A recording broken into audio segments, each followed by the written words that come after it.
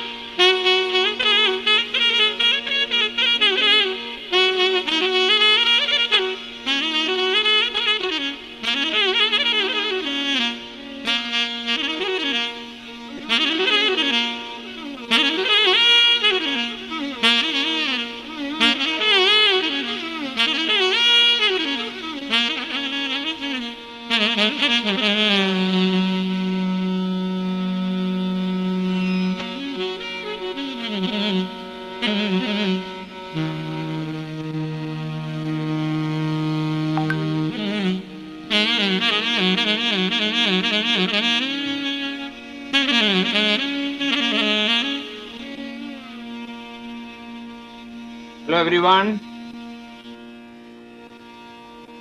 Morning, Hello sir. Philip. All ready? Yes, sir. Good morning, sir.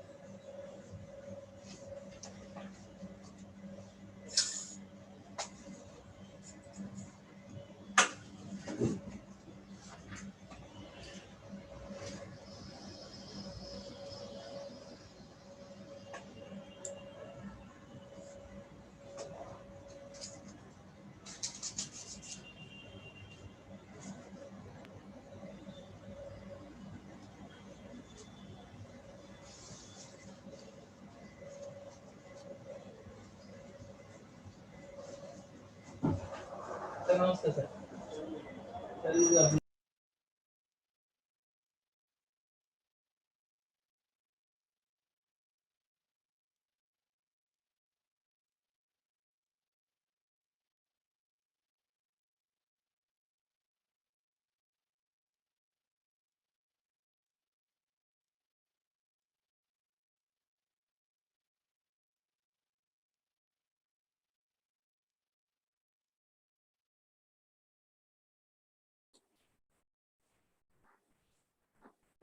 Good morning, Phillips. Good morning, sir. Padurai, sir. Good morning, ma'am. Morning, sir. Good morning, Dr. Uttara. Good morning. Morning, Guhapreta. How are you? So all set, ma'am. Hello, Dr. Phillips and Dr. Uttara. Good Morning, morning. sir. Morning, Can't hear sir. you. Oh.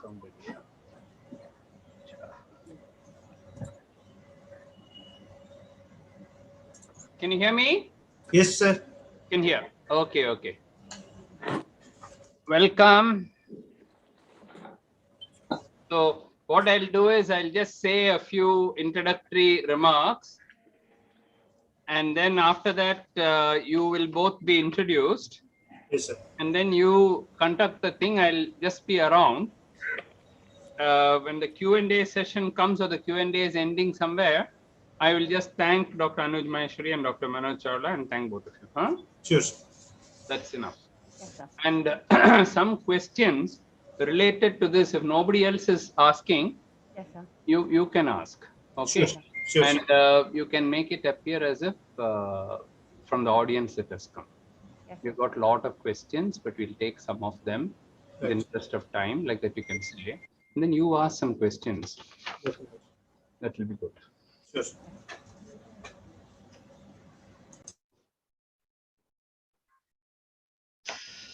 So, Uttara ma'am, you have to introduce the first speaker. Yeah, I think after sir, I will take ahead. I think Dr. Guhapreta will introduce both of us, and then I will introduce Dr. Anuj Maheshwari sir, Sure. and then probably after his talk, you will say, thank him for the talk, and then go on with the introduction for the next speaker. Sure. And after the after the second speaker has done his talk, probably I'll just thank him, and if there are questions, I'll take the first question, and then you'll take the second question, and go thereon we'll go about. How about it, Phillips? Sure, yeah, that's fine, ma'am. Yeah. Perfect. Great. Perfect. Both of you, we are live now. Okay.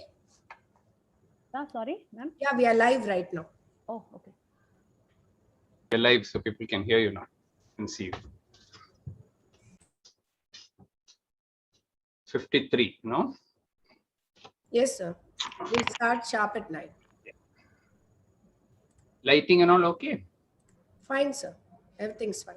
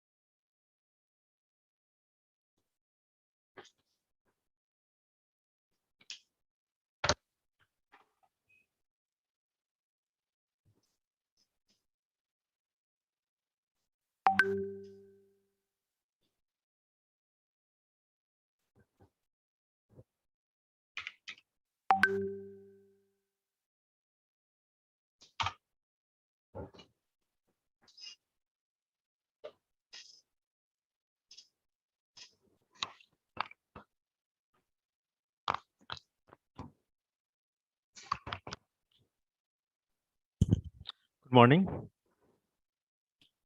I think someone has WhatsApp on his system or laptop or PC. So I request to mute the notification.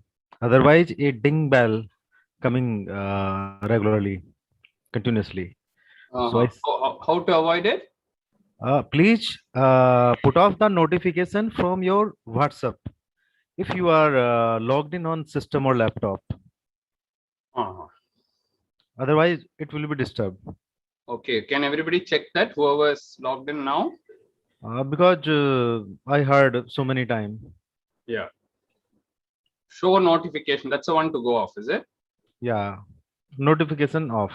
Off. Okay. Thank I've you. switched it off.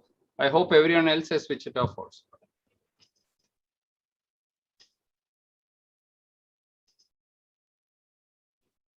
Welcome, Anuj. Good morning. Good morning, sir. Good morning. You're the opening batsman. Thank you, thank you for this honor. Who else better than Sachin to open the batting? Very good. Really pleasure of your trust and Thank you. Thank you.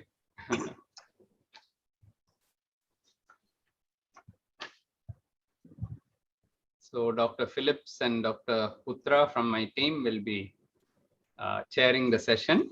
Dr. Phillips is from Bhubaneswar. He works at a Bhubaneswar branch. Good morning, sir. Dr. Utra works at our Gopalapuram branch. Hi, Dr. Utra. Hi, sir. How are you, sir? I saw you. Last update. Yes, sir. We You were updated together for at the last Facebook. update. Yes. Okay. Oh, yes, sir. Thank you, sir. So I was just going through that, then I saw your name there. Thank you, sir.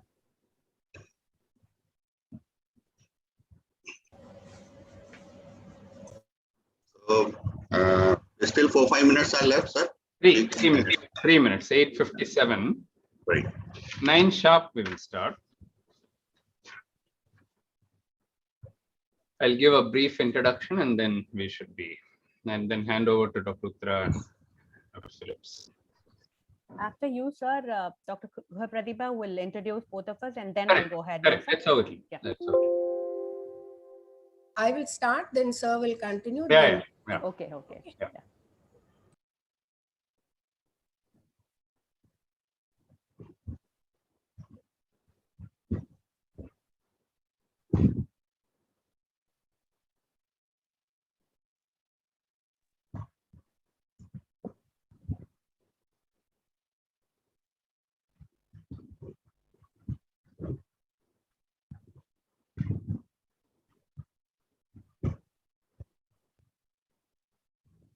Two minutes to go.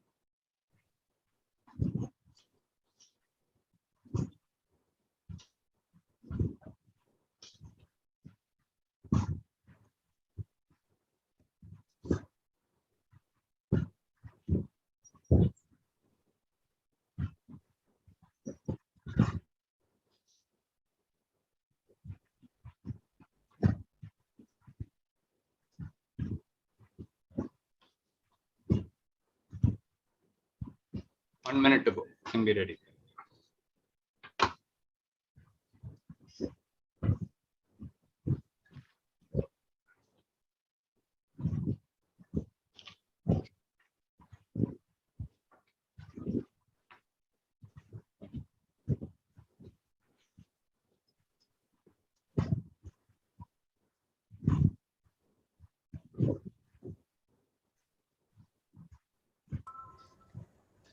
Time. A very good morning to everyone who has logged in to connect with us on the beautiful Friday morning. On behalf of Dr. Mohan's group of diabetes institutions, I extend a very warm welcome to each and everyone present here in this virtual space to the 8th Dr. Mohan's International Diabetes Update 2021. Over the last 7 years, Dr. Mohan's International Diabetes Update has established itself as the foremost academic event in the calendar of clinicians, researchers, students, and other healthcare professionals dealing with diabetes and its complications. Unfortunately, second year in a row, we are unable to host this annual event in person. But as the show must go on, and after witnessing the huge success of last year's digital event, we present to you the 8th Dr. Mohan's International's update, yet again digitally. Guiding you through the proceedings of Professor M. Viswanathan Hall today is myself, Dr. Guha Pradeepa. We welcome one and all, and I now hand over this virtual dais to our chairman of Dr. Mohan's group of diabetes institutions, Dr. V. Mohan, to welcome the gathering. Thank you, Pradeepa, and a very good morning to all of you who have joined this virtual event. I'll give a brief welcome address and then hand over to the two chairpersons. So, respected colleagues from the medical profession, respected faculty, distinguished delegates from all over the world, ladies and gentlemen, on behalf of Dr. Mohan, the directors and staff of Dr. Mohan's group of institutions, it's my pleasant privilege to welcome you all to the 8th Dr. Mohan's International Diabetes Update. As Pradeepa mentioned, for the second year, we are unable to hold this in person. In fact, we even booked the hotel when the first wave subsided, and we thought we would make it. But then it was obvious when the second wave came that there was no way people would travel, and so we had to switch back to this. We hope at least by 2022, things will be better. That's what we thought in 2021. This disease continues to surprise us and baffle us. The faculty this year includes the creme de la creme of researchers and key opinion leaders, scientists, diabetologists, endocrinologists, and other scientists on diabetes from across the world. In fact, this time we have some of the most fabulous researchers and scientists, as you would see. We are privileged to have with us over the next 3 days all these, not only from abroad, but also the creme de la creme from India itself, the who is who of diabetology and endocrinology from India. Many senior colleagues from the medical profession, as well as a record number of delegates. The number is going up all the time, but we have already have delegates registered and probably attending now already from 30 countries across the globe. On behalf of Dr. Mohan's group of institutions, I once again welcome each and every one of you for the 8th Dr. Mohan's Diabetes International Update. And as I mentioned, for the second time being served on a digital platform. The only thing we miss is the hospitality. I would have loved to have Dr. Manoj Chawla and Dr. Anuj Maheshwari and all the other delegates in person. And, the breakfasts and the lunches and the dinners and the fun that we have is something which we cannot recreate completely in the virtual world, but then the whole world has gone upside down due to COVID. So I think we'll have to bear with us for until 2022, when we hope it will be different. So I wish you all the very best, and I do hope that we do have some new things to offer. During the inauguration, we'll probably talk about that, but we have a very special symposium on precision diabetes from the world experts in precision diabetes. I don't think it's ever been held in India, and many more such novel things. But apart from all that, I do hope that the camaraderie and the love and the friendship that we create through such forum, which is of paramount importance to us, will only make our bonds much stronger. So on that note, and seeking the blessings of the Almighty, but for whose blessings such events will never be able to see the light of day, I will now hand over to Pradeepa to introduce the two chairpersons, who in turn will then introduce the two speakers, the two opening batsmen for today. Thank you very much for joining this event, and wishing you all the very best. All the best, sir. Good morning and all the best. Thank you.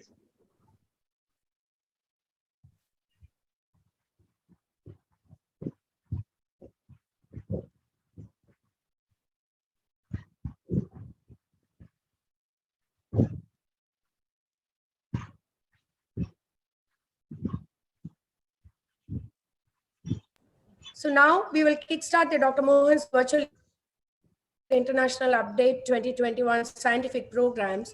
And our first session for the day is a symposium on basics of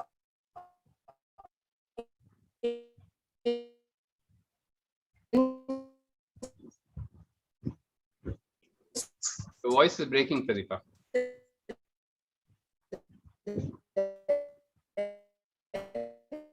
Shall Shall I take over, Pradeepa?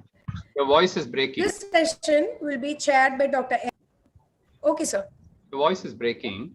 Just attend to it while I introduce. So the first session is on basics of insulin, and this will be chaired by two consultants of Dr. Mohan's Diabetes Specialty Center, Dr. S. Uttara, who is a senior consultant diabetologist working at our Chennai branch at Gopalapuram. She completed a fellowship in diabetes from Dr. Mohan's Education Academy and certified course in CCGDM from PHFI. She has over 15 years of experience now in the field of diabetology. Her main area of interest is pregnancy and diabetes. She's also a certified pump instructor from Medtronic, Switzerland. She's a member of various organizations, including RSDA, IMA, DIPSI, etc. She's conducted various diabetes awareness lectures, both for the doctors as well as for the public, and she has also published several papers. The second chairperson is Dr. Phillips Rothray. He is a chief diabetologist at our Bhubaneswar branch, one of the most successful branches of our center. He completed his MBBS at SCB Medical College, Cuttack, his PG diploma in clinical diabetology from Annamalai University. He did his fellowship at our center. He has also done the CCEBDM course, and he has also done the PG degree in diabetology from Johns Hopkins University in US. He is a co-investigator for the Registry of Diabetes in the Young Diabetic Registry of the ICMR. He is an investigator and co-investigator for several clinical trials. He has published several papers. So two very seasoned diabetologists from our group to kick off the first the opening session of this conference in Professor M. Viswanathan Hall. So over to Dr. Uttara and Dr. Phillips. Thank you. Thank you, sir. Good morning, all. And on behalf of myself, Dr. Uttara, and my co-chair, Dr. Philip Rothray, I would like to welcome you all for this international update. And it's indeed a great honor and privilege, to chair this session on insulin, because in this auspicious year of insulin centenary. So, and I'm here today to the first topic for today is by none other than Dr. Anuj Maheshwari, sir. And it is about the types of insulin. It's about the types of insulin and Dr. Anuj and where to place them. Dr. Anuj Maheshwari, sir, is from BBD Lucknow. He works at the professor and head and department of internal medicine, BBD University, Lucknow. He's also a honorary physician at the Sri Haran Kamal Diabetes Center and Research Center, Lucknow. He's the governor at the American College of Physicians Indian chapter. He's also the vice president at the RSSDI. He's a regional, from his academic side, he's also the regional faculty at the CCGDM and CCEBDM of the PHFI. He's the principal investigator for more than 20 drug trials and multicentric studies. He's published more than 50 articles in peer-reviewed national and international journals. He's also the recipient of the prestigious R.G. Wegman Oration by the Indian Society of Hypertension, the Achievement Award by World Hypertension League, the BC Bansal Oration, the VC Nadgada Lecture, Professor P.R. Prasad Oration, Dr. R.M. Shah Oration, Health Icon Award, and the Kurakawa Oration. I'm sure there's a lot more to be added on in the next update. So, and he has also delivered various national and international conferences, and he's one of the sought after talks in the updates also, which I had known in the previous update too. So welcome you, sir, for this interesting session on insulin, and like sir mentioned, the opening batsman to kickstart the day today and thereon. Over to you, sir. Thank you, Uttara, for the nice introduction and elaborated also. So it's really my pleasure that I have been given this invitation 8th consecutive years by Dr. Mohan, Dr. Anjana, and Dr. Sanjeev. So in next 20 minutes, I shall be talking on types of diabetes and where to place them.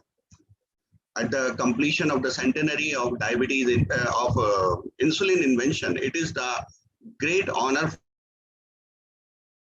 for me to initiate the session, initiate a conference with the types of diabetes and where to place them. So let's have a look over the evolution of the insulin and insulin regimens. Around 100 years of the continuous research is still going on with the development of highly effective insulins with safer profiles. After the decades of usage, we have developed the experience of the insulin usage in clinical setting, and it has significantly improved and continuously being improved day by day.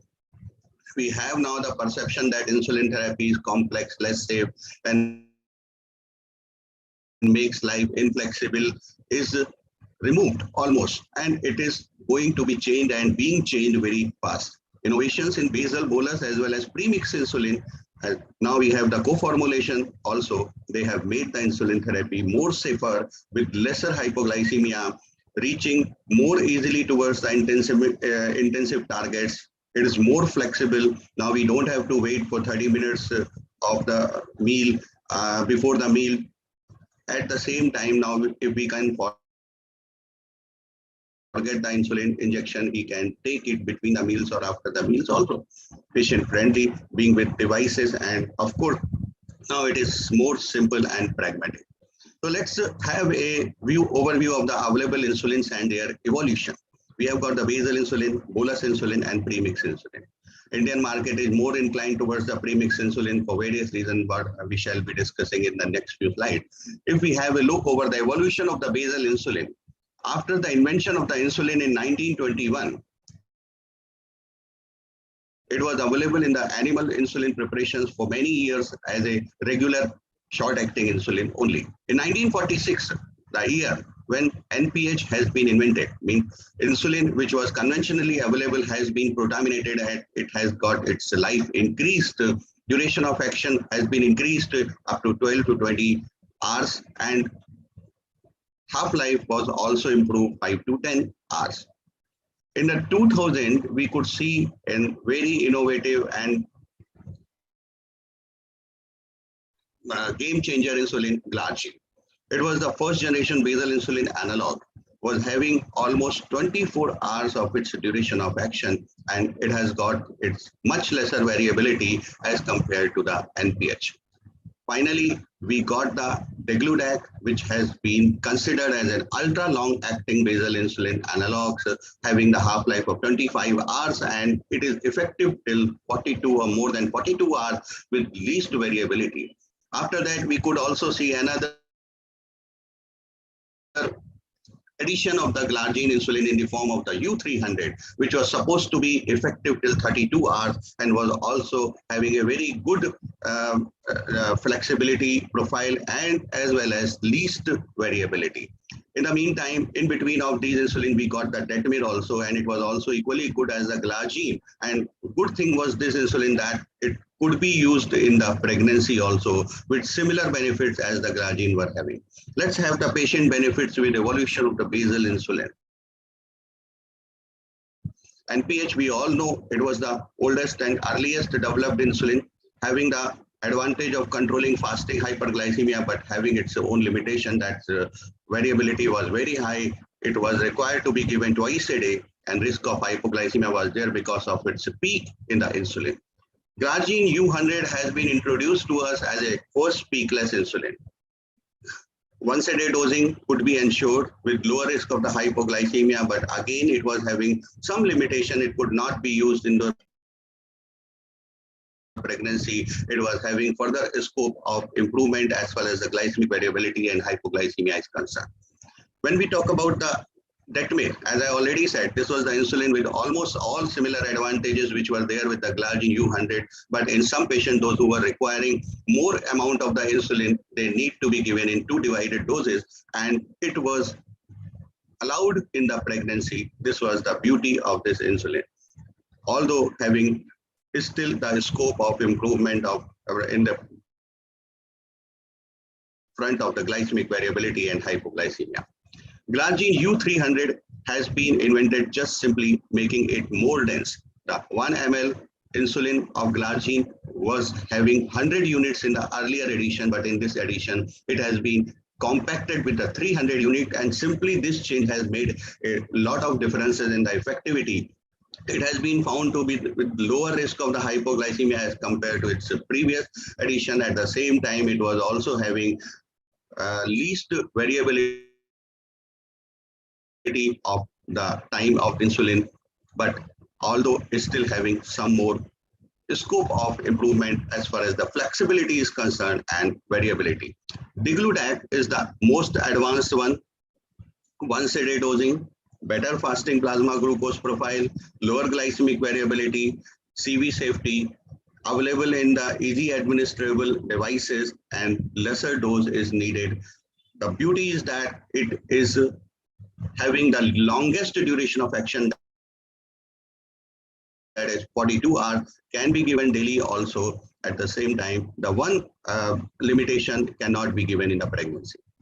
So let's compare the newer basal insulin with each other. Glargine 300, when it has been compared with the Degludec 100, we saw it was less fluctuating, steady state PD profile, having the lower within day variability, but more evenly distributed pharmacokinetic profile in the Glargine 300. As far as the IDEC 200 has been compared with the Glargine 300, we could see the lower within day and day-to-day variability in glucose lowering effects. When we underwent the meta-analysis, the IDEC 100 has been compared with the Glargine 100 with a less improvement in HbA1c as compared to one each other. But there was benefits with the Glargine 100 as far benefits with the Degludec 100 as far as the nocturnal hypoglycemia was concerned. Glargine 300, when it has been compared with the 100, definitely it was on the upper hand, but although similar HbA1c reduction were there, but hypoglycemia benefits were more with the Glargine 300, especially at the nocturnal hypoglycemia. When the people were switching towards the Glargine 300 or IDEC 100, the comparison has been made at it has been seen that comparable improvement in the glycemic control and reduction in hypoglycemia risk could be seen, although rates of severe hypoglycemia were similar without compromising on HbA1c reduction. So basal insulin regimen has got its own advantage in patients with type 2 diabetes and a baseline HbA1c, which was more than 8.5%, and a once daily basal insulin regimen was available to initiate with, as the many a times patients is very much scared of the insulin. So once a day is obviously an ideal and effective as well as safe. Simple and easy for early facilitation of the insulin. Potentially less weight gain and hypoglycemia. Useful for symptoms relief if diet control is not a major issue, although having a disadvantage of not controlling the prandial issues, and it was required to be added with the prandial insulin if intensification is needed. Now we come to the bolus insulin what are available with us. This is the regular human insulin profile, which is far away from the normal physiological insulin profile in the body. And we kept our endeavor on since from the beginning and since from the invention of the regular human insulin to reach closer and closer to the normal physiological profile of the insulin secretion. Fast-acting insulin has reached closer to the normal physiological profile, but ultimately what we could see that ultra-fast insulin has been reached most close as of now to the normal physiological profile, having the benefit of better early glucose lowering effect and better glycemic control and lower risk of the hypoglycemia. Let's compare the available short-acting insulin or bolus insulin or mealtime insulin. Regular human insulin, which is the age-old one and oldest available short-acting insulin, has the advantage of the controlling postprandial hyperglycemia, but it has got its own limitation. There is lack of the mealtime flexibility, opportunity to improve postprandial glucose control is there, but risk of hypoglycemia is associated, although it is having a longer duration of the action. So just to get it more closer to the normal insulin profile or normal pancreatic profile of the insulin secretion, we tried to develop few of the designer insulins or analog in the form of the SPART, Lispro, and Glulysin. They were having the advantage of the better control of the postprandial hyperglycemia, having the mealtime flexibility. They were having the low risk of the nocturnal hypoglycemia, although it were requiring to improve the postprandial glucose profile further. Fast-acting insulin has been the ultimate of the time now, closely mimics the physiological mealtime insulin secretion, better control of the both 1 hour and 2 hour postprandial glucose, having the low risk of the nocturnal hypoglycemia and post-meal dosing flexibility were there up to 20 minutes after the start of the meal. So even when you forgot to take the insulin before meal, you can take up to 20 minutes after the initiation of the meal without getting change any effect. So advantages of them were they were offering the optimum flexibility in terms of the diet and activity. Potential for better metabolic control if used optimally were there, closely mimicking the normal physiology, although having the disadvantage of multiple insulin injection when they were being used in the basal bolus regimen. more complicated to support and teach and needs carbohydrate counting. And many of the time people, those who are not very much educated, cannot calculate the carbohydrate counting. They always find it very much difficult to go ahead with the basal bolus regimen. Problems of the hypoglycemia and weight gain were there, and it was requiring a full patient motivation and regular monitoring. Let's talk about the premix insulin, which is the most used insulin in our country for many reasons. As I discussed, that we have been having only one biphasic human insulin earlier, having the 30% of the regular human insulin and 70% of the NPH. Biphasic analog insulin has been developed for improving the performance of this biphasic human insulin, which was having little issues, that it was having the postprandial hypoglycemia because of the combining of the peak of both the insulins which are available. So biphasic analog insulin has been invented, in which the 30% were the aspart, which was a short-acting insulin analog, which has been combined with its protaminated version, and 70% was contributed by the protaminated aspart. And it has been found to be having much lesser incidences of the hypoglycemia as earlier with the biphasic human insulin. The latest one is the co-formulation, which has been developed, the combining of long-acting insulin in the form of the degludec and short-acting insulin analog in the form of the aspart at the molecular level, and they have been combined at that stage, not a simple mixture of the two different kinds of the insulin. Let's have the discussion of the benefits of these three available insulin combinations. Biphasic human insulin was having the advantage of controlling fasting and postprandial hyperglycemia together, simple and convenient and economical, also titrated based on the pre-meal blood glucose value, dosed once a day or twice a day as the need may be. Limitation were there, lack of the mealtime flexibility and opportunity for better postprandial glucose control and lower hypoglycemia risk were there.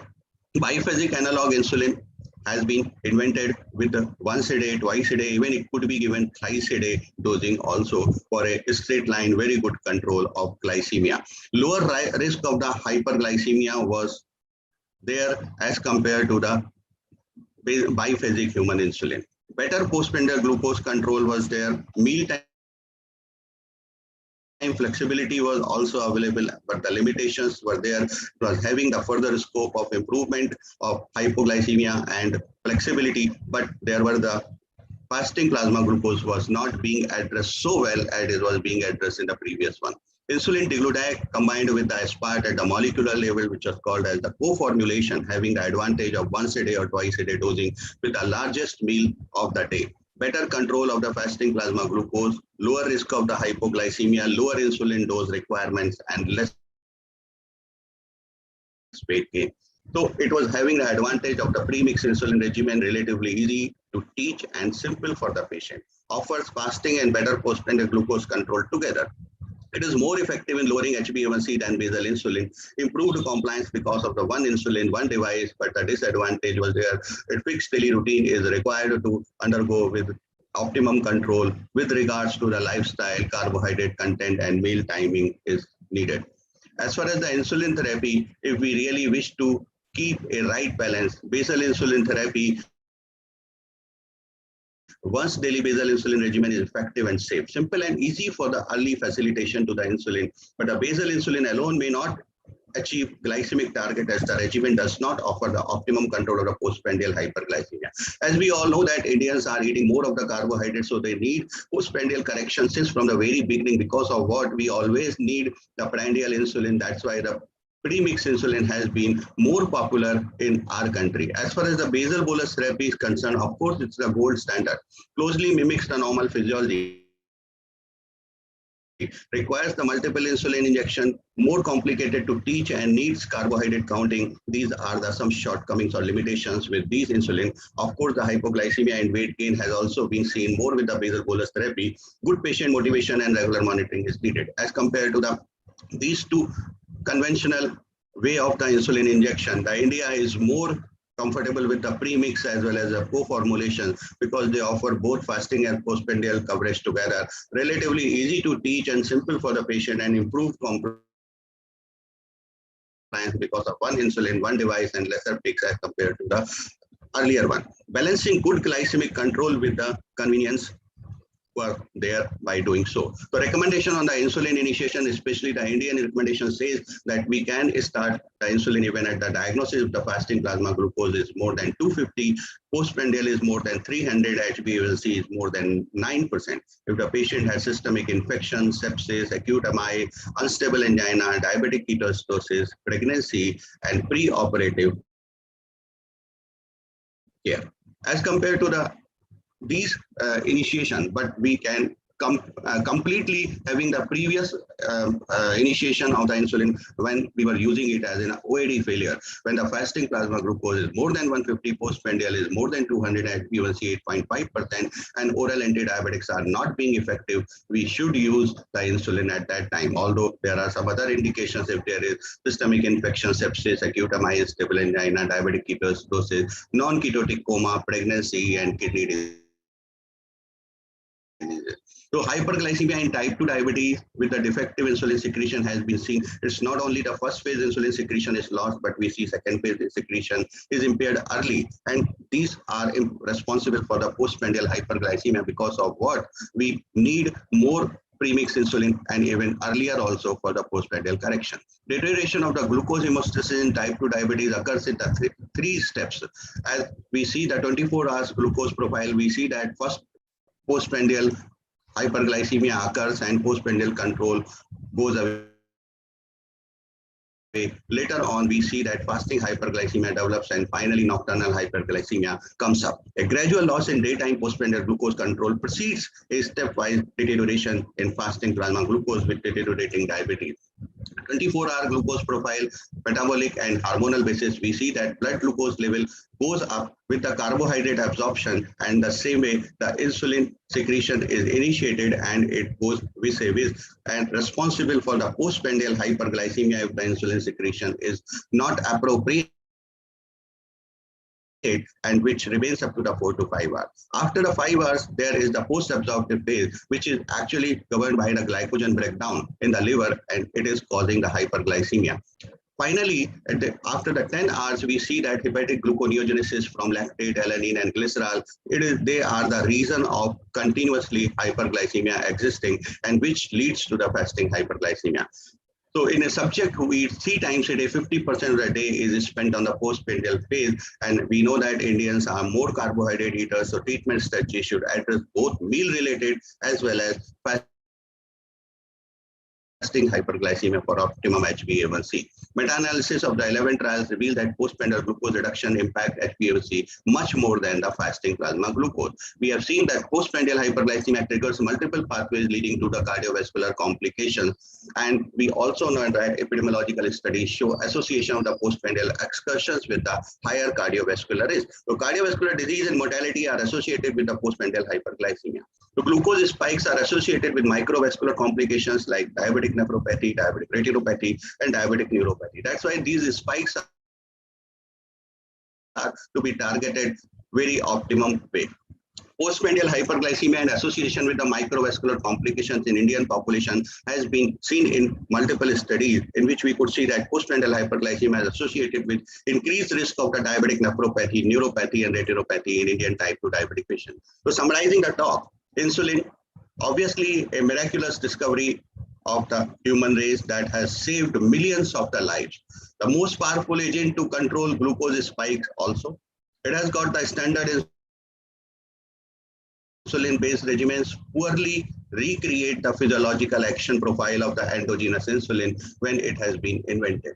But the advent of the recombinant DNA technology in the 1980s allowed the synthesis of the insulin analog. This led to a renewed interest in producing safer insulin formulation, which were having lesser hypo, closely duplicating the endogenous insulin secretion. Altering the amino acid sequence of the insulin to prevent self-association, such as those that promote charge repulsion and hydrophobicity repulsion, results in insulin with a faster onset and shorter duration of action, making them 2 to 3 times faster acting. On the contrary, changing the amino acid sequence to make insulin less soluble at physiological pH can delay its absorption and can result in long-acting analogs with the aim of the least variability. This has been the progression in the advancement of insulin invention since from its beginning to the day. Thank you very much for your kind listening. Thank you, Dr. Anuj Maheshwari, for your elaborative talk on different types of insulins. So now I would like to introduce and welcome Dr. Manoj Chawla, who is the Director and Consultant Diabetologist at Leena Diabetes Care in Mumbai, the Diabetes Research Center, and Consultant Diabetologist in the Department of Endocrinology and Diabetology, Asian Heart Institute and Research Center, SL Raja Fortis. He is also the principal investigator for several global MNC clinical trials for new chemical entity and devices. He is also a postgraduate lecturer and examiner for diabetology courses conducted through CPS Mumbai. He is a course trainer in National Diabetes Education NDP program, which is an initiation by the Dr. Mohan's Diabetic Education Academy, and he has published several papers in various national and international journals. Now, I would like to request and welcome Dr. Manoj Chawla to have his speech on the topic use of different insulins, especially during the pandemic. So welcome, Dr. Chawla. Good morning, everyone. And also let me thank Dr. Mohan, Anjana, Dr. Ranjit, Pradeepa, Ranjini, and the whole team at Mohan's for inviting me, and extremely privileged to be speaking on a topic associated with insulin in the centenary year of celebration of insulin discovery. And thank you for making me the non-striking batsman to be amongst the opening batsman pair. It's lovely to be with Anuj on the same platform.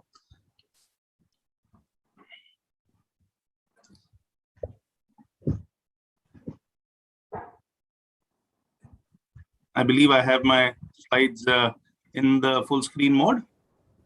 Yes, sir. Okay, great.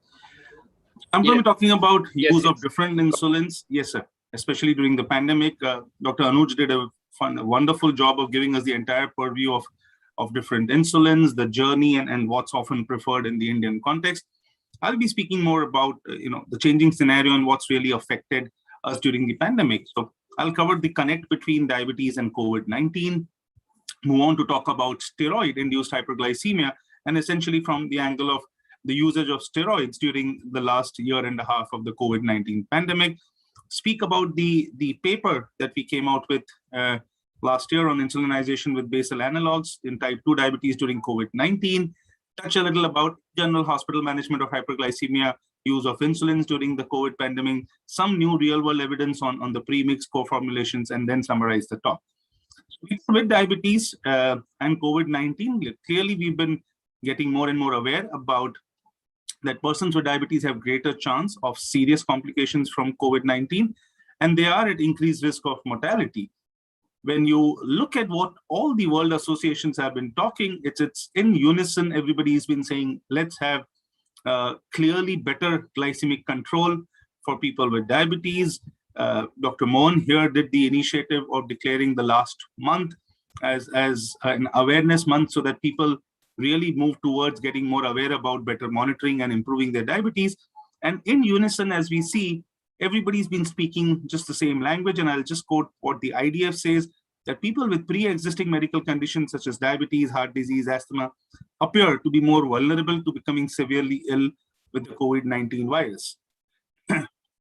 Is there a clear connect? Well, yes, it's been all emerging. So a bidirectional link of hyperglycemia and COVID-19 clearly seems to be the pathway here. So COVID-19 infection due to the SARS-CoV-2, clearly direct damage to the beta cell, something related to the ACE2 receptors even on the beta cell, the possibility of the cytokine storm. All of this could lead to worsening metabolic control in patients with diabetes, or the first onset of hyperglycemia seen at admission, where it was probably missed earlier, or genuine new onset diabetes or stress hyperglycemia. In all these scenarios, you're going to be having worsening of the glycemic control. Let's not forget the other concerns during the pandemic. Well, our patients have had restricted movement. Even now, a lot of people are afraid of getting out, and there is restricted movement. Reduced access to healthcare resources. We saw this more during the first wave of the pandemic. Even now, we have issues with missed follow-ups, missed laboratory tests. Some online consults were possible, but visits to HCP is still not back to the pre-pandemic days. Restricted time for interaction, leading to lack of counseling and training.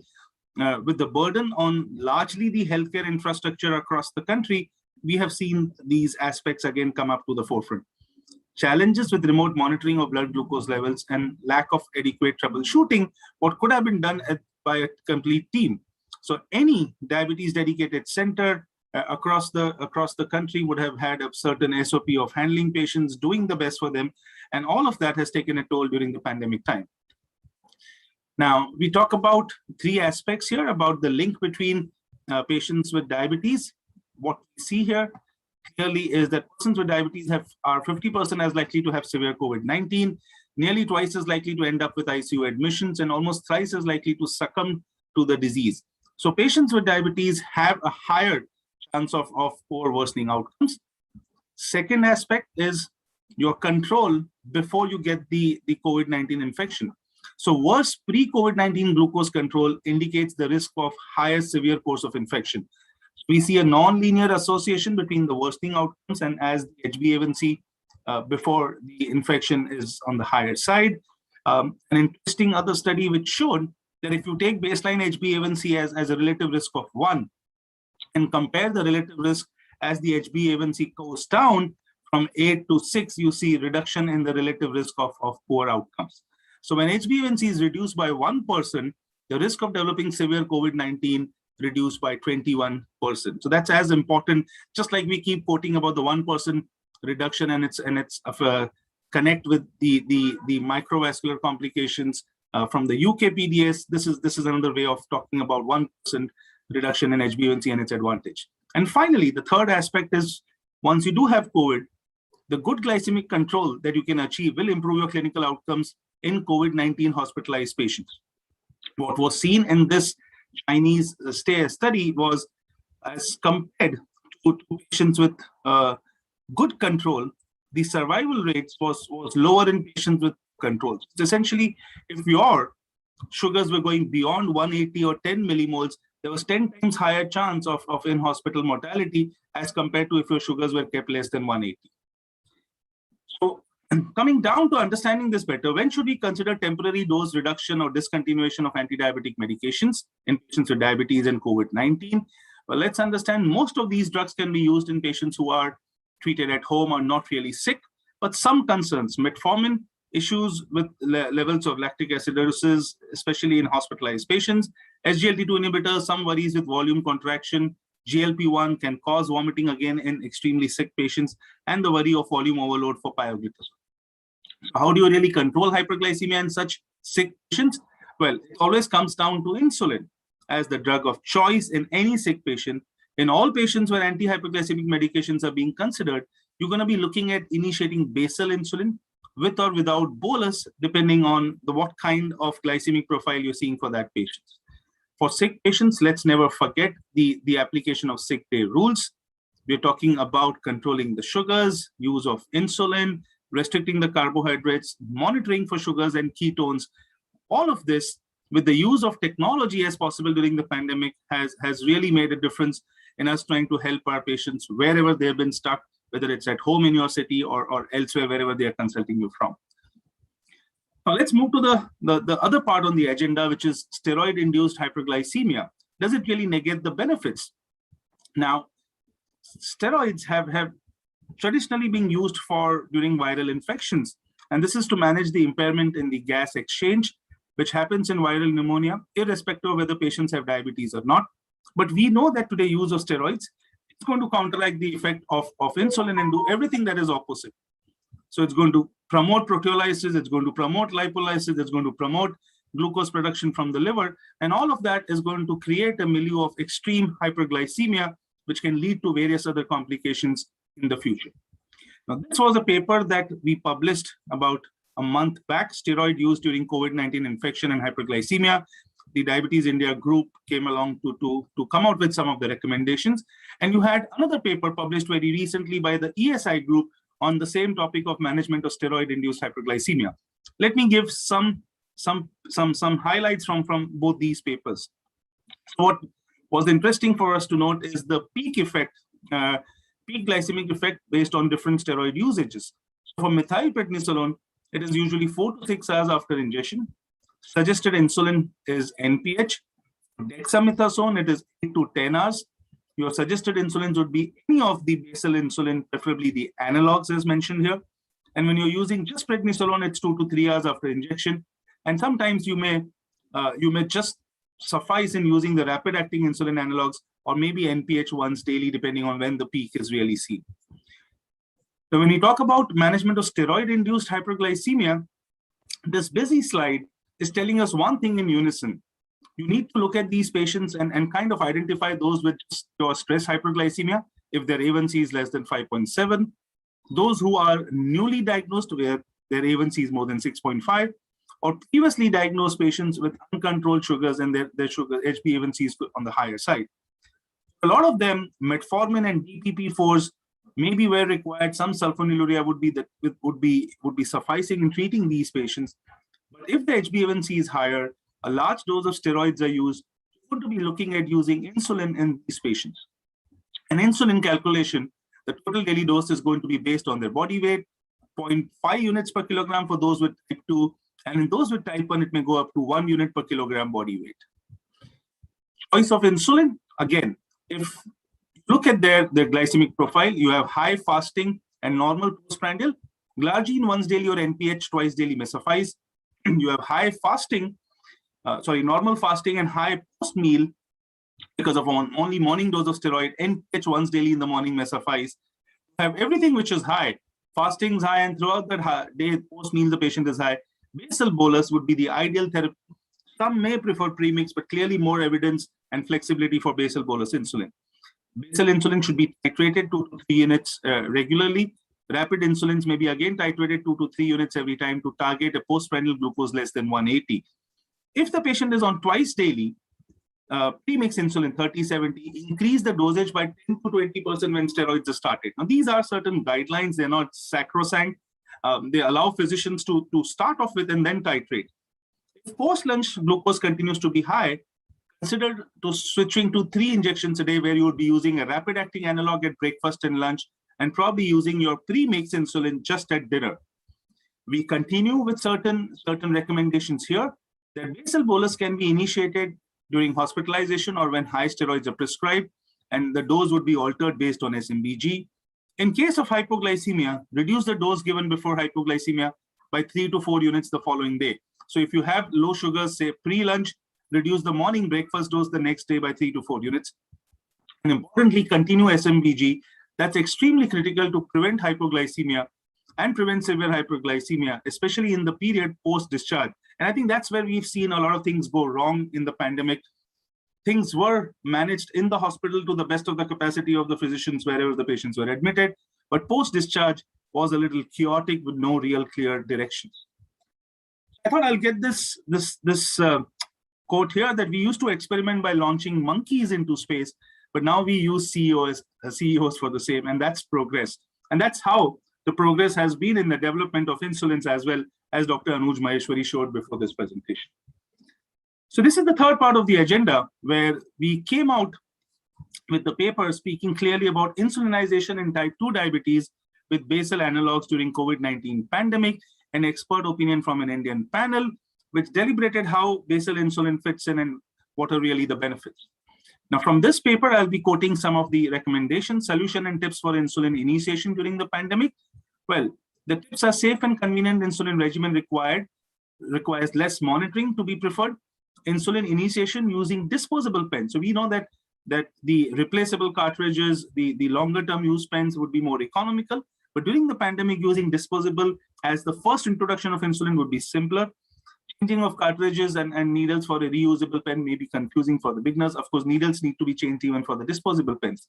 Video demonstrations of the technique and clearly using insulins which mandate less monitoring. Basal insulin analogs are the simplest and most convenient option. Prefer to initiate persons on basal insulin during the in-person consultation. Well, we did speak, in fact, Anuj did speak about why in India and in the Asian context, because of the high carb meals, insulins continue to be preferred. But there's been a changing scenario in India as well in terms of it's almost now 50 or 60% probably premix and 40% as basal insulin. Now, clearly, we did mention that when it came to the new onset of insulin, especially in patients on the outpatient basis who were worried about their hyperglycemia and probably landing up with COVID and poor outcomes. When you initiate, the basal insulin analogs would probably fit in as the simplest means of doing that, less monitoring, easy to start with 1 shot a day. And the starting dose would be either 10 units at bedtime or whenever you prefer, or 0.1 to 0.2 units per kilogram per day. SMBG should be performed at least twice a week. +2, -2 would be a simple means of titration, keeping your fasting glucose at a target of less than 120. Initiate within 2 weeks of insulin initiation, that is your SMBG. Based on fasting blood glucose readings, you can titrate. Basal analogs, maximum dose is 0.5 unit per kilogram. Up titration was found to be less challenging with second generation basal insulins. Person-led titration should be encouraged. So wherever you have a person or the family where they can self-titrate, I think it's best. And monitor the glycemic parameters regularly is extremely important. This is again a statement which resonated from both the papers that we had, including another paper by Dr. Avdesh Singh and Kamlesh Kunti, both speaking again in unison that to minimize the exposure, even a single per day subcutaneous dose of long-acting basal insulin could be an attractive option. And so did we say that once daily dosing offered by basal insulin analogs is an attractive option for minimizing the risk of exposure to COVID-19 for healthcare providers, especially in hospitals where the healthcare provider had to give that insulin and expose himself or herself to the patient every time. Advantages of basal analogs: simple and convenient to initiate, easy and safer to titrate, effective in real practice, great emerging data on lesser glycemic variability and more TIR for patients using the newer basal insulin analogs, less hypoglycemia, less weight gain, the ease of training, less monitoring required definitely than a premix or a basal bolus regimen, improve quality of life and patient satisfaction, leading to improved adherence and lesser exposure in terms of the need for constantly being in touch with the patient. Finally, let me move to the in-hospital management of hyperglycemia. Well, these were the guidelines, the RSSDI in-hospital guidelines in 2016, headed by Dr. Panikkar, and many of us were a part of this initiative, Dr. Anjana, myself, and many others from across India. And we came out with the guidelines talking about what should be done in an ICU setup, in a non-ICU setup. Well, the fact is, the current guidelines for inpatient management, which was published earlier, would extend to patients even during the COVID-19 pandemic. I move on to talk about an algorithm which we can use for patients with or without diabetes. Do a random capillary blood glucose at the time of admission, perform pre-meals and 2 meals and 2-hour post-meal capillary blood glucose, send blood sugars for fasting and HbA1c the next morning to the laboratories. And depending on what levels you see, you will decide the further need for monitoring for hyperglycemia. This is, of course, for people without known case of diabetes. What about insulin use amongst in-hospital patients? Well, divided into different categories. Insulin naive patients, those who are already on basal bolus or already on premix, and patients on the pump. On insulin naive patients, we've spoken about those receiving a single dose of steroid. You could use a single basal insulin, preferably NPH, or where required, you could use the analogs.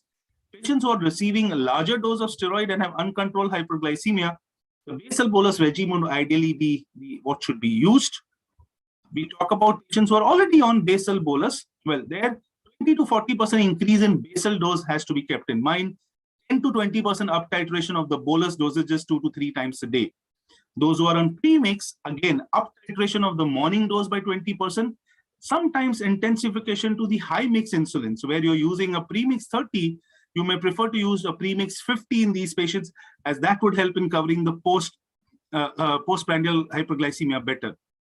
And finally, patients on the pump, well, you can continue the pump with 20% increase in basal rate, but I would say for most centers across India, especially during the pandemic times where the lack of expertise was there in a lot of centers, it's best to shift the pump patients to basal bolus regimen in the hospitalized time. Finally, let me move to some recent real-world evidence which was presented at the ADA this year. This was about use of IDEC-ASP in post-discharge COVID-19 patients. So patients who were non-compliant to basal bolus therapy after being discharged, those who were more than 18 years of age, this was data about 67 patients who were put on to once daily IDEC-ASP along with empagliflozin and the combination of empalina and metformin. Now, what did this study show? That after 13 weeks of shifting to this kind of therapy, There was significant reduction in fasting postprandial, and HbA1c came down from 10.6 to 6.85. And the dosage of insulin, of course, was much lesser required along with the OHAs. There was 100% compliance to therapy and 0 episodes of severe and nocturnal hypoglycemia. Let me summarize by saying people with type 2 diabetes should have good glucose control so as to reduce the risk of severe COVID-19. Diabetes is one of the most frequent comorbidities in COVID-19 patients, and unfortunately, uncontrolled hyperglycemia led to worsening of outcomes, more ICU admissions, increased morbidity and mortality. Basal bolus therapy is a safe and effective intervention for the management of hyperglycemia in hospitalized patients. Basal insulin analogs may be the preferred option in initiating insulin for outpatients, especially during the pandemic. Pre-mix insulins or co-formulations offer an option post-discharge in improving adherence in patients who are non-compliant with the complete basal bolus therapy. Thank you all. We all need to continue to remain safe. And I thought I'll end with this effectiveness of communication being extremely important. And I think the next 3 days at Dr. Mohan's International Diabetes Update are about excellent communication between physicians and improving the lives of people with diabetes all across. Thank you so much for this invite, and I hand it back to the chairpersons. Thank you, Dr. Manoj Chawla, for this wonderful talk, especially the effect of insulin during the COVID time. Thank you, sir. So Dr. Uttara, can you take some questions? Thank you, sir, for that really practical, empirical, and real-world, hands-on data on how to handle glycemic control during this existing environment of COVID-19. We have more than a couple of questions here. I think the first question is addressed to Dr. Anuj Maheshwari, sir. I think he's already given a very long answer in the chat. Thank you. For want of the rest of the people. Thank you to both Manoj sir and Anuj sir for those excellent talks. Morning, Angela. Morning.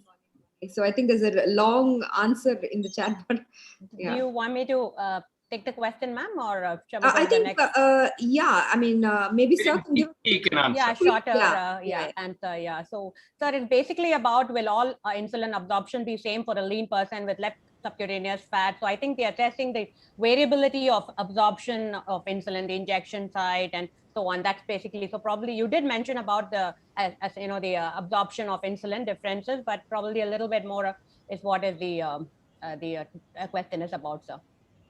Now it is not sure that adipocyte and adipocyte size makes any difference in the absorption of the insulin. So that's why it is not sure that lean people shall be absorbing it more and the obese people shall be having the lesser absorption. Multiple factors are being deciding that how does the absorption will take place depending upon the content of the interstitial fluids, content of the fat, content of the cells in the region in which the injection is being injected. So that's why it really does not play much role whether the person is lean or obese. Dr. Manoj, if you have a different idea, you can definitely share. We like to listen. No, I think I agree. Usually not a problem with the absorption issues, as long as we are maintaining the principles of rotation, avoiding reuse. I think that's what affects the variability of absorption more and not. I think just even that, lean person in India still at those 3 sites have sufficient subcutaneous fat, and probably the only difference in the past used to be between use of 8 millimeter and 6 millimeter needles. Now clearly with the 4 and 5 mm needles, it doesn't really make much of a difference. Thank you, sir. The next question, Philip, you want to read out the next question? I guess for Dr. Manoj Chawla, sir. Yeah, the second question is for Dr. Manoj. The question for you, sir, is the patients who are in CSI pump when they are admitted in COVID care, so is it safe to continue the pump or to switch over to subcutaneous or IV insulin therapy? So if they are admitted to a center which is handled, an expert center like Dr. Mohan's center anywhere in the country, and you have expertise of handling the pump, then surely you can continue. It will be great, and as you said, typically increase the basal rates by 20% in presence of either steroid use or stress hyperglycemia. The problem is, as we understand, especially during the pandemic, a lot of our patients were admitted in general hospitals. Our physician colleagues were extremely burdened, and they were handling diabetes. The endocrinologists, diabetologists were hardly involved, unfortunately, in that care. In such a setting where use of the pump will lead to chaos, the nurse there who's not trained on that, the resident there who's not trained in handling the pump, this will lead to chaos. So my advice always to patients is, if you get admitted to a center, those who are on the pump, don't try and be heroic in, I'll handle it myself because you're not well then. If the in-hospital staff doesn't have the expertise, please just remove the pump. Let the treating doctor there handle with the basal bolus. Once you're out of the hospital, you can get in touch and get back onto your pump. I agree entirely, because there are people who don't know anything about pump. And this particularly happens in diabetes complicating pregnancy when they get admitted for delivery, and then the obstetrician knows nothing about pump, and then they're totally foxed and they don't have a diabetologist in house. So I just tell them, take it off, and for 2 days, now 1 day nothing is going to happen, but please don't stop it and or get confused. Or if the patient is able to do it, let them do it themselves. They will probably do a good job of it. So, but of course, in ICU care, all that doesn't apply. Right, sir. I guess, sir, if I could add, most of the time the intensivists and all are more of a reactive to the insulin dosage, and we tend to be a little proactive with the dosage. That makes a little difference. A slide that don't use the sliding scale. Yes, I think everybody just chases. They see one sugar 300, okay, give 20. Give 200, give 10. That is how everybody is, been trained, and that's what we should get rid of. That sliding scale thing is totally up. So one of the slides that I showed on the in-hospital management guidelines, clearly I think that was highlighted as sliding scale to be avoided. So. You had it at the bottom saying, about the sliding scale. Very important point, actually. Yes, sir. And that I think we have time for another question. Yes. The question is, can insulin Fiasp be used if they are in Ryle's tube feed? So either of you, either Dr. Anuj Maheshwari or Dr. Manoj Savla, you want to take it first, sir? Sure. So I think Fiasp is a great option. Let's understand Fiasp has a slightly shorter duration of action as compared for patients on Ryle's tube.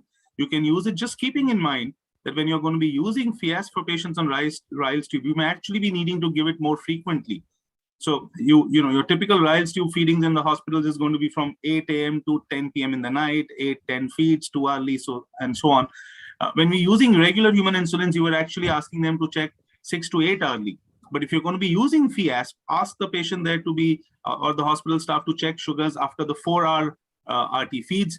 You will have to give Fiasp more frequently to control better, because the duration of action is lesser. And even on RT feeds, it'll always be great to have a small component of basal insulin at bedtime. Very often in the hospitals, they will use Fiasp or regular human insulin or analogs just 2 to 3 times a day. Last feed goes at 8-10 in the evening. Sugars seem fine. Next morning, you start the day at 200 because there was no basal insulin given. So even on patients on Ryle's tube, important to have that little basal supply. But Fiasp is a great option, but just keep in mind, it will have to be more frequent than regular human insulin or the faster analogs. Yeah. So thank you, Manoj sir. Since we have 2 minutes left, sir, so we can address one more questions. So one question is like that, in a few studies among diabetic patients infected with COVID-19, it is seen that insulin therapy at home was significantly associated with increased mortality risk. And the second part, the peak daily inpatient insulin requirement also associated with increased inpatient mortality. So Manoj sir and Anuj sir, your comments on this, please. I don't think insulin can cause increase the mortality, especially when it is being used at home, because nowadays insulin used is always associated with the SMBD. People don't use insulin without support of the self-monitoring of the blood glucose. At the same time, insulin has also been improved up to the extent that they are not causing the hypoglycemia up to that extent, and if they are being supervised by some doctor, I don't think it may cause the mortality kind of the thing. Although there may be some hypoglycemia, there may be some, you need to correct that, but don't it be required that patient may die because of the insulin? No, just may die because of the COVID, may die because of something else, but he will not die because of the insulin injection. Anuj, I wanted to just... Manoj, you wanted to... Yeah, sir. I wanted to chip in here because, about this 100th year of insulin, so much of activity we have been doing. And of course, those who require insulin, type 1 diabetes, their parents, that community, there is no argument at all. But, you will be surprised at the backlash we are getting from many other people. Insulin, that's the worst thing that you should be using. And why are you even talking about it? What is there to celebrate, 100th year? So then I was doing a lot of research, and in fact, I'm getting ready a big talk on yesterday. By the way, in JAPI, the history of diabetes has been published, and it should be online today. All of you should read it. It's a forgotten piece of history. Please read that article. But I've been going further deeper after that also. And very interesting discussion. When insulin first was introduced in 1923, it just came to India. Banting Best discovered it. From UK, they introduced it. And Dr. Gosal from Calcutta writes that there's no place for insulin in the treatment of Indian diabetics. Indian diabetics don't need it. There is no need. This is a false treatment coming here. It's being pushed by pharma, and there is no such need for insulin. Our diabetics are different. We don't need insulin. Shocking it was. And then Dr. J.P. Bose, in the next issue of the journal, he hits out at him and says, don't make such irrational statements and confuse everything. The phtalates are published. He has published, and then he has published at the back. Ashok, you'll be chairing one of the sessions, and I'm going to talk about this. And he said, don't talk nonsense. You first of all, you must understand there are different types of diabetes. You don't even know that. There are people who will die without insulin. That particular group, if you say insulin is useless, what are you talking about? And then even among the type 2 diabetes, there are many situations where they need insulin. And in 1923, J.P. Bose has written 1, 2, 3, 4. These are the 3, 4. So first learn your basics, Dr. Gosal. Don't write in journals before you read your basics, he has written.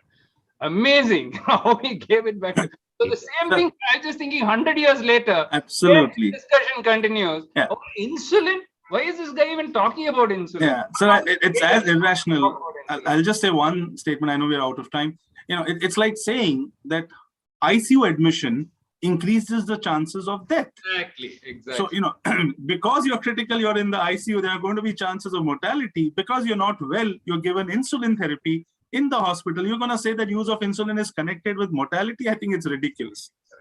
Mohan, I have one half a second comment that we have used FASP in our ICU, Manoj, a very critically sick patient where blood sugar control becomes very useful. And Mohan knows that the new Government of India guideline says up to 6 times monitor blood glucose. Absolutely, sir. And we have given FASP multiple times. And we have found it's very good result. And the talk which Mohan is referring to is on the 14th evening. 14th evening, I'll be sending the invite to everybody. Must conjoin about this history of insulin in India. The unknown facts. It's a revelation. 14th August evening. Looking forward, sir. Thank you. I think we're running out of time. So I think so. Thank you all for this wonderful session. I think we really kick-started with an energetic way with a lot of input from a lot of stalwarts and a wonderful presentation about insulin, types of insulin, and then about in the present scenario by both the eminent speakers, Dr. Anuj Maheshwari and Manoj Chawla. On behalf of myself and my co-chair, Dr. Philip Rautre, and the entire team at Dr. Mohan Diabetes, thank you all for this wonderful opportunity. And of course, I have to thank the attendees who've been also very interactive with a lot of questions. For want of time, we've not read out a few of those, and probably you can, we would send it through mail, or you can contact Dr. Pradipa, who would really help you out with the thing. Thank you all. Thank you. Have a great, continue listening to the session. It's going to be thank you, Philip. Thank you. We have a lot more sessions lined up. Thank you all. Both the speakers and the chairperson. Thank you all.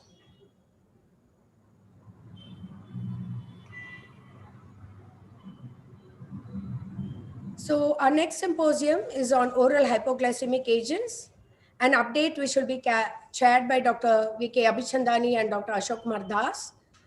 Dr. Abhichandani is a diabetes and endocrinology physician at Ramnath Clinic, Ahmedabad.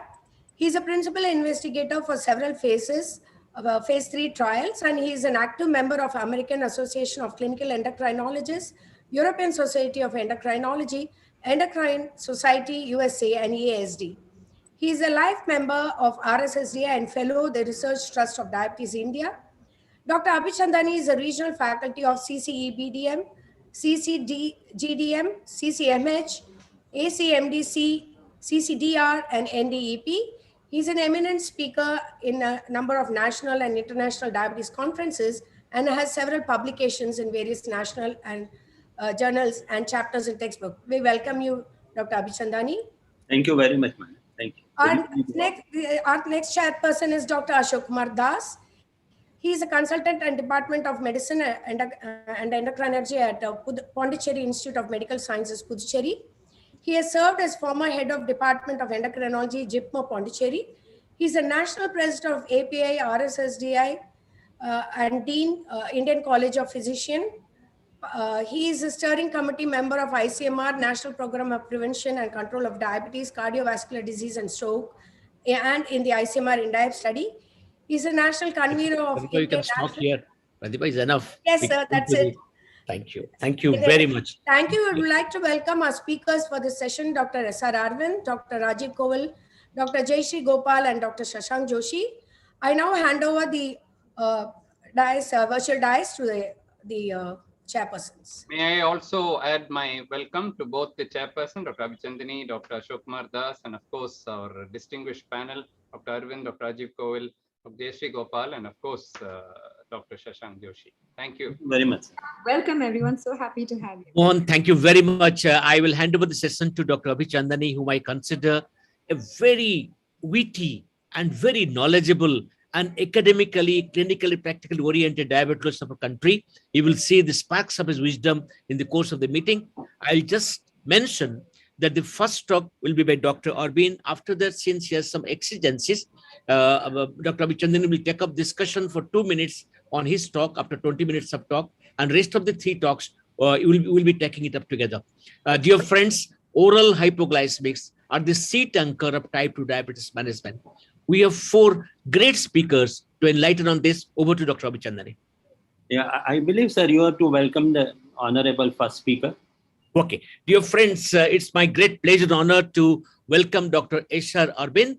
S.R. Arvind is the director and chief diabetologist at the Diabetic Hospital, Bangalore, a consultant diabetologist at Columbia Hospital and also Apollo Hospital, course director for the postgraduate program in the Rajiv Gandhi University, professor of medicine at the Kuppam Medical College, president of Diabetes India, and the past president of the RSSDI.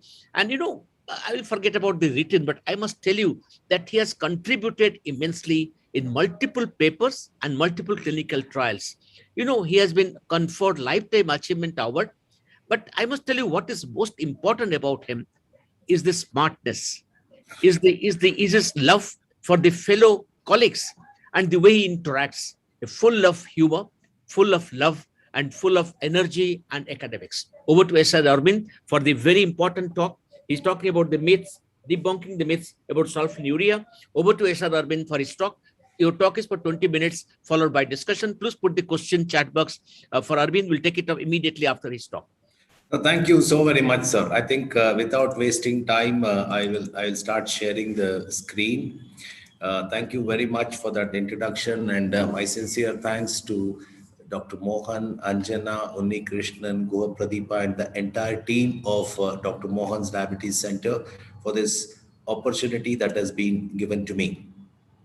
Abhichandani, I also must thank you for being there today. And then we do share a few things. And of course, one is I'm losing a lot of hair on the head. And I see that we share the same thing. And I must tell Dr. A.K. Das that he forgot one of the things in my CV, that I'm also a student of Dr. Mohan, and I'm very proud to be saying that I'm absolutely. Great. So thank you very much. What I am today is because of him and his father, and I thank him and pray God that his family is taken care of. Okay, so the topic that's been given to me today is debunking the myths and stating the facts of modern sulfonylurea. I thought I'll start with this particular side, that what is a myth? When I Googled the meaning of myth, I could get some 200 different meanings for myth, but I just picked this simple meaning. It's a widely held but a false belief or an idea. I think that beautifully describes what a myth is. Of course, there are 100 other meanings. So, myth is like a rumor, very easy to start, and most importantly, in medicine and especially pharma marketing, it needs no evidence.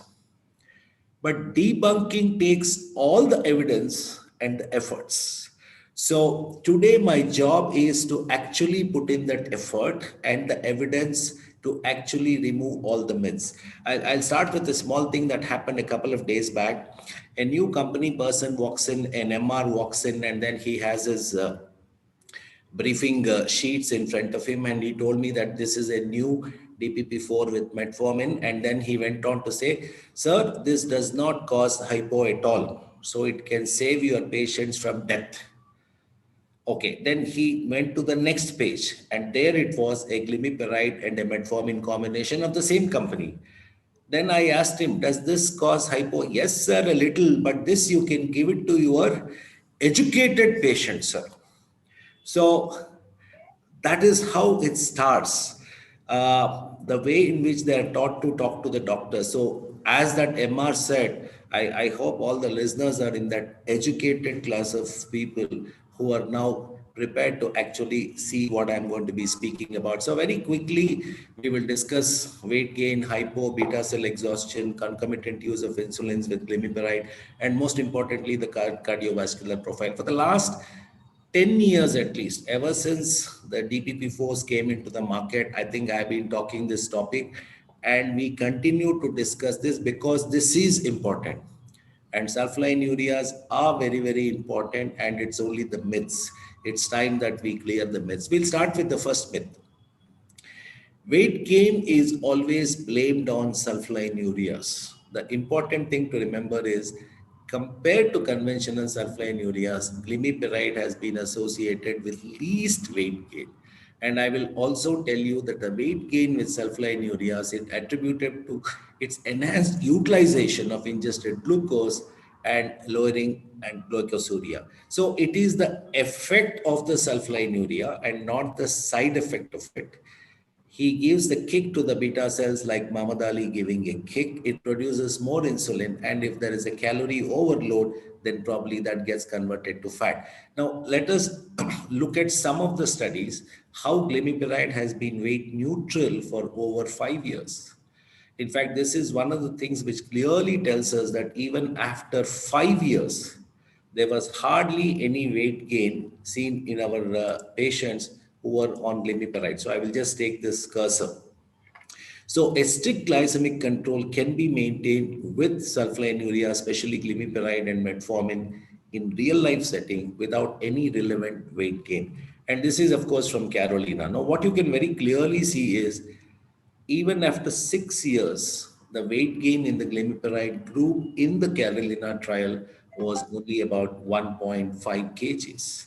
I think during the Corona time, people have been sitting at home. Probably all of us must have put on more than this amount of weight. So let us not blame sulfonylurea, especially glimepiride. It does not really cause weight gain. And by just adjusting the diet, we can neutralize this little weight gain. Most important thing that everybody talks about with sulfonylureas, of course, is hypoglycemia. And you know, they scare us so much. They scare us to the effect that hypoglycemia actually can kill people.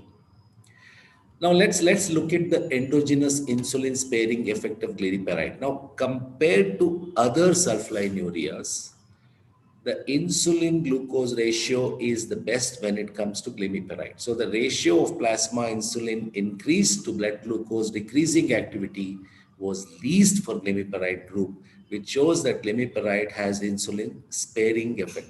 It's absolutely clear from this data. I'm not giving a comparative talk today. I'm not comparing sulfonylureas with any other class of drugs. So I will only be showing you other sulfonylureas. I will not bring in a DPP-4 or SGLT2 or anything in my talk. And this is a study which was published in BMJ in 2016, clearly telling us that among sulfonylureas, the incidence rate of hypoglycemia is the least with glimepiride. Yes, it is there, but definitely it is the least. So just before we started this, there was a discussion by Dr. Mohan about insulin. Now the question is, if hypoglycemia is such a big threat, when insulin is used, why is it that nobody is talking about hypoglycemia? That means you will never be able to use insulin. So we have to educate our patients about hypoglycemia, the minimum risk of hypoglycemia when sulfonylureas are used, and we should not be unnecessarily blaming a sulfonylurea. Hypo is not a side effect, but the effect of good efficacy of glimepiride. Now, I'll quickly move to Carolina and try to tell you, yes, the Carolina trial told us that hypoglycemia with glimepiride was a little higher, 3 times higher. But it's important to realize, in spite of increased hypo, there was no increase in death, 3-point or 4-point MACE. Now, this is something that I have always questioned. Hospitalization due to heart failure in Carolina was more in the DPP4 arm, and there were no deaths reported because of hypo in the sulfonylurea arm. Many a times when this is discussed, these slides are skipped so fast that we don't even have time to grasp what is happening. So all about hypo, this is from Carolina. We must remember that glimepiride was up titrated from 1 to 2 milligrams, then 2 to 3 milligrams, and the chances of hypoglycemia is known to happen in real settings when we up titrate the drugs. Furthermore, the HbA1c was 7.2, and the use of a sulfonylurea in this kind of a patient population we know is fraught with a higher risk of hypoglycemia. So these are the facts. So when somebody says Carolina trial showed more hypo in the sulfonylurea arm, we should know the facts. Let's look at beta cell failure. We have been talking about it for now 10 years. Actually, straight away I'll go to UKPDS. This is a myth that is long forgotten. There is absolutely no evidence to say that the beta cell exhaustion happens with the use of sulfonylureas.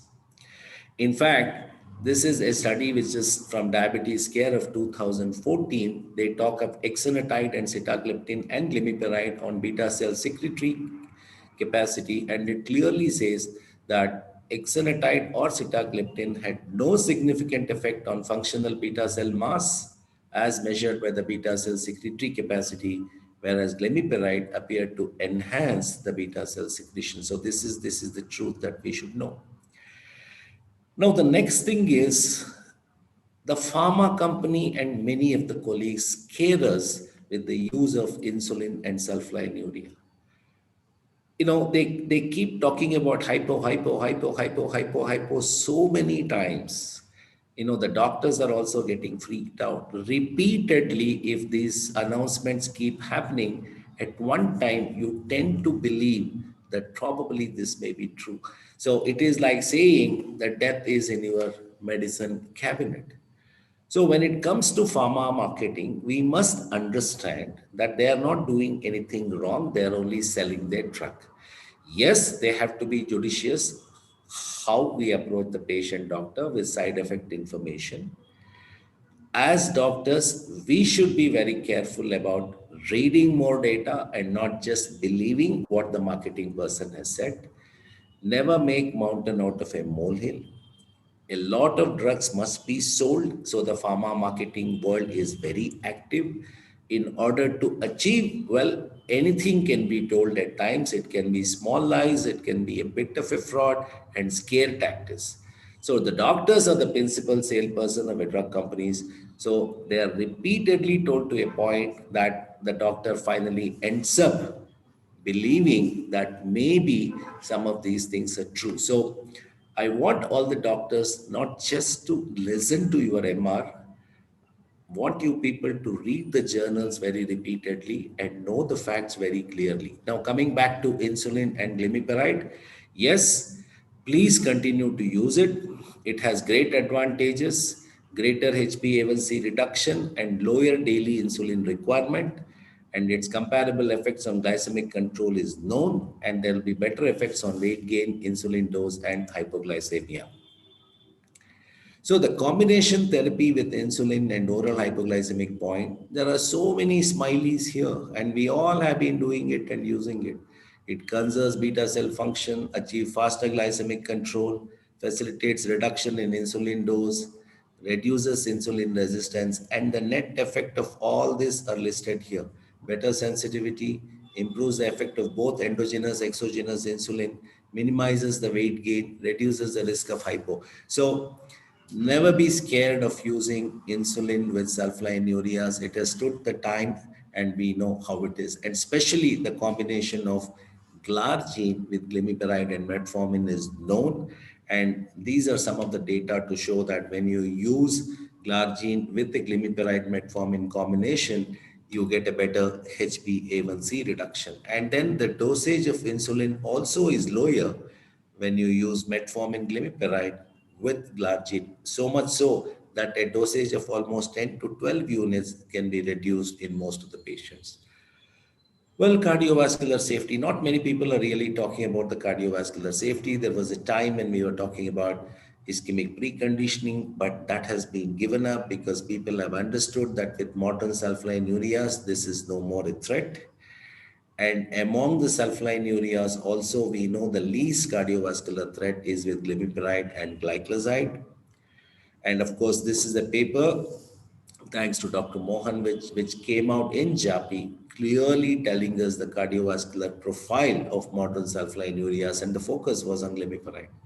So very clearly, we had mentioned in this paper, it preserves myocardial preconditioning, and there is no effect on the ATP-sensitive potassium channels, little or no effect on blood pressure, and no effect on reducing coronary blood flow. So glimepiride is a very, very CV safe drug. So I don't think we should be worried about this at all.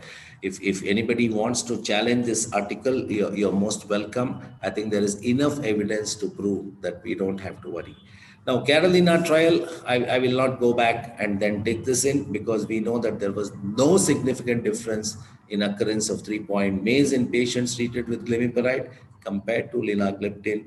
So you can see the curves literally hugging each other. So absolutely CV safe. In fact, what Carolina did to linagliptin was much more than what it actually did to glimepiride. In fact, everybody were very satisfied after the Carolina. There was a big, big relief. So much so, this is the comment from Dr. Rosenstock soon after Carolina.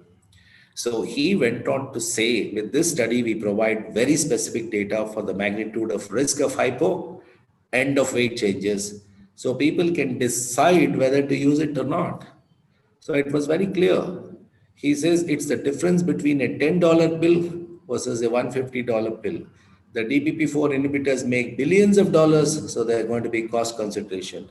But at least, he said, that cardiovascular safety should no longer be in doubt. And our past president from ADA, Dr. Eckel, also went on to say in a press briefing that I have been taking patients off sulfonylurea for years, especially when the insurance paid for the other drugs. But this study has now helped me to know that I can continue sulfonylureas very safely now. So this kind of reassurance is necessary over a period of time because in pharma marketing, they keep telling us that it causes hypo, it causes weight gain, and then we should not be actually using this. So the take-home points, very simple. These are the misconception on one side. Efficacy, probably the best among all the drugs that are available. Compare it to DPP-4, SGLT2, the efficacy is the best. Hypoglycemia, yes, there is minimal hypoglycemia, but modern sulfonylureas are not a threat. We can educate the patients and it can easily be managed. More or less, the sulfonylureas are weight neutral. Beta cell friendly is glimepiride, and glimepiride can be used along with insulin, and it's absolutely cardiovascular safe. So sulfonylureas have been like winners, they never quit, and a quitter will never win. So I always end this particular talk of sulfonylureas with this photograph of Mr. Amitabh Bachchan, who has stood the test of time. Sulfonylureas have remained as winners a very, very long time. And it will continue to be a winner, and a winner will never quit. Thank you so very much. With that, I will stop sharing my screen. Thank you very much, sir, for that very lucid and elegant talk. You were dot on time. In fact, before time you finished a very, very important talk. And I think the takeaways for us are starting with the first slide. Myth is equal to rumor, and evidence and efforts are required to erase the same. Such a nice way of starting your talk. And secondly, you highlighted the weight part, means insignificant weight gain, which can be offset by lifestyle adoption. And then you again told us something in new terms. Hypoglycemia is the hallmark of efficiency and not a side effect. So that was very well said. And then glimepiride is known to enhance insulin secretion. You touched upon the plasma insulin to blood glucose ratio, and you advise us to discourage dubious marketing. And lastly, you highlighted the CV safety. So thank you very much for really driving home the point so clearly. And I have some quick questions. Yes, sir. I want to learn from you. Quick comment, Dr. Abhichandani. Yes, yes, sir. First of all, great talk, Arvind, very much needed. And I think you quite rightly said, and I'm glad you brought up Dr. Eckel's quote and Dr. Rosenstock's quote, because, you know, even in the latest American Diabetic Association guidelines, of course, that must be before Carolina was published, it's like, you know, sulfonylureas dumped like a poor man's thing. Okay, you Yes. teach everybody else. Okay, if you can't eat it, okay, there is that sulfonylurea waste paper basket thing is still there. You can still choose that, you know. I don't think it's fair to a drug which has stood 50 years of time and then proved again and again that it's safe. If it is really bad, you think 50 years it would have gone on? They would have banned it long. So many drugs got banned. No, this could have been got banned long ago. And in fact, to be very fair to Carolina, if anything, it showed that glimepiride is almost as good as linagliptin, if not as good as glimepiride. Of course, a little bit more hypoglycemia because it's a little bit more potent. So that I don't think is a great thing. And nobody died. Well, they were on sulfonylurea in a trial, you know. So I think it is, if anything, it has vindicated our stand. And it's not that I write sulfonylurea only for poor people. Even a big, rich CEO of some, you know, billion-dollar company comes also, I offer them this drug. So I think the myth that it's a poor man's drug and you dump it there when nothing else to do. Of course, you can always see whether there's indication for any of the others. That doesn't mean that this drug gets dumped. So I thought that particular part. And then about the weight gain also a point. It's in Carolina, what also showed was there was an increase in weight and then there was a decrease in weight. Yes. So that has never been shown until Carolina. We never knew that weight can go up and then come down and file a consistent drop in weight. And by the end of the trial, both the drugs almost had the same weight. So I think the weight neutrality part you have nicely emphasized. So there were two things that happened with Carolina, sir. Even when they showed a slightly increased 2 times higher risk of hypoglycemia, it was during the titration period when they titrated from 1 milligrams to 4 milligrams. And it was not doing at other times. And the weight gain also was the maximum in those who were on maximum doses of glimepiride. And their diet kept readjusting from time to time. So in at least clinical practice, even I don't see too much of a weight gain. It's as good as a DPP-4 and probably more effective. Thank you. Thank you. So can I have a quick question, sir? Yes, sir. So, I think I wanted to learn from you that do you believe that the clinical utility of SUs and their place in therapy are being inappropriately overshadowed by newer therapies which have been launched? Sir, it's very clear in the marketing groups today that whenever there is a new drug which has come in, a small little advantage is highlighted to such a great extent. When DPP-4 came, they realized that the efficacy is not as good as sulfonylurea. So they could never sell the drug based on the efficacy. So they had to pick up something very minute in sulfonylurea and highlight that as a disadvantage to the patients. And hypoglycemia was available ready-made for them. So hypo, weight gain were the two main things. And the cardiovascular safety, they kept talking till the Carolina. Now that has stopped. So my question to all of them is always this. Insulin will continue to cause hypoglycemia. You will never discover an insulin which will not cause hypoglycemia. So when we don't talk of hypoglycemia when insulin is used, why are we highlighting this point so much? And a weight gain of 1.5 kgs over 6 years is something which is not a problem. So the doctors are repeatedly told this day in and day out. And then sulfonylureas are made to look like a villain when it is actually not a villain and is a very good friend of all the doctors.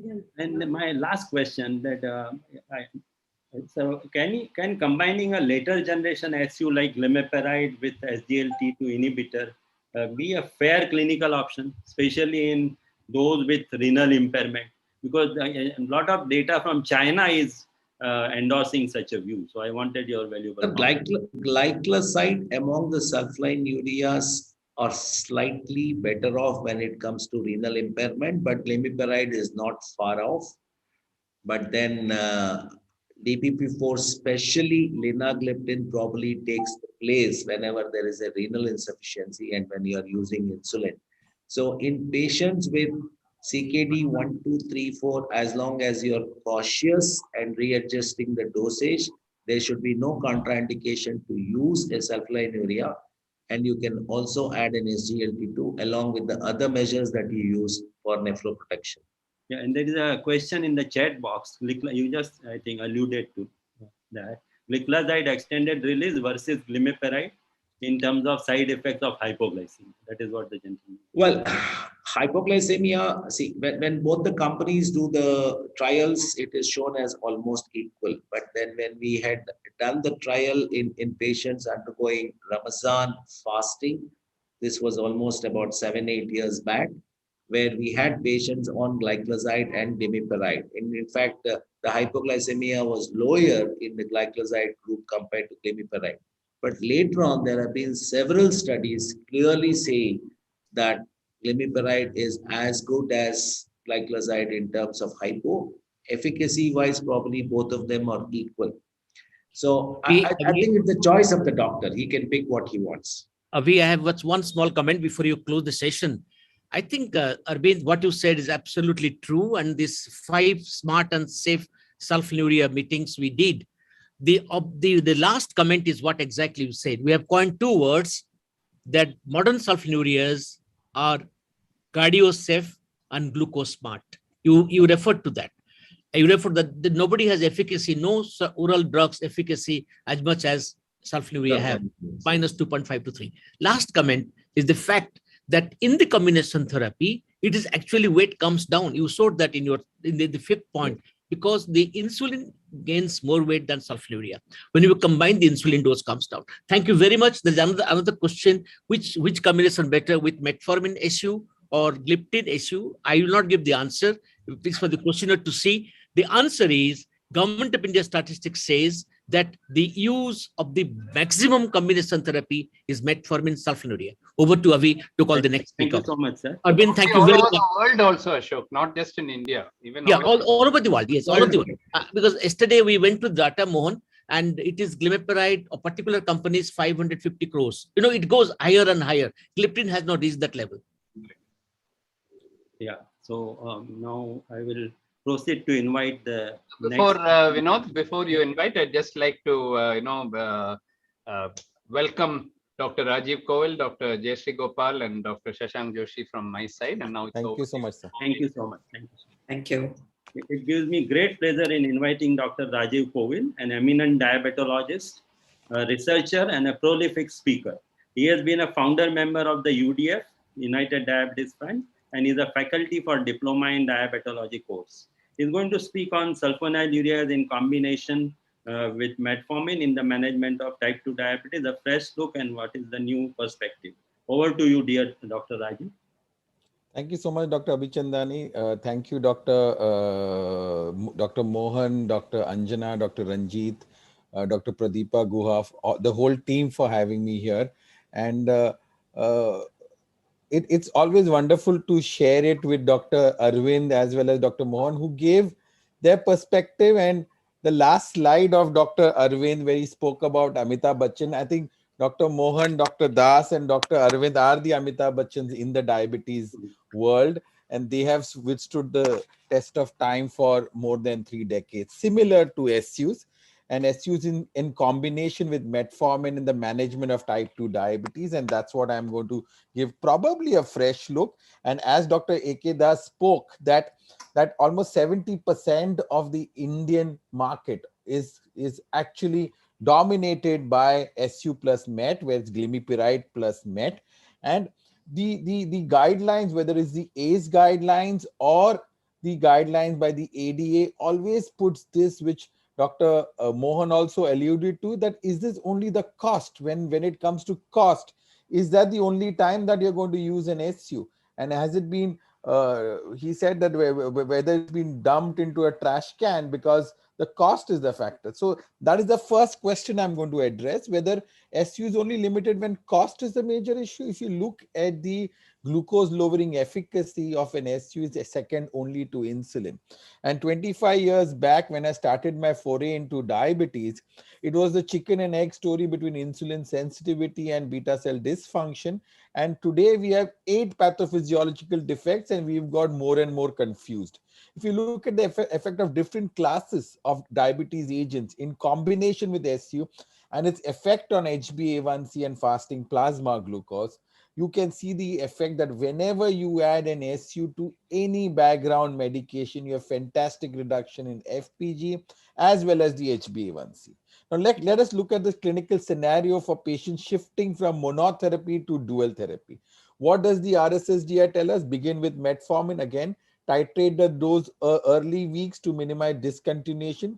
In some circumstances, dual therapy may be indicated initially if it is considered unlikely, then single agent will achieve glucose therapies. If glucose control is not achieved, an SU or a TZD can be added. Again, what does the ADA say is that if you do not have a lot of osmotic symptoms at an HbA1c entry of more than 9%, consider a dual therapy. And I think when the HbA1c is high and you need to get it down, a potent insulin secretagogue makes a lot of difference. What next after metformin? And this was the study which came out exactly a month back on the 29th of June at the scientific session of the American Diabetes Association. And this question was asked more than 8 years back, that who would marry metformin? And metformin fails, what would it be that the next drug? And they looked at a prospective study of 5,000 patients studied over a longer period of time. And why was it done? Because there was no head-to-head comparison to guide the choice of which medication to add to metformin. Very little data to guide individualization of therapy.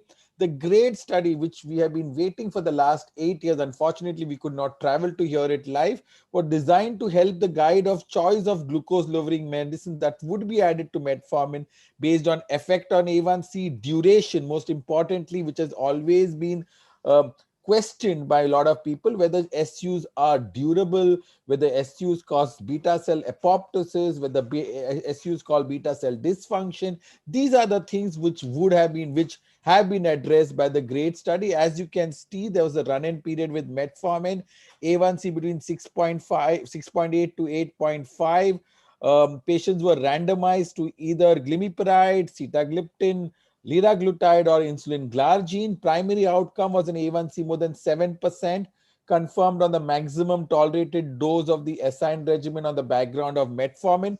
A secondary metabolic outcome was an HbA1c of 7.5%, confirmed on maximum tolerated doses. After the patient goes beyond 7.5%, glargine was added to make sure there's a rescue therapy. The tertiary metabolic outcome was an A1C of 7.5% on glargine and the assigned agent and metformin. So basically, this is a very, very good, well done durability study, very similar to the ADOPT done almost 11 to 12 years back. And if you look at the primary outcome is when the HbA1c is more than 7%. I'm not going into details of this study. What were the results? Again, HbA1c of 7% confirmed that glargine and liraglutide treated groups met the primary outcome less frequently and later in time than the glimepiride and sitagliptin. The mean time to reach the primary metabolic outcome with liraglutide was 185 days longer than sitagliptin, 72 days longer than glimepiride, and 21 days longer than glargine. I look at it from another standpoint. It means that sitagliptin or DPP4 is not as durable as a glimepiride. Or if I look at it from another perspective, glimepiride doesn't cause beta cell dysfunction, which has been the story which has been sold to us for many, many, many years. So if you look at the primary metabolic outcome, the proportion of participants who developed A1C more than 7% during an average follow of 5 years were lowest with insulin, which we can understand, and liraglutide it's a GLP-1, followed by glimepiride, and the highest in sitagliptin group. So if you look at days of what earlier used to be called as an OAD failure, I don't think there's something called as an OAD failure or an SU failure, which used to be a terminology 2 decades back. if you look at the progression, so sitagliptin probably fails at 697 days and glimepiride at 810 days. So if you look at two classes of drug which are given orally, glimepiride seems to have a better durability than a DPP-4 inhibitor. If you look at the secondary metabolic outcome, also very, very similar, that glimepiride scores over sitagliptin, though liraglutide and glargine are far, far better. So what did the GRADE study say? The first comprehensive long-term comparative effectiveness.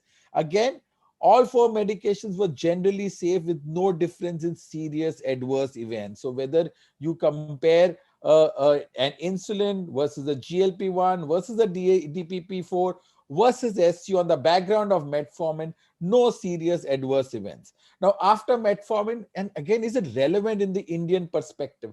Indian perspective, you have the underfed and the overfed, you have malnutrition related deaths, and you have obesity related deaths. That's why SU will remain the standard of care in the Indian context. That's why a consensus was brought in with Dr. Kalra as the principal author. 2018 it got published. I'm just going into details of it, that the modern SUs are effective.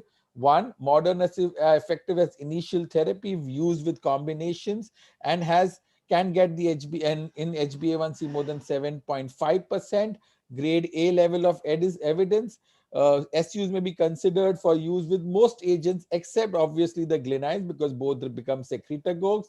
If not used earlier, extended-release glyclazide and glimepiride may be preferred as third-line agents for uncontrolled diabetes when dual combinations owing to a better safety profile. FDCs again contain, and India has been the pioneer of FDC. Glibenclamide plus metformin FDC came in the early 90s and was copied by the whites almost a decade later. Compared to metformin up titration, addition of an SU is better. That we all know that submaximal dosages or mixing submaximal dosage of multiple oral agents is better than up titrating a single oral agent, and that's why we use polytherapy in patients with diabetes. Compared to a TZD, SUs demonstrate good glucose lowering. Compared to DPP-4, SUs demonstrate better and more durable glucose lowering. Compared to SGLT2s, they show non-inferiority compared to a GLP-1. Similar efficacy, but again, GRADE says that probably a GLP-1 is better than an SU. If you look at the add-ons to metformin with diabetes and comorbidities, as you can see, that SUs, again, the whole story about hypoglycemia, which Dr. Arvind alluded to, is there, but when we carefully use it, we will not get it basically requires a lot of training and education, and that's why a clinician comes in. Otherwise, the apps can treat diabetes based on the algorithm which has been given in today. Again, in cardiovascular disease and the role of SUs, we all know a lot of metabolic abnormalities in patients with diabetes drives cardiovascular disease, and a lot of health expenditure is there in them. Though we do not have direct cardiovascular outcome trials with SU, but Carolina, which Dr. Arvind alluded to, is a surrogate win-win for an SU in terms of a cardiovascular outcome trial. And we all know he spoke about it, that we had 600 study sites, 43 countries, 6,000 patients, again with macrovascular disease, almost 40%, and 59% were on metformin monotherapy. Long follow-up of 6.3 years. There was no difference in the primary outcome between the 3-point MACE between linagliptin and the SU, which here was glimepiride. Again, time to cardiovascular death, no difference. So conclusion was that linagliptin was non-inferior to glimepiride. So if the only criticism of this particular study was there was no placebo arm. That's why we cannot extrapolate the benefits to glimepiride. But if you have to put it into a clinical strategy, it seems that glimepiride is cardiovascular safe as compared to a linagliptin as such. Role of diabetes and role of SUs in the management of chronic kidney disease, CKD. Actually 30 to 40% of our patients have some form of chronic kidney disease, and it's very important today with the with the DAPA CKD and credence study that we are able to identify them, put drugs related to the comorbidity and prevent progression towards cardiovascular and chronic kidney events. And it's very important that we have a lot of chronic and between 30 to 6, below 45 we need to make it half, below 30 we need to stop it. If there is a patient with chronic kidney disease and I have to use a secretagogue, I'm slightly happy using a benzoic acid derivative like a repaglinide, and then followed by glyclazide, and then followed by glimepiride because of its longer action. And glyclazide probably has lesser hypoglycemia as compared to glimepiride, based on the on a study called GRADE, which was almost 1.5 decades back. I would like to summarize: there's a very high prevalence of uncontrolled diabetes. HbA1c in India is close to 8.9%. There is a discrepancy about clinical trial, real world, and the real world expectation of doctors from patient and patients from doctors. Non-adherence, probably because of cost, side effects, everything becomes difficult. And poor compliance. Today I'm talking in the morning about SU, which people think is a cheaper oral drug, and in the afternoon I'm going to talk about an oral drug which may be almost 100 times the cost of an SU. So that is the disparity or the heterogeneity available in India, and we need to customize therapy to a patient. Usage of appropriate technology can help in development of better formulation. That's what we should consider, which could improve patient compliance to therapy. Thank you all for a patient hearing. I hand it back to Dr. Abhichandani and Dr. Das to take it forward. Thank you very much. Thank you very much, Dr. Rajiv, for that elegant talk. I think the important carry home was that later generation SUs, either as a monotherapy or combined with other OADs, and of course reinforced with careful monitoring and patient education, are a very safe bet to use in our day-to-day practice. And over to you, Dr. A.K. Das, sir, if you have any comment or.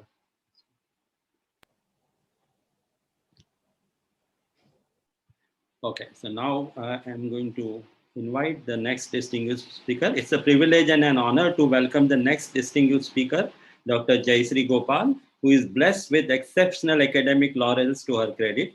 She is an internationally acclaimed endocrinologist and a gifted orator. She is going to cover the vital topic of addressing glycemic excursions in type 2 diabetes with AGIs. What is the new evidence? We look forward to your elegant talk, madam. Over to you. Thank you very much, Dr. Abhichandani. Can I just request, I'm not able to start my video. It keeps saying host has disabled it. And I'm just going to start sharing my slides. Thank you. And I'd like to thank the organizers for inviting me here to talk about a topic that I think is addressed sometimes. We are going through all of the commonly used oral agents, and my turn is to talk about the alpha glucosidase inhibitors, particularly with respect to some new evidence from a study conducted by Dr. Mohan. And we are all aware that, sorry, 1 minute, I'm just going to enter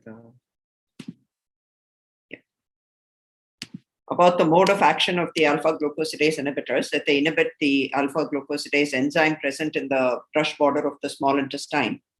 And this prevents the breakdown of the 2-carbon oligosaccharides into the monosaccharides, which have to then get absorbed. So when this doesn't occur, the oligosaccharides do not get absorbed and they get excreted, or they get absorbed in a slower fashion.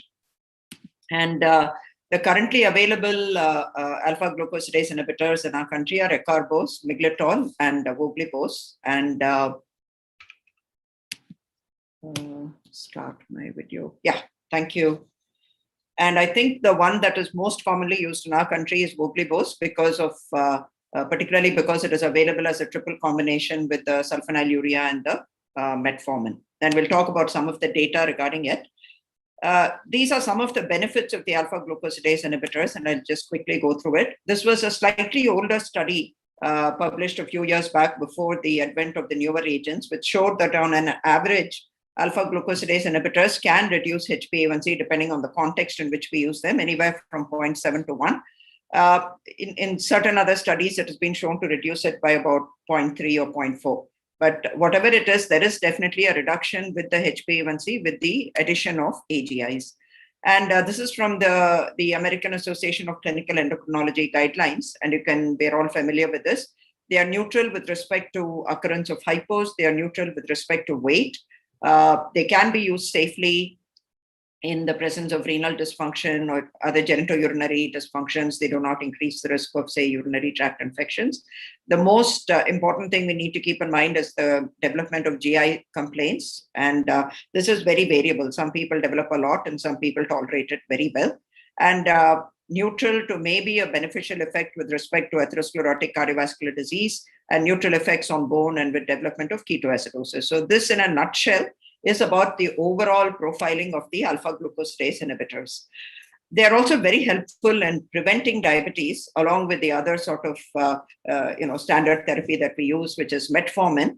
And this was a Cochrane review that came out a few years back, which showed that both with acarbose and voglibose, there is significant reduction when people are put on these medications with respect to development of diabetes. It comes down by almost a third, which compares very favorably with metformin, if not better, actually. So very effective agents in prevention of diabetes and impaired glucose tolerance, and a trend towards improvement in all of the surrogate markers with respect to cardiovascular events. But the evidence doesn't really reach significance, except in one study with acarbose, which showed a trend towards a lower non-fatal MI. But as I shall show in one of the studies later, even with the voglibose, there is significant improvement in the traditional cardiovascular risk factors like blood pressure and lipids. This was an interesting study which showed that usage of alpha-glucosidase inhibitors is associated with a lower development of cancers. I think nowadays we are beginning to understand that diabetes and insulin resistance is a significant risk factor, and obesity is a significant risk factor for developing cancer. And the use of AGIs was associated with a lower risk of developing cancer, particularly gastrointestinal cancer. So this, again, is an interesting observation. But what about its effect, particularly with respect to postprandial hyperglycemia and glycemic variability, which is where I think this molecule really scores. Every time we eat, particularly in India with a high carbohydrate load that we have, that the glucose spike leads to endothelial lining damage, which then in turn leads to an oxidative stress. And this occurs because of various changes that occur in the blood after a glucose spike, including peroxidation of the lipids, increased platelet coagulation, so we think of it as sticky blood, and increased production of various reactive oxygen species. So there is this whole sort of increase in the inflammatory markers in the blood after a meal. And this was a study actually we had done a few years back looking at people, young girls with PCOS who are amenorrheic. And typically what happens is after a meal, and this was done with a glucose tolerance test, but whether it is a GTT or after a meal, like I said, there is some amount of endothelial cell damage which occurs because of that lipid peroxidation and platelet stickiness. And so there is a surge in what are called endothelial progenitor cells. This is a surge that occurs. These cells are released from the bone marrow and they enter the circulation and they help to repair the damage that occurs on the endothelial lining.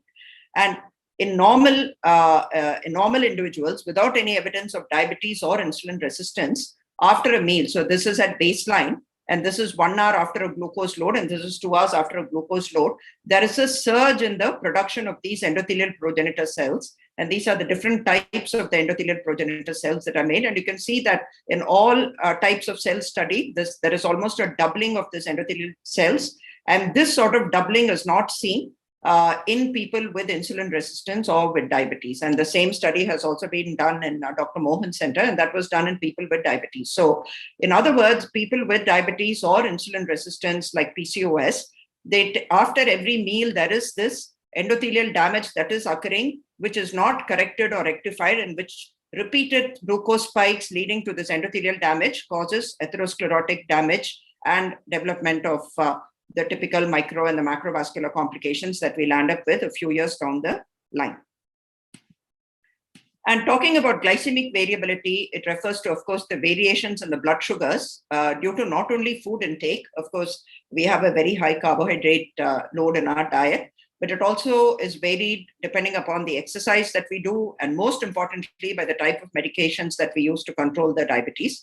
So the glycemic variability refers to the sum total of all of the glycemic excursion that occurs during a day. Though we talk a lot about it, there is no standard definition of glycemic variability. But in normal people, the difference between fasting and postprandial spikes is probably only to the maximum difference would be about between a baseline to a peak would only be less than about 40 to 50 milligram per DL. And this is a glucose profiling I actually did on myself a couple of years back. And to point out that most of the sugars remain thankfully between 80 to 140. I need to repeat it to see where I am now. As Dr. Arvind was mentioning in his talk, all of us have probably gained weight and become a little bit less active because of the lockdown. And contrast this with a glucose monitoring profile in someone with diabetes. And you can see these wide swings that are occurring, going from as low as around 70 to as high as around 300 or 350. So this is intuitively, we understand what glycemic variability means. But if you need to put a number to it, to study it for research purposes, there are various parameters available. If you're looking at variability within a day, the most important one that is used frequently is what is called the MAGE, which is the mean amplitude of the glycemic excursion. If you're talking about variability from one day to the next, another commonly used parameter is the so-called mode. We can also look at things like variability of HbA1c from clinic visit to clinic visit, or variability of fasting sugar from clinic visit to clinic visit.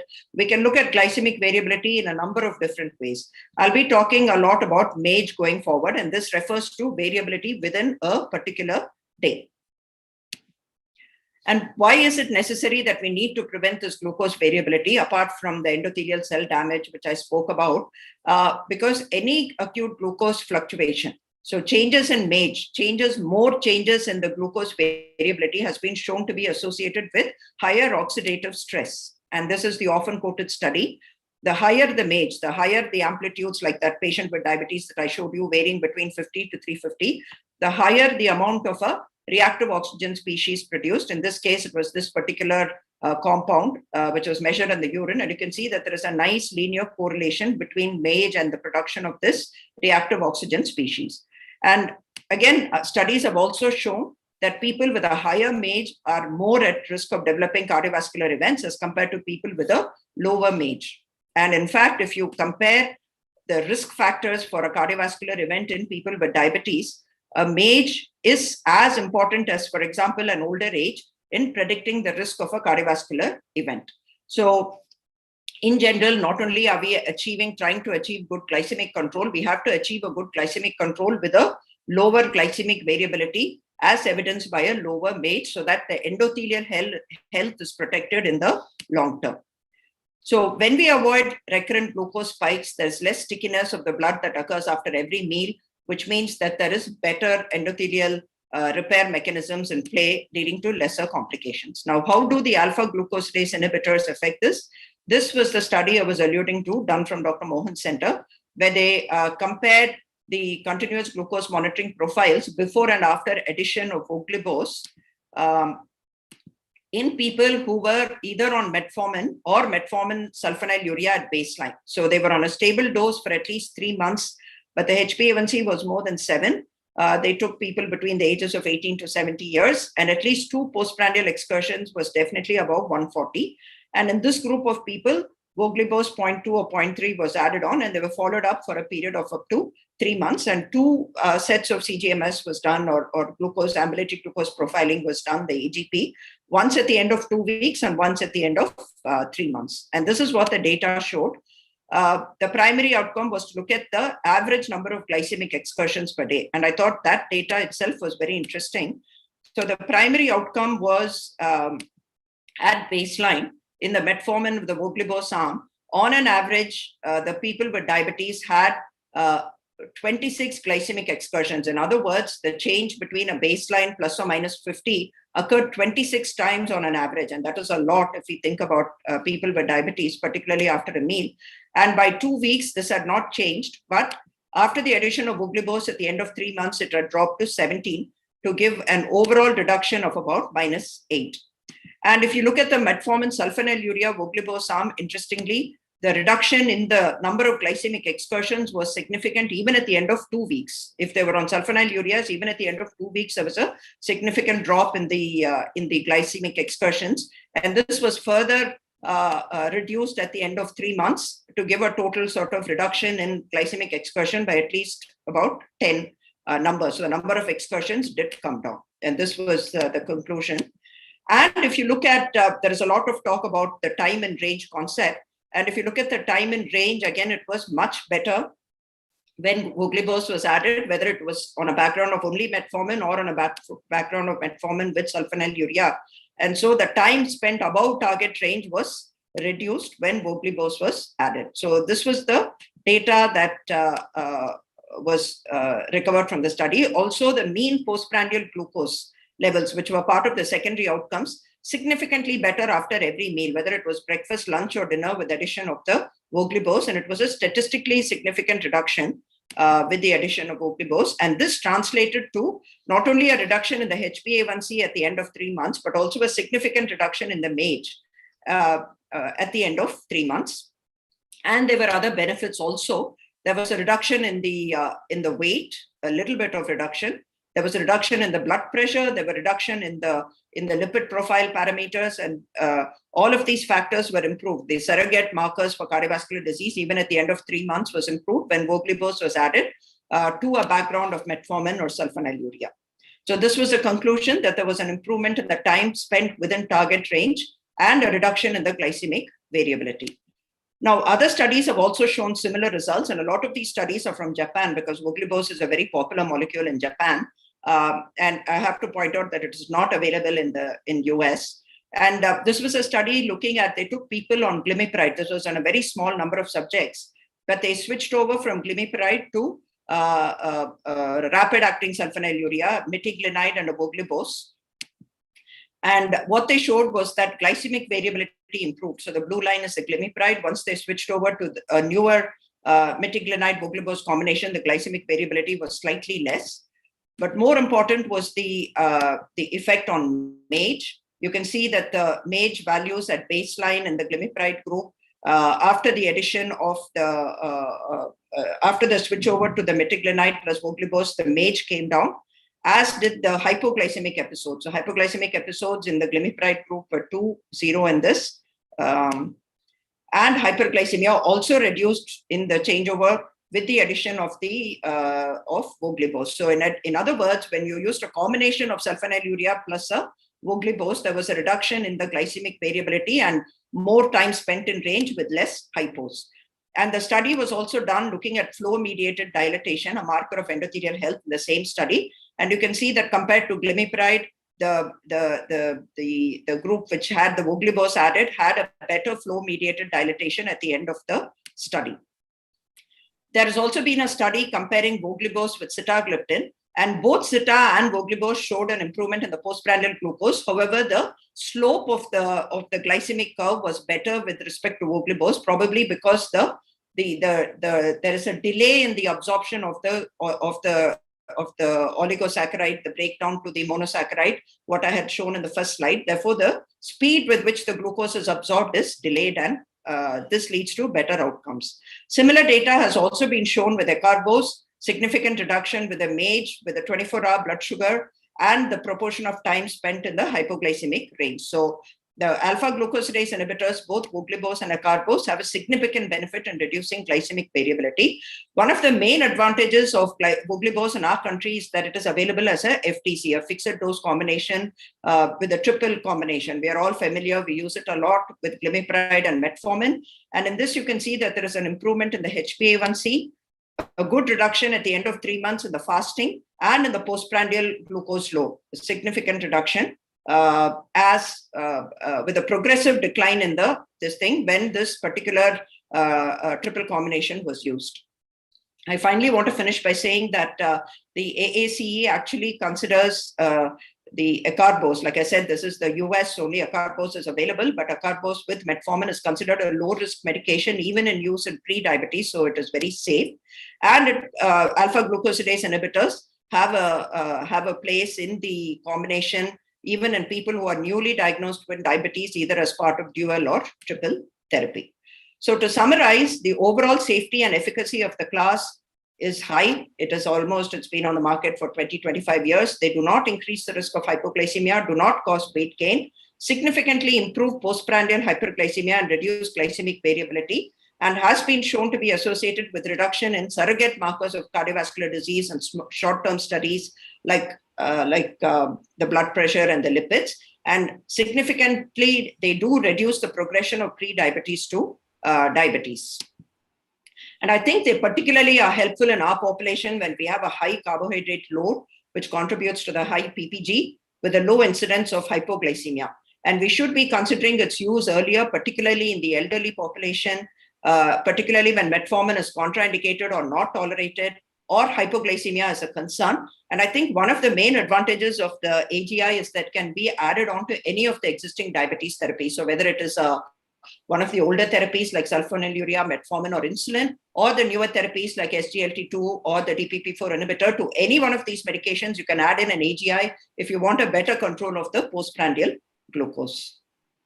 And that was my last slide, and thank you very much.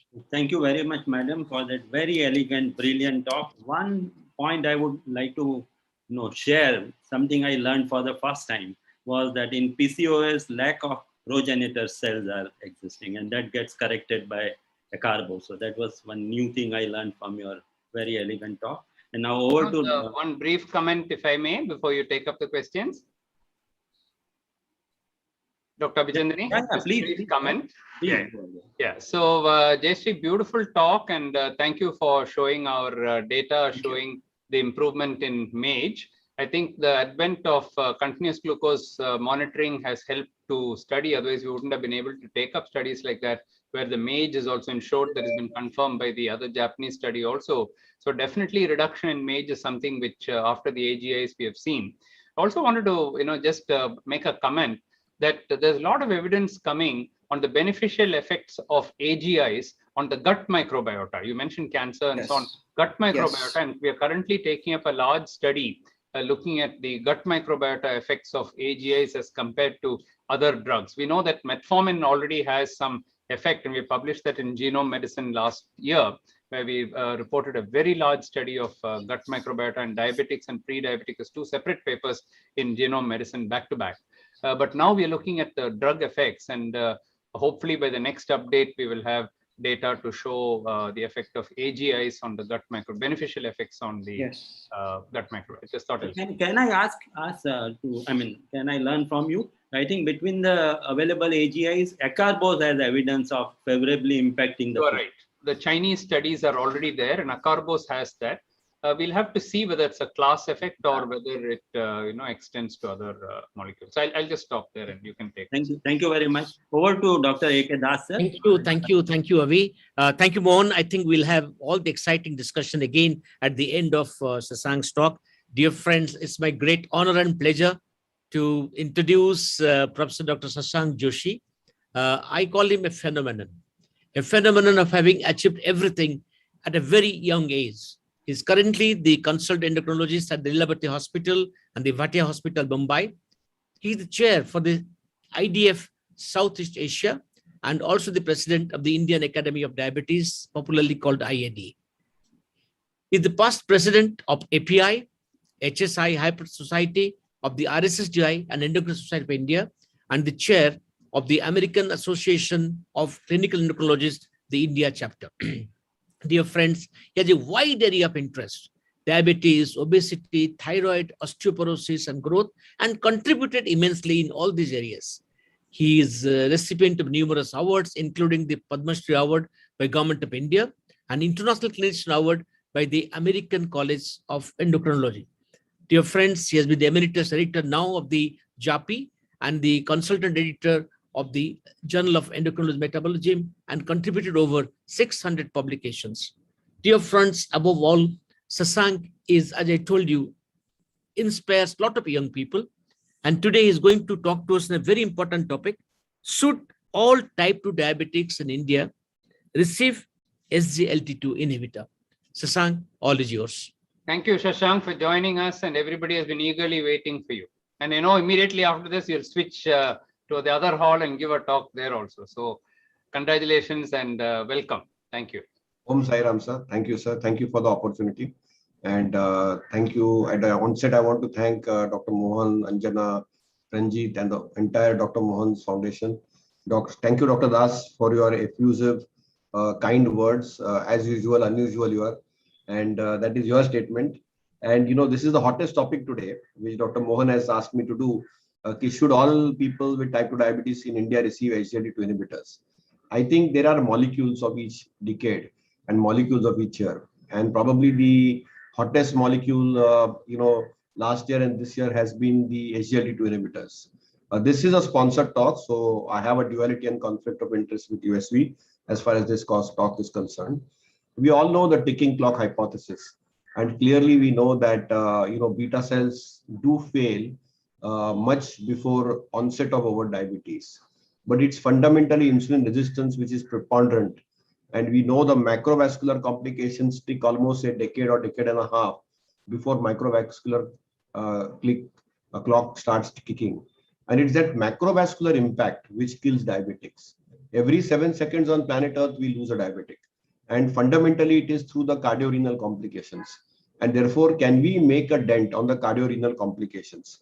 Just like what ACE inhibitors have done in the field of, and ARBs in the field of cardiology and hypertension, just like what statins have done to the field of cardiology.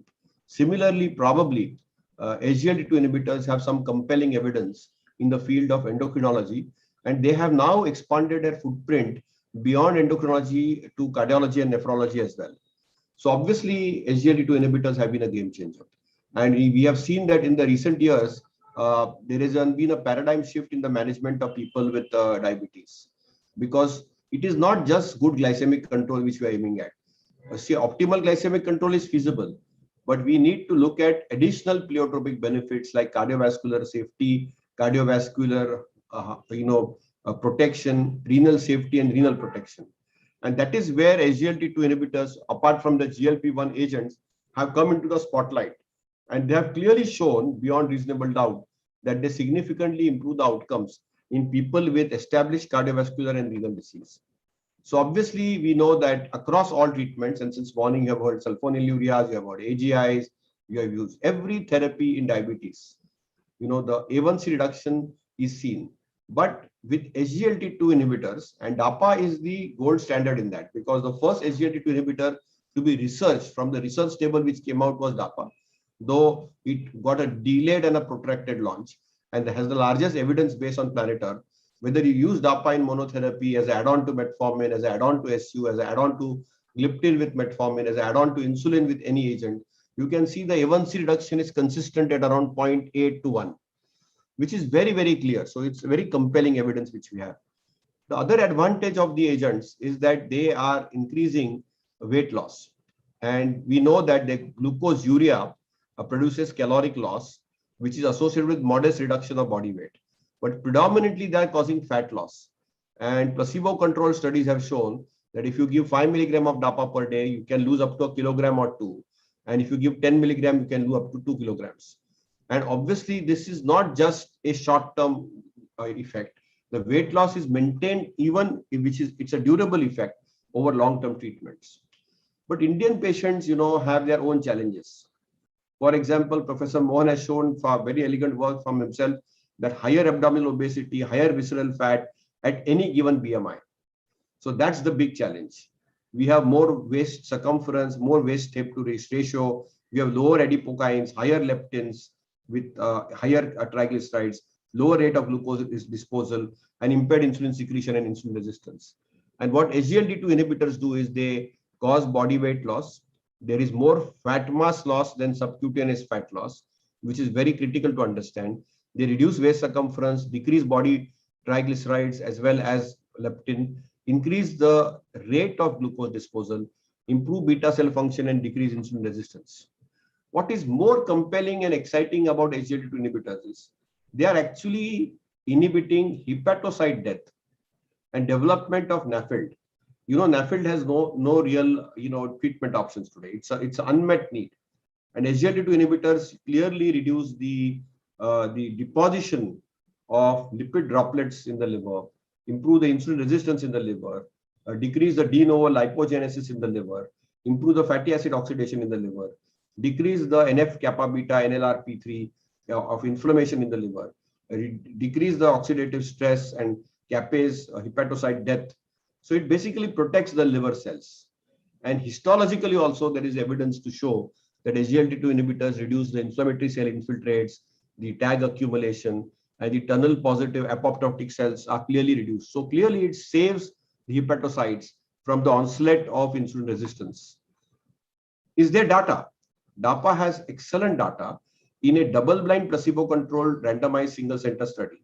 That if you give 12 weeks of dapagliflozin, this is a study by Purcosta et al., intrahepatic lipid contents are decreased. Body weight is decreased, body fat is decreased, and the visceral fat to subcutaneous fat ratio is also decreased.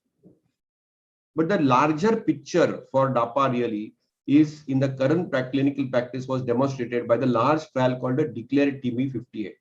Now, this is a trial population which matches our regular clinical OPD, which means people with diabetes with only cardiovascular risk factors without CVD and people with diabetes with CVD. And if you look at the participants here, people who have multiple risk factors, which is 55 years or 60 years with men and women, with at least one of the risk factors of dyslipidemia, hypertension, or smokers, or people with atherosclerotic vascular disease above 40 years with either or of IHD, ischemic heart disease, peripheral artery disease, or cerebral vascular disease. And this is the only study among all SGLT2 inhibitors with the largest patient pool of population of more than 17,160 patients. And the data is so compelling that you can see whether the number needed to treat to reduce hospitalizations and cardiovascular death is 11. Hospitalizations for heart failure, NNT, is 18. CV death is 19. All-cause mortality is 16. So you can see there is a consistent, substantial reduction in expected atherosclerotic cardiovascular disease risk. So the data is pretty compelling. So obviously, can it be used for primary prevention of cardiovascular events? Well, DAPA did reduce the risk of heart failure, hospitalization, and adverse renal outcomes, regardless of the baseline. Whether it was the age, the sex, the BMI, the diabetes duration, the A1C, the eGFR, the history of heart failure, or the number of risk factors. So clearly, we know still that there is a huge pleiotropy in the cardiovascular benefits of SGLT2 inhibitors. But currently, even today, the exact mechanism of the cardiovascular protection is speculative. It's not just glycemic control. Maybe it's linked to body weight and fat loss and visceral adiposity. Maybe it's decreased arterial stiffness and blood pressure. Maybe it's decreased sympathetic nervous system activity and oxidative stress, uric acid coming down, albuminuria coming down, and the lipids getting re-regulated. These are all the speculated hypotheses and proposed pathways of SGLT2 inhibitors reducing cardiovascular risk. But the data has been consistent data in the last 7-8 years. And this is a sub-analysis from the Declared TB 58 study, is on the cardiovascular outcomes with previous MI. You can see that people with previous MI, more than 3,500, DAPA reduced relative risk of MACE by 16%. And the greatest benefit was seen within 2 years of the last acute event. So clearly the RRRs, the relative risk reductions for CV death and hospitalization, was more similar. Another thing is albuminuria. Again, look at the data. Data is very, very clear that it reduces the urinary albumin excretion to 53.8 within 15 milligram per grams, and clearly across baseline. The cardio-renal outcome was reduced with the DAPA subgroups of USCR above 30, and the renal specific outcome was reduced in all the subgroups. So the clear data is that in primary prevention of diabetic kidney disease, DAPA was compelling and useful. You can see what about elderly, because the big problem is that these benefits and heart failure benefits are predominantly disease of the elderly. And clearly, again, you can see here that the benefits of SGLT2 inhibitors across all populations. You can see in different populations, according to cardiovascular risk, you can see very clearly that the elderly protection of DAPA is pretty robust and consistent. Now, the safety is a big challenge in the elderly. And you can see from the Declared TB safety pharmacovigilance database, there was no difference in occurrence of fractures. There was no increased evidence of risk for amputation regardless of age. Decay occurred only in 0.3% of the DAPA group only in 80% of people who are using insulin at baseline, and at least one event of volume depletion, 1.1% compared to 0.7%, where loop diuretics, if they are there, that increases the risk of volume depletion, and no increase if they are combined with RAS inhibitors or ARBs. So clearly, you need to know your contraindications correctly, but otherwise, they have a very high safety threshold, even in the geriatric population. In 2021, when we talk and write heart failure therapy, SGLT2 inhibitors have got inserted in the 5th pillar. Up till now, there were only 4 pillars: RAS and ARNI, beta blockers, mineralocorticoid receptor antagonists, and diuretics. And now in 2021, all associations across the world recognize that SGLT2 inhibitors have arrived. And the DAPA-HF trial was one such evidence, which again showed very clearly in a phase 2 placebo-controlled trial with more than 4,744 patients, the composite of worsening of heart failure or CV death was positive. You can see here the graph separating out very clearly, even in diabetic and non-diabetic population. So even if you take a non-diabetic individual, you can see the heart failure benefit is pretty compelling with hazard ratio of 0.73 compared to 0.75. So you can see that DAPA effect on worsening of heart failure and CV death is consistent across all subgroups, independent of diabetes status, renal function, systolic blood pressure, background heart failure therapy, diuretic therapy, background ARNI, baseline LVEF, heart failure etiology, ischemic or non-ischemic, and baseline pro-BNP-NT. So across board, it is working. And DAPA-CKD again showed a very consistent result, where the sustained composite decline of eGFR for at least 50%, end-stage kidney disease or death from renal and cardiovascular issues. Again, you can see, regardless of presence or absence of diabetes, risk of composite sustained decline in eGFR was consistent. So very robust DAPA kidney data. And you can see that in stage 4 CKD also, where the eGFR is less than 30, you can see the DAPA associated with a hazard ratio on composite endpoint with 0.73, kidney endpoints 0.71, CV endpoint 0.83, mortality endpoint 0.68. So among the stage 4 CKD and albuminuria patient, DAPA benefits were consistently observed with DAPA-CKD trial overall with no increased risk. So in the beginning of a new era of renal protection now. Clearly, we have data to show that DAPA improves substrate energy utilization, decreases blood pressure, endothelial dysfunction, and arterial stiffness, decreases intraglomerular pressure due to tubulo-glomerular feedback effects, the loop diuretic sparing effect with preservation of intravascular volume and reduced volume overload, drop in albuminuria due to direct toxic effects on the renal tubule, decreased demand on the solute transport and increased hematocrit, and better oxygen delivery to tubular cells, and decreased ambient pro-inflammatory, pro-fibrotic pathways where there is some experimental evidence. So obviously, when we look at Indian guidance, and Dr. Das and Dr. Mohan are authors of this paper, which was published in JAPI in 2018, clearly show that heart disease occurs almost 2 decades earlier in presence of diabetes. Risk of heart failure is increased by 2 to 5-fold in type 2 diabetics. CKD affects nearly 2 out of 5 patients. CKD and diabetes are important risk factors for cardiovascular disease. So we need to ensure that the A1C is at goal. So your glucose is at target without hypoglycemia or weight gain. And SGLT2 inhibitors are just those right agents with those clinical considerations. So if you look at current ADA standards of care, should we give it to everybody? Well, look at the algorithm. You should consider SGLT2 inhibitors independent of the baseline A1C, individualize A1C target for metformin use, and look at the comparison. For primary heart failure outcome, data for DAPA is very there. For primary renal outcome, DAPA is there. Prevention of risk of worsening of heart failure and CV death, again, DAPA is there. So consistent data, which is consistent. ACE also has a similar algorithm, which is there. RSSD has also got a similar algorithm. And now we know we have generic dapagliflozin. So SGLT2 inhibitors and the finance part should not feature actually in the RSSD algorithm. And now you can hear George Gerberger, who was the past president of ACE, clearly saying that any person with diabetes can be a right candidate for SGLT2 inhibitors, and patients should be started on it immediately, regardless of the current or the target A1C targets. So look at the approvals. 2012, type 2 diabetes, 2014 in the US, 2015 in India. In type 1 diabetes, it achieved an approval, but that's an off-label use, if you ask me.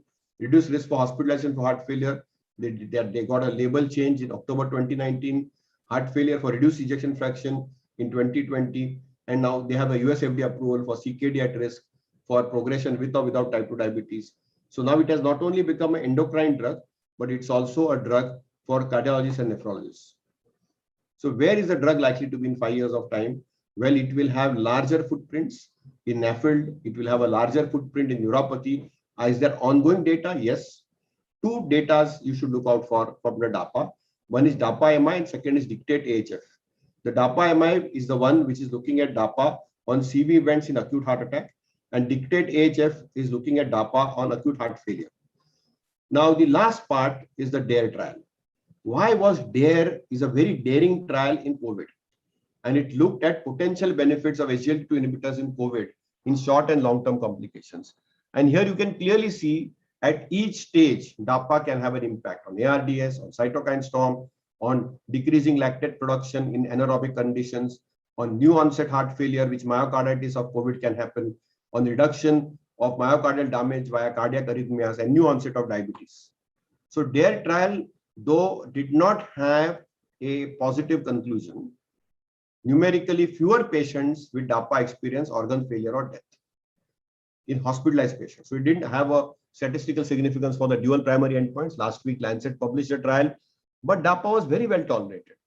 And what actually the trial gave out, despite of a negative outcome, is DAPA is very safe to be used with cardiometabolic risk factors who are hospitalized with COVID pneumonia, regardless of their diabetes status. So that was something very, very unique.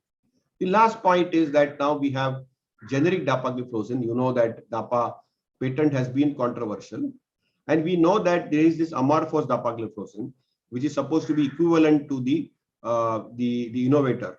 The innovator claims to have dapagliflozin propiondiol monohydrate. And this propiondiol monohydrate is not technically a salt, it's a solvate. And at higher temperature, the solvate gets converted into an amorphous forms. So obviously, both the formulations have a similar Cmax, they have a similar storage, they have a similar shelf life, and therefore all this thing that whether it's a amorphous or non-amorphous, I don't think there is too much to it in it. Any which ways, independent what you can afford, how you can afford. I think we are Indian patients. We have a higher abdominal obesity and visceral fat. We have a unique Indian phenotype, which Dr. Mohan's team has elegantly described. And clearly, SGLT2 inhibitors fit that class very, very elegantly. So obviously, on the Indian phenotype, clearly SGLT2 inhibitors are emerging as a good option with pleiotropic benefits, with weight loss as an added advantage, primarily the visceral fat loss, not the lean mass, and potential benefits on beta cell function and insulin resistance. So obviously, in real life, we need to see that most people will benefit, but there might be a few where you need to ensure that you need to not use them very frequently. So which are those zones? People with cognitive impairment, severe advanced age, limited mobility, recurrent UTIs, indwelling Foley's catheter, neurogenic bladder, poor genital hygiene, solitary kidney, bilateral renal artery stenosis, immunosuppressive therapy, history of decay, don't use it. See, it's very, very important to recognize when to use a drug, but it's equally important to recognize when not to use it. So remember, I will repeat, cognitive impairment, advanced age, limited mobility, recurrent UTIs, indwelling Foley's catheter, neurogenic bladder, poor genital hygiene, solitary kidney, renal artery stenosis, bilateral, immunosuppressive therapy, history of decay, do not use a SGLT2 inhibitor. Obviously, you need to individualize the patients, but remember that SGLT2 inhibitors are increasingly being used. And I would not say that use it for everybody, but it will be an important part of the therapeutic armamentarium for all eligible type 2 diabetic patients in India, because they reduce weight and they cause a lot of fat loss, mainly in the abdomen rather than the lean mass. And the benefits on beta cells are substantial. The DAPA-HF, DAPA-CKD have shown that they protect the heart and the kidney in a very evidence-based way. And therefore, now we have a molecule which can make a difference in the quality of life as well as long-term, complication-free survival. Dr. Mohan has a theme that we want to have a complication-free world with diabetes. And, the affordability and accessibility now of SGLT2 inhibitors being better, it will be probably possible to have diabetics without complications. Thank you for a patient hearing. Sasan, thank you very much for this very, very elegant talk. And you have beautifully said barring some conditions where this drug can be used in all type 2 diabetics in India. And you gave a host of conditions. I saw about 9 conditions which one should have you have signaled, given the signal that one has to be careful. Beyond it, it can be used in all the patients. Fantastic talk. We'll come back to the questions for you. And now we have got about 15 minutes per question. So for 15 minutes for the whole discussion, we have 3 speakers. So we'll have about 5 minutes for each speaker for the questions. Now, may I first take up the questions for Dr. Rajiv? Rajiv, are you there? Rajiv, there is one question for you which has been asked. It's a hypothetical question. The DPP-4 addresses about 5 of the ominous octet. From that point of view, why do you consider of course you showed the great trial, but why do you consider the sulfonylurea plus metformin, I don't say better, above sulfonylurea plus DPP-4? I think the question is a very intelligent question. Sir, I think brilliant question. One, and that's the beauty of science, is that till 20 years back, we again thought it's only beta cell dysfunction, and paradoxical hyperglucagonemia can be a defect we never knew. That's the incretin-based pathways made us realize that there is something. And that is the reason that sometimes DPP-4 inhibitors work in patients who where the SUs are not working, because they apart from the secretagogue effect, they also have effect on the alpha cells. And there is a school of thought which says that probably SUs and DPP-4 should not be used together, because both of them at some point have a secretagogue effect. So that's the beauty of science, I would say. But GRADE, which is a very sincerely done trial with no pharma kind of push there, clearly tells us that the story that SUs cause beta cell dysfunctions, or whether beta cell dysfunction by itself is a story, and beta cell apoptosis and beta cell death, whether it's a story by itself, here is completely debunked. It shows that the SUs will work longer, durability is good, as was not thought about earlier, and whether the incretins work better in Asian Indians is, I believe there is that also. And we see that also, that we have good A1C reductions with drug-naive patients on a DPP-4 and a GLP-1, and most Caucasians believe that these are placebo kind of drugs, the DPP-4, but we see better benefits with them. So I think each drug has its own place, and whether it addresses 5 pathophysiologies or 2, I think the SUs are there to stay. The shelf life is long, and as Dr. Mohan said, 50 years is where it has been, and I think another 50 years it will be. I think Rajiv, that is the second question this gentleman has asked. I just say one point, Mohan. I think what you said is absolutely true, Mohan. 50 years. So the questioner wants to know, will you also take into consideration the legacy effect that the SU metformin combination have? Mohan, the exact point you said, the questioner has asked, including the UKPDS and the UKPDS memory results, or the advance on. Both is showed that a SU plus metformin combinations were brilliant. Will you consider that as one of the assets for SU MF combination? Rajiv? So this legacy effect is not something that I really am very fond of. So the DCCT headache, yes, because when we do a strategy study in a type 1 diabetic, especially glycemic strategy study, then we get benefits out of it. Type 2 diabetics, there are multiple defects and multiple pathophysiologies which address it. So this post-trial data follow-up 10 years after the trial had ended, and observational data, we should take that with a pinch, though it's a good statistical Google, I would say, sorry, a googly, I would say.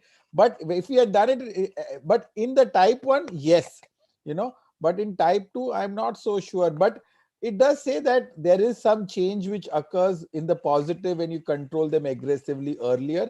And a lot of patients and a lot of us and a lot of doctors leave patients to lifestyle and do not increase medications and give them a lot of leverage in the initial years. And that is something which should be discouraged, ideally. Thank you. I think what is said is correct, but the question also partly correct that we have evidences for this combination which you spoke about.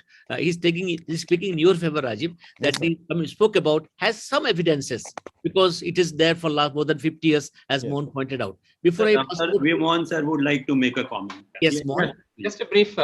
Yes, Mohan. Yes.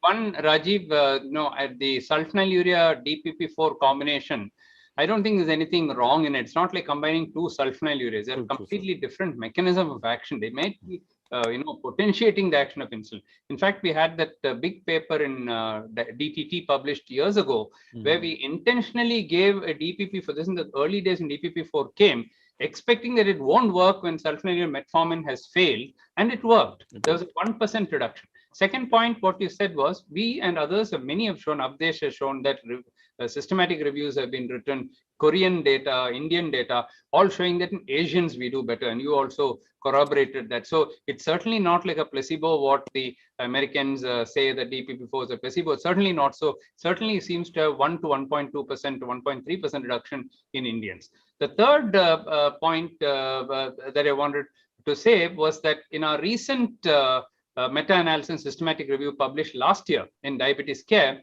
we looked at GLP-1 receptor analogs as well as DPP-4 inhibitors, as well as the SGLT2 inhibitors, Asians versus non-Asians, all the published studies in the world.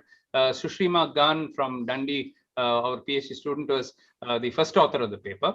And what we showed was that both DPP-4 inhibitors, as well as for the first time SGLT2 inhibitors, having a better effect in Asians. And we couldn't give an exact mechanism of action. We thought it could be a lower BMI. It need not be better beta cell function. They're purely hypothesis.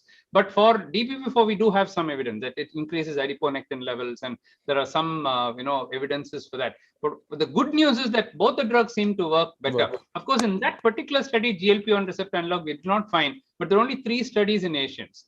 So based on those 3 studies, we cannot conclude. I would think even the GLP-1s probably work better in our population. I think brilliant comment, Mohan. Brilliant comment. I think great.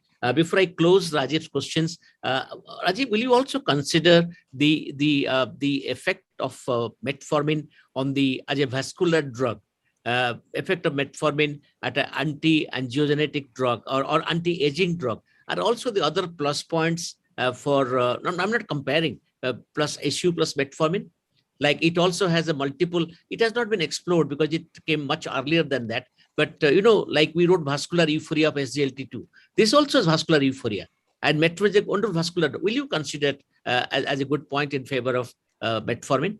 Give it a comparison. Yes, I completely agree with you that both SU and metformin, I think Dr. Arvind spoke about this, it compared it to Amitabh Bachchan. I would say it was Dilip Kumar actually, who lived till 100 years. But most importantly, metformin, there has been a lot of rediscoveries of metformin, and it keeps on getting rediscovered. Now we know pre-diabetes, PCOS, NAFLD, diabetes, arthritis, and as you said, prolonging age. Mild study is undergoing, and we may know that in the elderlies, non-diabetics, we may be using metformin to prolong life. So I think this drug by itself has made us notice it, has raised eyebrows, and also given us a lot of confidence. So I think metformin will remain the gold standard therapy for long, apart from diabetes. Thank you, Rajiv. I'll make it over to Dr. Abhichandran. Comment, if you permit me. Yes, Abhichandran, I'm handing over to you because there are 2 questions for Dr. Jayashree. I also one for her. But before I let Rajiv go away, I would like to share with Rajiv will stay here. It's not that he will go away. So, I would like to share with everyone an important Cochrane database systematic review published in 2019 by Madsen and colleagues. And the authors were maintained that there was inconclusive evidence whether metformin plus SU combination therapy compared with metformin plus every other combination intervention results in better or harm for most patient important outcomes, including mortality, serious adverse events, microvascular complications. But for hypoglycemia, the combination was found to be at par with every other OAD combination with metformin. Very good point. Now take over the questions from Dr. Jayashree. There are 2 questions. Have you read them, Avi? Yeah, I've read them. Yeah, please. I will access my chat box, and I think they are visible. So the first one, madam, is thanking you. Thanks, Jayashree, madam. I would like to know your comment on effect of AGIs on albuminuria. Very interesting question, which is also a surrogate marker of ASCVD. Thank you very much. The blood pressure has been shown to come down very well. And with improving glycemic control and blood pressure control, I would assume that the microalbuminuria comes down. However, I have not been able to specifically find a study which says that it does come down. But all the studies clearly show that definitely blood pressure and sugars come down. Yeah, so thank you. There is the next one. Is it true that with AGIs, there is a continual slow entry of glucose into the bloodstream, interprandial, and thus it may be considered, I'll have to scroll down. It may be considered an anti-hypoglycemic drug. Does it improve the gut microbiome because of its slow uniform glucose absorption? It's a long question, but I think you have covered most of this. Yeah. The gut microbiome, definitely Acarbose data is there, and Dr. Mohan alluded to the study, I'm assuming with Glycos. Very interesting how it's also used as an anti-hypoglycemic agent. I think it's mainly related to the fact that the sort of the glucose spike is blunted. So the insulin spike is also blunted. So the area under the curve, I did not show, but earlier studies have clearly shown that the area under the curve after we use alpha glucosidase inhibitor is much less as compared to, say, a sulfonylurea. So that is why the incidence of hypoglycemia is less. The undigested oligosaccharides in general get delivered to the distal part, to the colon, and they get digested, and mostly it's released as gas, which is one of the reasons for the GI side effects. So I am not sure that, of course, there may be some continued absorption of glucose, but I don't think that is the reason for avoiding hypoglycemia. Good. So next question. One more for you. Yeah. Can it cause iron deficiency anemia in the long run? I don't think that has been described. So the brief answer is no. From my end, I need to learn from you. What is the impact of acarbose on gut hormones? You have already touched upon gut microbiota and hydrogen production, H2 production. And do this matter in its CV protection value? Means do they add to the CV benefits of seen with acarbose? I mean, that's a postulate, but definitely changes in the gut microbiome have been or been looked at with respect to cardiovascular outcomes, but it's all a hypothetical construct at present. One of the 2019 papers alluded to H2 production as being beneficial for the CV outcome, and the other two for aiding weight loss seen with acarbose. Yeah. I think as you said correctly, H2 production has been shown, Jayashree, to be beneficial CVS, but as you said, not much work has been done about it. And the other issue is about the microbiota. This, as Mohan said, Mohan, I'll again invite him to come in a little later, but we have got time up to 54. So we have got few minutes more. So I must tell you that we should also consider the fact that many of the gut hormones which are used in the which alteration we are speaking about are also beneficial for the various types of arthritis. Mohan, you might remember that some of them has used this particular drug, Voglibose, Jayashree, for the not only for diabetes but also diabetes with particular type of arthritis, called CA arthritis. So I think rightly you have said the alteration in the gut microbiota and also the improvement in the gut microbiota. I think for both the points I'll ask Mohan to deal a little later. Before that, a simple question for you, Jayashree, is the answer you have given. The questioner wants to know a very, very simple truth. Can alpha glucose inhibitor be used to prevent pre-diabetes to diabetes? You give the answer, but give a little more clarity on this. You said that. Yes. So the AACE guidelines very clearly say that it can be used. It's considered as a low risk or a very safe drug. So in people with pre-diabetes, it is recommended as an alternative to metformin for people who are not able to tolerate metformin.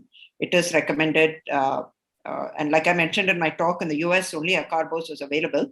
But it comes under the category of drugs which are considered safe and can be used in IGT to prevent the progression to diabetes. Yes. Thank you. And before we have got 1 minute extra, so Mohan, I like to dwell upon this point of gut microbiota and the starch blockers as a whole. And you know, you have original work, and also Mohan Sasank wrote a review with Standl. You remember some time back about this molecule, and also spoke about the gut microbiota alteration. So brief comment. We have 1 minute extra, then 5 minutes for Sasank. Yeah, so I think the data, as was pointed out, is more for acarbose, and there are quite good studies, including some very good Chinese data, because see, it's not used in US, so very rarely, even acarbose is hardly used in US, so very difficult to get US and European studies because they don't find the need for it because the carbohydrate need is not there. Whereas you take any Asian country, take China, take India, take Japan, we all believe in AGA because that is our diet. And so I don't think it's a bias or anything. It's just because our local condition, demands it. So now this Chinese data, actually Linongji's data is very strong data, published in very good journal, showing some changes. The numbers were not huge. They studied some 30-40 people. So we are trying to take up a larger study and look at, because Indian gut microbiota is completely different from in fact, I used to joke that by looking at the poo of a person, you can say whether it's Indian or Danish, because there are other ways of easier ways of doing it, probably cheaper ways of doing it also. But if you give me the poo of an Indian and poo of a Danish, I can tell you who is who, because there is no overlap even. Completely different. The gut micro Indians end there and Danish start there or start after that. So it's so easy. But what we're disappointed in after about 4 or 5 years of research, what is disappointed was that if you took the Indian normal pre-diabetic and diabetic, the separation is not very good. And if you took the Danish normal pre-diabetic and pre-diabetic, again, the separation of those three are not very good. That's what you're expecting. But what clearly came out, Indian is separate and Danish, because our high carbohydrate diet and their, don't have. So our Pravatella and all which you see here is hardly seen there, nothing, zero there. And so we actually, like every other metabolism we are bad in, we have bad gut microbiota also. And that is also, I feel strongly due to the carbohydrate. So now with the carbohydrate getting reduced by the AGIs, it makes sense that it will improve the gut microbiota. So we need data, and Indian data definitely is needed because our gut microbes are different. So hopefully we are just starting the project. Hopefully in a year or so, we'll have that data. All the best, Mohan. I'll pass on to questions for Sasank. We have 5 minutes, Sasank. There are many questions. The question is a little long for you. I don't know why very long questions for you. Don't forget to ask Shashank about the type 1 diabetes and SGLT. Yeah, that's very important. I think I'll start with that. I think a questioner wants to know do you recommend SGLT2 inhibitors, Sasank, in the type 1 diabetes, as it is recommended by NICE guideline, NICE guideline? Sasank, shall I repeat the question again? The questioner wants to know, will you recommend SGLT2 inhibitor for type 1 diabetes mellitus? And he asked to say that he or she, that it is also recommended in the NICE guideline. So NICE may be nice for UK, but not nice for India. Number 2, it is clearly not recommended for type 1 diabetes. Absolutely. And European Union did say that it could be a potential adjuvant, but I think it could have deleterious and serious and disastrous consequences. Because these are the very people, when you add a DAPA-like agent, what happens is the short-acting insulin goes away, the long-acting insulin stays, and the patients slip into euglycemic decay. So you are running the risk of a euglycemic decay here. So whether it is sotagliflozin, dapagliflozin, or even frank decay, I feel that I would say currently my recommendation, that's my personal recommendation, is they should not be attempted in type 1 diabetes at all. They may become standard of care in the future. Currently, the data is not there. I am very clear. I don't know whether Dr. Mohan will agree with me or not, but I am very categorical. One of my own consultants went into type 1. She tried this on top of insulin. She tried this. I have had admissions, sir. I have seen at least in the last 3 years. I'm sure you, Jayashree, all of us have seen. I have seen more than 20 admissions of DKA where type 1s have attempted these agents, reading all these newspaper articles which come, and they have gone into decay and frank decay. Frank decay, in fact, lactic acidosis, everything I have seen. So it's I would say strongly contraindicated. Yours and Mohan's message is very clear. I will go one step further. Even though newspaper published few news long back that some diabetics went into ketoacidosis, they were almost type 1. They are actually LADA cases. So not even in type 1, even the type 1.5 or what we call latent autoimmune diabetes, Mohan and Sasank, am I correct? This drug is not to be used. I think we stop it there. At the period, we'll not discuss it further, did not be given. The second question is a loaded question, but is very long. Sasank, listen it carefully. SGLT2 inhibitors on treatment who was developed renal calculi with hydronephrosis. Do we need to continue the drug provided renal function has mild acute kidney injury? Very clear. There is no need to have an SGLT2 inhibitor on board. You have better drugs available which can take care of it. Yeah, and that same person, another person wants to. Standard of care of treatment. If there is any potential threat of a likelihood of a pyosepsis or a pyelonephritis in a diseased kidney, I would never venture to give a drug. Absolutely correct. It will potentially harm. See, primum non nocere is our Hippocrates oath. First of all, do no harm. So in this case, clearly SGLT2 inhibitor is out. Yeah, I think Sasank, the second question is almost similar. If there is a single kidney and it is functioning well, will you consider giving it? Single kidney, I would again, for a unilateral kidney, I would not have any hesitation giving an SGLT2 inhibitor. Yeah. The normally functioning kidney, there is no issue. Yeah. The other question is very, very significant, Sasank. It's about, you spoke about DARE trial. Now, can we take the DARE trial as a indicator that SGLT2 inhibitors can be used in infections of he doesn't say any type, but most of the infections in type 2 diabetics? Because you showed, you beautifully DARE showed that the results were good. COVID hospitalized patients, but I would not use it, period. Yeah, I think that's the answer. We have got evidence only for the COVID. It, as you rightly showed, it improved. It also improved the cardiorenal. It did improve. It did not improve. It did not. It showed marginal improvement, which did not reach statistical significance, sir. Having said that, though it may be safe to use in hospitalized COVID patients, I would not dare to use it. When I have insulin on board, why will I go into all this? Yeah, exactly. And I stand to be corrected, Sasank. It did show that those who were already started, am I correct, Sasank? Those who were already on dapagliflozin, you did not stop it. That's the message that it gave very clearly. But that also I'm not so sure. In my clinical practice, after DARE trial, nothing has changed. If the patient is on SGLT2 inhibitor and gets COVID and gets into hospital, you change insulin. Yeah, I think. There are reasons for that. There are a lot of other things related to hydration, likelihood of susceptibility of infections, likelihood of a renal injury. So, and I'm not going to get a cardiorenal benefit in those 2 weeks or 3 weeks. See, COVID is an acute situation of 2 to 3 weeks. In an acute situation of 2 to 3 weeks, I'm not going to get that compelling evidence. I think there are one more question, Sasank, for you. The questioner wants to know very simply that your comments on the DAPA, on the preserved ejection fraction, HFpF, and also what has changed after the DAPA kidney? So I think nothing has changed. We are expanding the indications in nephrologists and cardiologists. See, now what is happening is formally these were endocrine drugs. Then cardiologists claim to be their drug. And after DAPA kidney, they say, the nephrologists say that these are our drugs. Yeah. All which has happened.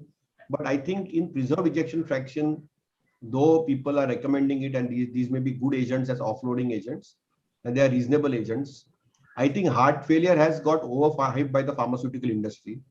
It is as if heart failure did not exist before 2015 or 2018. So I think, take it with a little pinch of salt. Okay. Last 20 years, we never talked of heart failure. It's only because of these drugs we started talking of heart failure. Yes, it is an important problem. It should be recognized. But everything is HHF. It's hospitalization of heart failure. Yeah. Okay. Yeah. Not occurred heart failure per se. Absolutely. And also one more thing is heart failure has got better recognition and we are recognizing it better. But it cannot be compared to a MACE event of acute coronary syndrome. So, I think we have overhyped it. So let's be very transparent. Though I know this is a pharmaceutical thing, we should be very transparent when it comes to clinical care that we need to see the recognition what happened because of all these CMEs. The patients are being looked after better. But I think, a de novo patient walking to a clinic, at least we do an echocardiogram, we do a pro, NT, BNP, etc. It's better. But should it be done? I don't know. Should it be a standard of care? I don't know. But we are recognizing heart failure earlier and maybe we have a treatment option which may potentially save you from a HHF earlier. That's all. Yeah.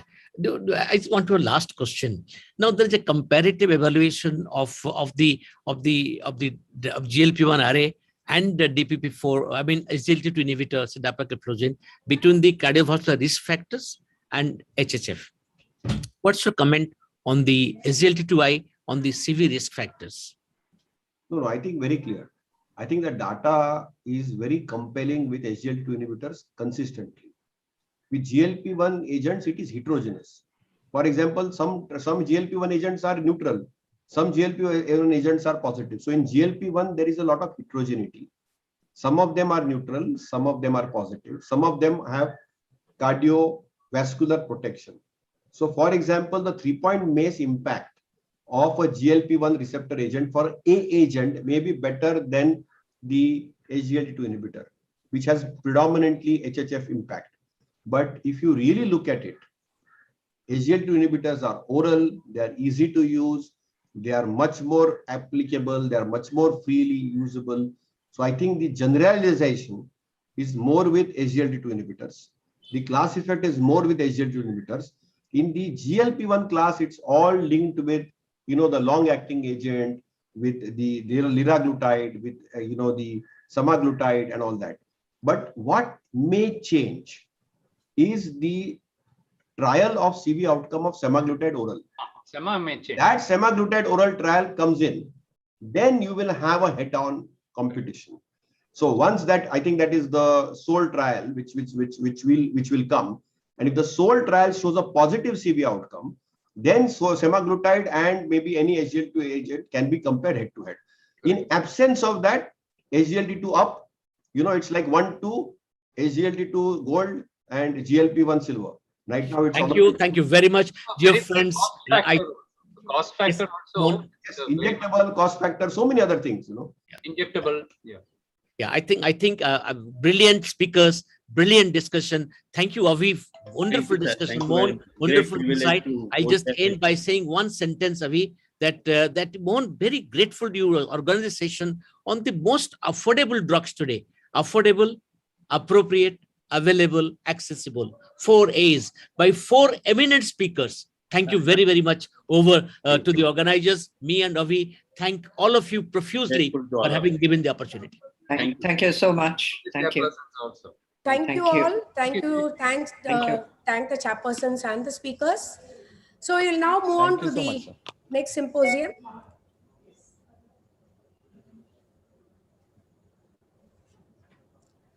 So the next symposium is on taking cues from Indian realities for insulin initiation.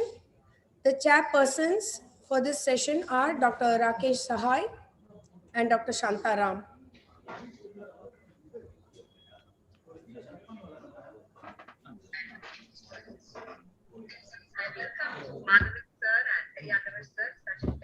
So Dr. Rakesh Sahai is, I'm introducing and welcoming Dr. Rakesh Sahai. He's a professor head Department of Endocrinology, Osmania. Madhavan, I also just wanted to welcome you and Dr. Periyandavar and Dr. Sheila Sheikh and Dr. Shashank Joshi and Dr. Tiny Nair. This is going to be a great symposium, and over to both of you. Thank you. Thank you very much. He is a consultant endocrinologist of Sahai's Endocrine and Diabetes Center and Aster Prima Hospital, Hyderabad. He is also the President-elect Endocrine Society of India and the Vice President, South Asian Federation of Endocrine Societies. He serves as the Associate Editor at the Indian Journal of Endocrinology and Metabolism.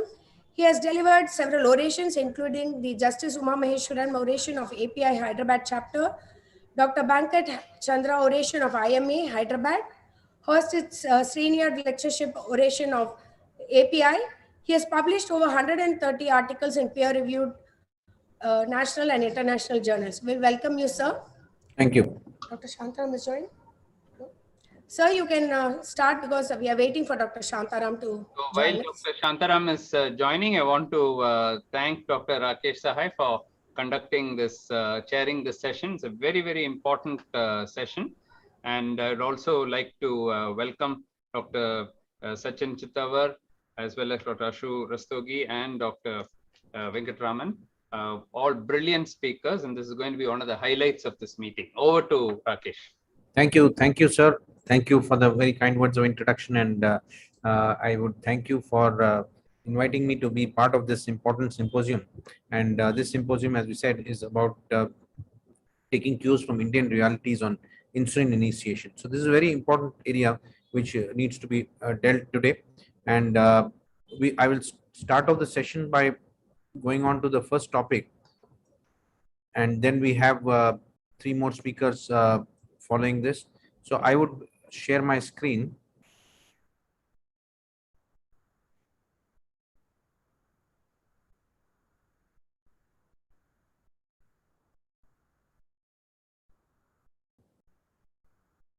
Yeah, so I would be giving an introduction to this symposium, to this important symposium, by discussing about the insulin, which is 100 years old today, and it's been a gift of life for people with diabetes. So before I initiate, I would just like to give the disclosure that this session is sponsored by Novo Nordisk, and I have no actual potential conflict of interest in relation to this product presentation.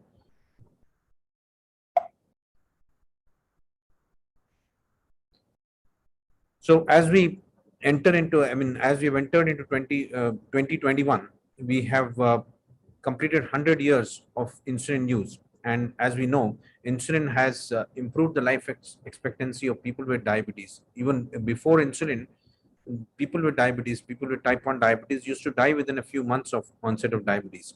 And the only treatment that was available was to put them on a very strict diet with minimal carbohydrate intake, and the patients used to die of starvation itself. And this used to be survival of only a few months. And as you can see here, the picture of one of the child with type 1 diabetes, and that was how their fate was before the discovery of insulin. And now the discovery of insulin has actually made a huge difference.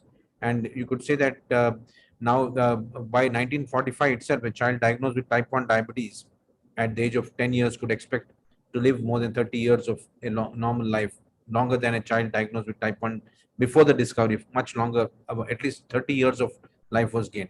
And today you could say that this could be even expanded even beyond that. We could see people with type 1 diabetes, children with type 1 diabetes, going beyond that and living a healthy life for at least 50 to 60 years. So the life expectancy, as you can see here, is shown in the chart on the right side, which we can see that how it has dramatically changed after the discovery of insulin, from what was in 1913 to what was 1945, and now in 2015, we could say the current expectancy, life expectancy with the type 1 diabetes is much better than what we have seen before the advent of insulin. So insulin has clearly made a very significant difference to the life of people with type 1 diabetes, not only to people with type 1 diabetes, but also to people with type 2 diabetes also. And if you just look back at what went on in the discovery of insulin, all of you are aware of it. But I think the most cherished moment was when Banting and Best received the Nobel Prize for insulin, and they shared it with Collip and MacLeod, and all this made a big difference, huge difference to the life of people with type 1 diabetes. And as you can see, there's been a long journey for insulin after its discovery in 1921, when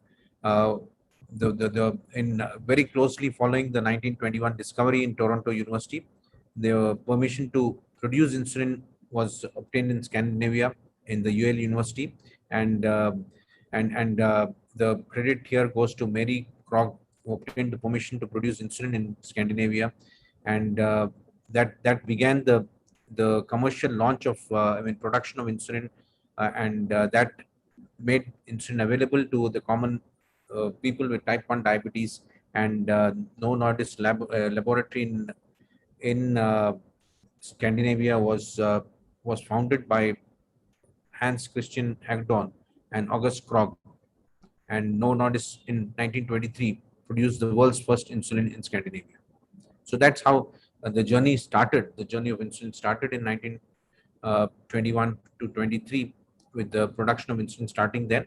And since then, there has been a huge number of discoveries, changes that have happened over the course of over the years. And as we know, that in 1926, first crystallized insulin was produced by Abel, and in 1935, the first X-ray photograph of insulin crystal was available by Hodgkin. And in 1936, so here the important, the issue was that insulin was available, only the regular insulin was available, and it had to be injected many times a day. So the quest at that time was to produce a longer acting insulin which could work for a longer period of time and could be injected lesser number of times. And that quest was in 1936, it led to the production of glutamine zinc insulin, and by Scott and Fisher, and Higdon produced the protamine insulin. And later in 1938, Umber et al. Produced the Surfen insulin. And in 1939, closely following that, Born and Riener produced the globin insulin. So these were all efforts to prolong the duration of action of insulin. And towards that end, we also had this isophane insulin produced by Kreabel and Rosenberg. And later in 1951, we had the Lenti insulin. Lenti insulin was very popular for a long period of time, after which it has been replaced by the isophane insulin or the protamine NPH insulin, which we are all familiar with now today. And then we had in 1959, we had the biphasic insulins or the mixed insulins, which had both the regular component and the longer acting component or the intermediate acting component, as we are very familiar with the premixed insulins today. So this was introduced in 1959.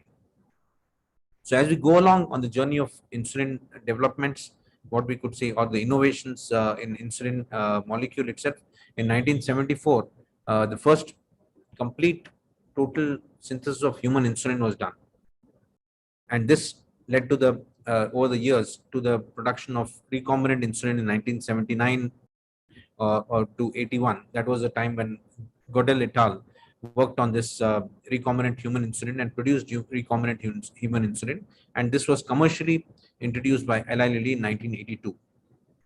And later, with the introduction of the human insulins, the animal insulins were gradually phased out, as all of us know that, over the next 2 decades after the first introduction of recombinant human insulin.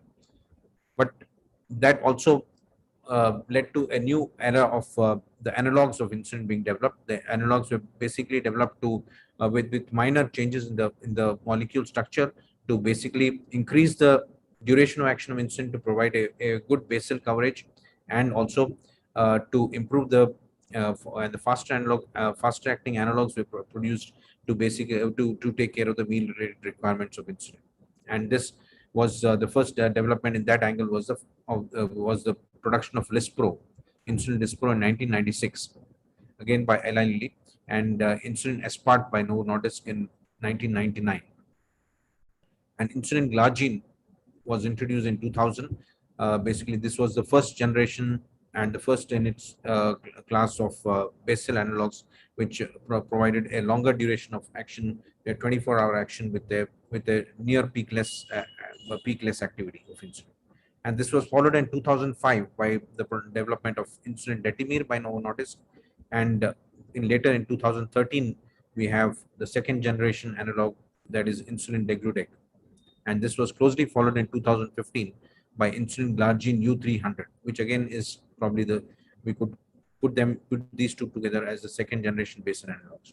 And then we now have the second generation of faster acting analogs, that is the insulin faster Aspart, that is the Fiasp, and we also have the ultra rapid Lispro, which is very recently introduced.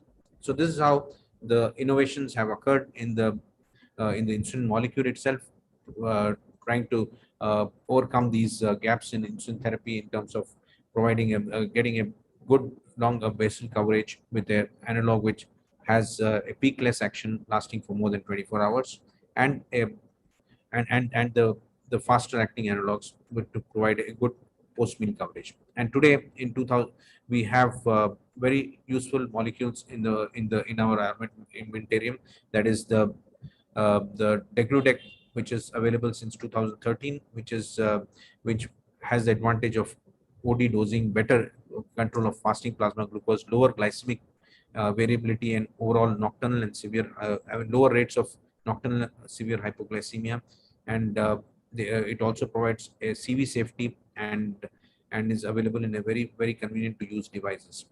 And we also have a good development in the space of premixed insulins, and that is in the form of a co-formulation of Degludec with aspart, that is called the iDegasp, and that provides convenience of having a single injection for providing the basal insulin, and also having a meal rated coverage provided by the aspart.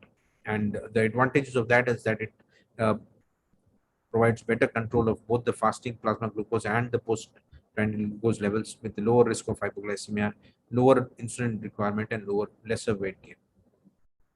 And recently we had the U300 of glargine also launched as a second generation basal analog, which again provides a lower glycemic variability and than insulin U100 glargine, and lesser nocturnal hypoglycemia as compared to U100 glargine. And we also have the faster acting insulin aspart, which is twice as fast in onset as compared to aspart itself, which has 74% greater glucose lowering effect within the first 30 minutes. So Fiasp is now used in most of the scenarios where aspart would be used, and it is also I would conclude by saying that in our quest for better insulins, we have come a long way since 1921. Though we have more physiological analog insulins available with better safety, convenience, and efficacy, the adoption of these is still not as high as it should be, and some of the there are probably some misconceptions which prevent the use of these second generation based analogs. But I feel that more important is the price of these analogs, which probably is a limiting factor for the wider usage. Timely insulin initiation improves the outcomes of patients, and brings about a great improvement in the lives of patients with type 2 diabetes. So there is a need for timely insulin initiation in most of our patients. Thank you. Thank you, sir. Dr. Shantaram has joined us. Yeah. So I'll just introduce him. Welcome, Dr. Shantaram. He is one of the chairperson for this session, and he is a senior consultant diabetologist, Apollo Clinic, Sugar Clinic, Chennai, and a former vice chancellor of the Tamil Nadu Dr. MGR Medical University. He's a former director and professor of Institute of Diabetology, Stanley Medical College, Chennai. He has more than 20 years of experience in teaching diabetology for postgraduate students. He is a faculty for various certificate courses in diabetes management conducted by PHF and Tamil Nadu government for doctors and paramedical workers. He is a recipient of several distinguished awards, including the Best Teacher Award from the Tamil Nadu Dr. MGR Medical University and the Best Doctor Award from Government General Hospital and Madras Medical College. We welcome you, sir. Welcome, Shantaram, sir. Thank you. Thank you. Thank you. Okay, so that Sorry, I joined a little bit late because of some problem in No the problem. connection. No problem. Please. Welcome, It's a sir. pleasure to be. I would just like to inform that Dr. Sachin will be joining us soon. Can we request Dr. Ashu Rastogi, sir, to the chairpersons, please? Can I introduce him? Yes, sir, please. Yeah.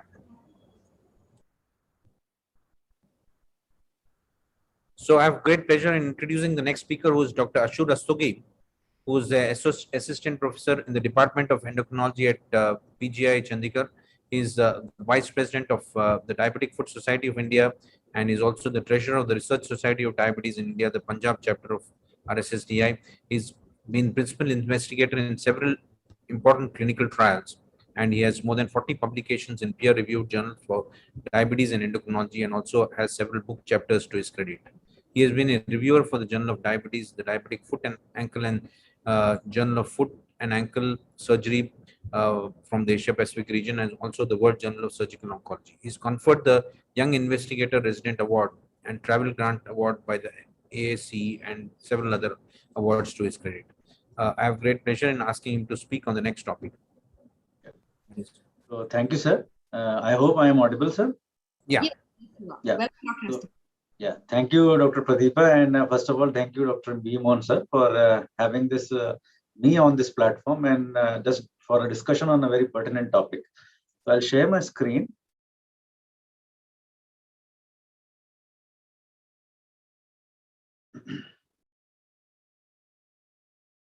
I hope my screen is visible.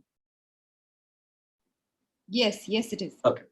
So I'll be speaking upon a very pertinent topic in for the life of any patient with diabetes, but also for which is seen in a life of every diabetologist or a physician who take care of the patients with diabetes, and that is about something inertia, and that is a therapeutic inertia for initiating insulin or maybe optimizing the insulin therapy.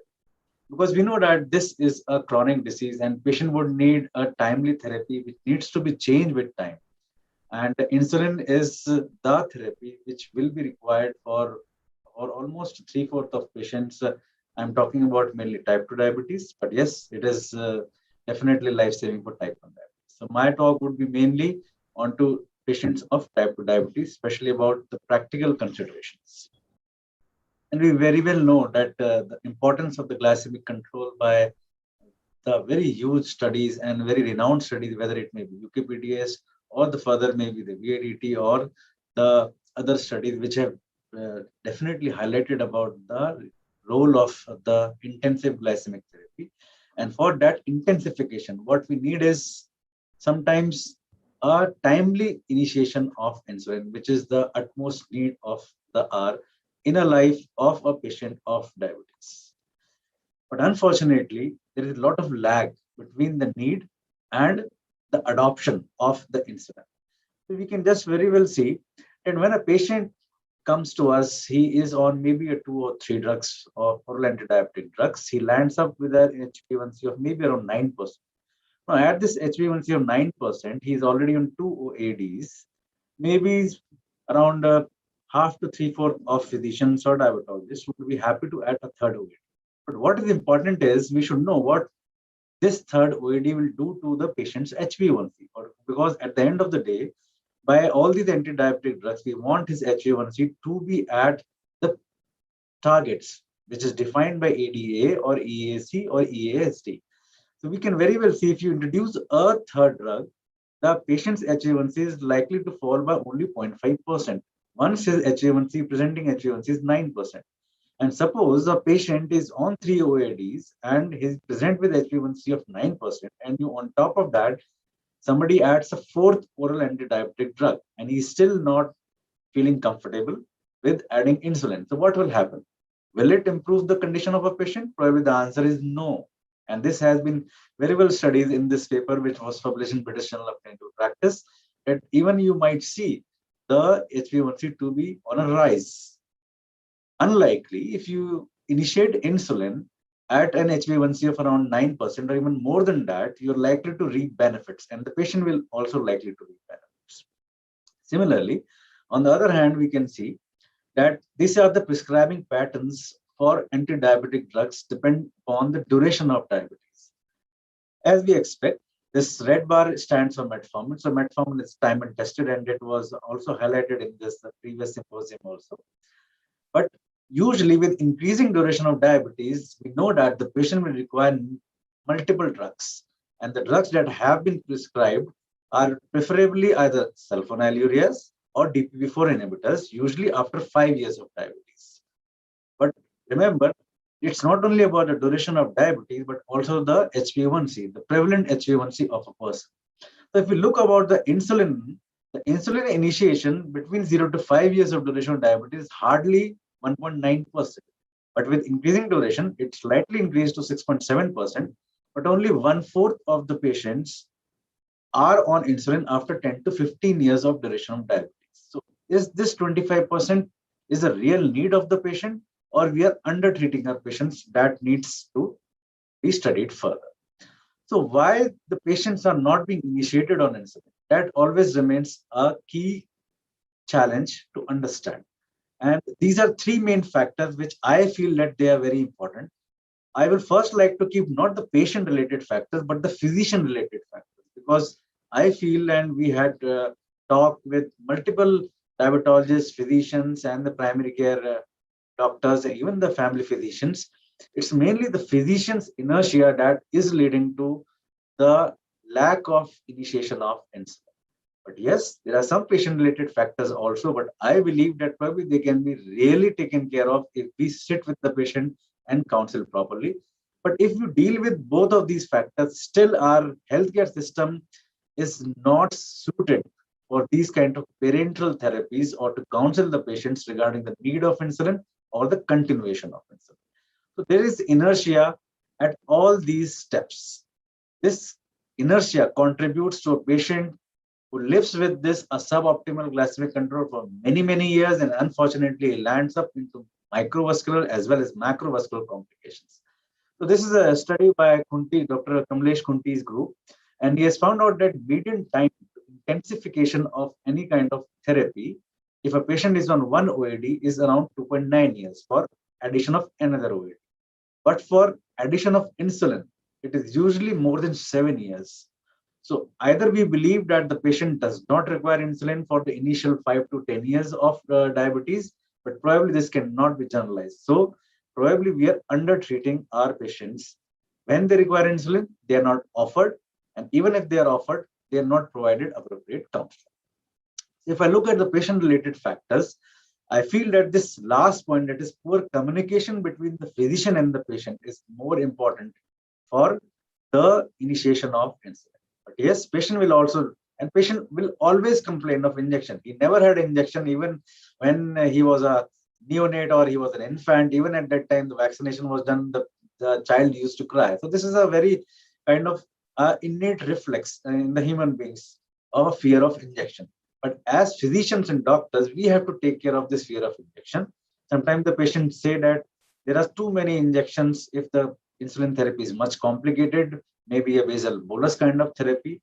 And another important factor is most of the time when we say patient that you need insulin, the answer comes, doctor, please don't give me insulin because I think that this will be the last stage and I'm going to die after that. So insulin is the last resort. I don't want that. Some intelligent patients might say that I may weight gain. I'm very active and I don't want to have weight gain. And definitely few of the patients also fear of hypoglycemia. But all these can be taken care of by a proper patient communication with the patients. Regarding the physician's inertia, it is, I feel that underestimation of the patient's need is the primary concern. Either the physician don't understand that what is the kind of insulin therapy that need to be prescribed to a patient, considering his daily activities, considering his lifestyle patterns, considering his meal patterns. And sometimes doctors are underconfident in starting these kind of insulins. Probably they have not been trained for that, especially in the post-graduations, but they need to be more confident regarding that. And concerns over adherence. Doctor feels that if I give him insulin, he will not turn back to my clinic, but this will harm the patients. And most importantly, most of the time, it hardly doctor sees and prescribes the medicines and just take 3 to 5 minutes for a single patient in these UPDs. So it is time constraint and resource constraint is also a concern, but this can be definitely taken care by a proper dealing of all these patients who require insulin. But unfortunately, our healthcare system also doesn't support it. Maybe it is because of the resource constraint.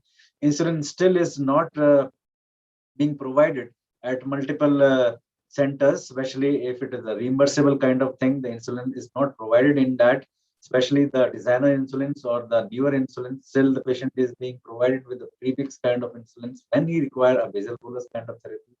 And unfortunately, still in India, we don't have any patient outreach to understand what kind of the feeling he has after being prescribed insulin, whether he has hypoglycemias, whether he is facing some difficulties in injection or injection site, some kind of abnormalities. So, and to plan the future visits of these patients, which can be more frequent, because we know that once the patient is offered insulin, he might require more frequent physician and the patient interaction, and also the more frequent visit But unfortunately, our healthcare is not tuned for that because of, again, the huge number of patients that we see. So once the patient is given insulin, we ask, or the healthcare system is like that the patient will be required to be called again after 3 months, but it might be too late. So these are some small points, and these are really a therapeutic inertia which needs to be taken care of. And how they can be taken care of? One is the fear of injection. So fear of injection, I feel that can be easily dealt with if we tell them that this is not a big needle. This is a very small needle, and which can be easily placed over a simple pen, a pen with, like you write on we write on the prescription with it. These pens are like that. Over that, just you place a needle which are very small and fine, that can be easily dealt with. And most of these patients must be using some kind of needles for doing their blood glucose, by mainly the capillary glucose. So these injection needles are much thinner as compared to even that needle which is used for pricking during SMBGs. So we have to sit with the patient and address his concerns. And most importantly, if we can demonstrate, and we should demonstrate with how to put the needle over the pen and then how to inject it, it definitely instills confidence in the mind of a patient. Moreover, sometimes we have to very frequently understand the patient's lifestyle pattern and what is his routine to give more flexibility for him. Because sometimes the patient say, doctor, I might not be able to take insulin at this time, therefore I don't want insulin. So if we have some newer insulins, especially the analogs, which have some flexibility regarding the time, they would be more simple to use and convenience. And if we can give a kind of insulin which can be given once a day rather than maybe twice a day or thrice a day or four times a day, then it will be much easier, especially with the pen devices, which are known to improve the adherence to these insulin regimens and also reduce complexity of the treatment. Regarding the fear of weight gain, which is again a concern with insulins, we again have to counsel the patients. Yes, the weight gain is real, but it can be easily dealt with if the patient is willing to intensify his lifestyle modification. The patient's weight gain can be minimized with an advantage of improved glycemic control. Moreover, we might give drugs which are weight neutral or which can cause weight loss instead of continuing on therapies which causes weight gain. So it is advisable if the sulfonylurea dose might be reduced, not only because of the hypoglycemia, but also because of the weight gain, or they might be discontinued. And especially there are novel insulin formulations which are associated with lesser weight gain than the conventional ones, which would be preferred if the patient fears of weight gain or if the patient is obese. And fear of hypoglycemia is the worst fear in the minds of the patient, but again, they can be tackled, especially with the near insulins. If we deal with the insulin and the meal mismatch, which occurs, which is predominantly responsible for causing hypoglycemias, they can be, with the proper prescription and the proper counseling of the patient, they can be handled. Especially novel insulin formulations have been shown to reduce the overall hypoglycemias, and especially with the new CGMS systems, the time below range have been found to be reduced with novel insulin formulation. So if I put all these factors, maybe the patient-related factors, the physician-related factors, and also the healthcare-related factors, what the potential solution lies with we being more patient with our patients, addressing their injection concerns, patiently giving time to them, and actually demonstrating the injection process. Also, telling them the benefits of insulin. We know the benefits of insulin, but the patient need to be told and counseled and convinced regarding the benefits of insulin. May be in a very cordial and a very communicative kind of atmosphere, which definitely helps in almost 3/4 to even 90% of patients in improving adherence to the insulin therapy. So this is the second part of my presentation, and I am especially trying to highlight IDIS because this definitely helps in improving the adherence of a patient to insulin. It reduces the complexity of the insulin regimen because most of the time it is used as a once daily kind of insulin. It is found to be safe with the reduced episodes of hypoglycemia, and it's quite simple, which has a very flexible kind of approach for the injection of insulin. So let me highlight a simple case. This was a 54-year-old gentleman, Mr. Balbir, who was working in a bank. he had an 8-year history of diabetes. So the diabetes duration is very pertinent in this case. He had some complications of diabetes, like he was complaining of burning pain and numbness of foot. So he was having DSPN or diabetic peripheral neuropathy. He had been diagnosed with diabetes and hypertension 5 years back, and he was on antihypertensive drugs of amlodipine and telmisartan. For his diabetes, he was on sitagliptin and metformin combination, and also diclazide, sulfonylureas, and atorvastatin. He was obese as per Indian and or Southeast Asian cutoffs of BMI of 27 kgs per meter square, with an A1C which was far higher as compared to all current guidelines. A1C was 9.6%, with fasting very high of 220 milligrams per deciliter and postprandial blood glucose of 310. So for every practicing diabetologist, one can see that this is poorly controlled diabetes. And he was also having diabetic retinopathy. And that is very important concern if we are prescribing some kind of insulin. So we need to be very sure whether the patient will be able to take insulin and titrate insulin himself. He had mainly a carbohydrate-rich meals as expected by a typical Indian patient. He had a very busy lifestyle and sometimes a very erratic pattern, maybe because of his meetings being in the bank.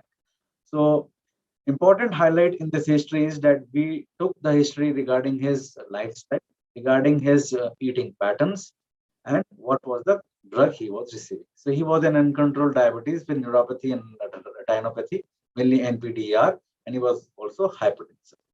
So the question is, does he actually need insulin at this time? In my mind, there is no doubt that he needs insulin because his A1C is 9.6. If we look at even the ACE guidelines, they would recommend the insulin therapy right away in this patient who already had an 8 years duration of diabetes.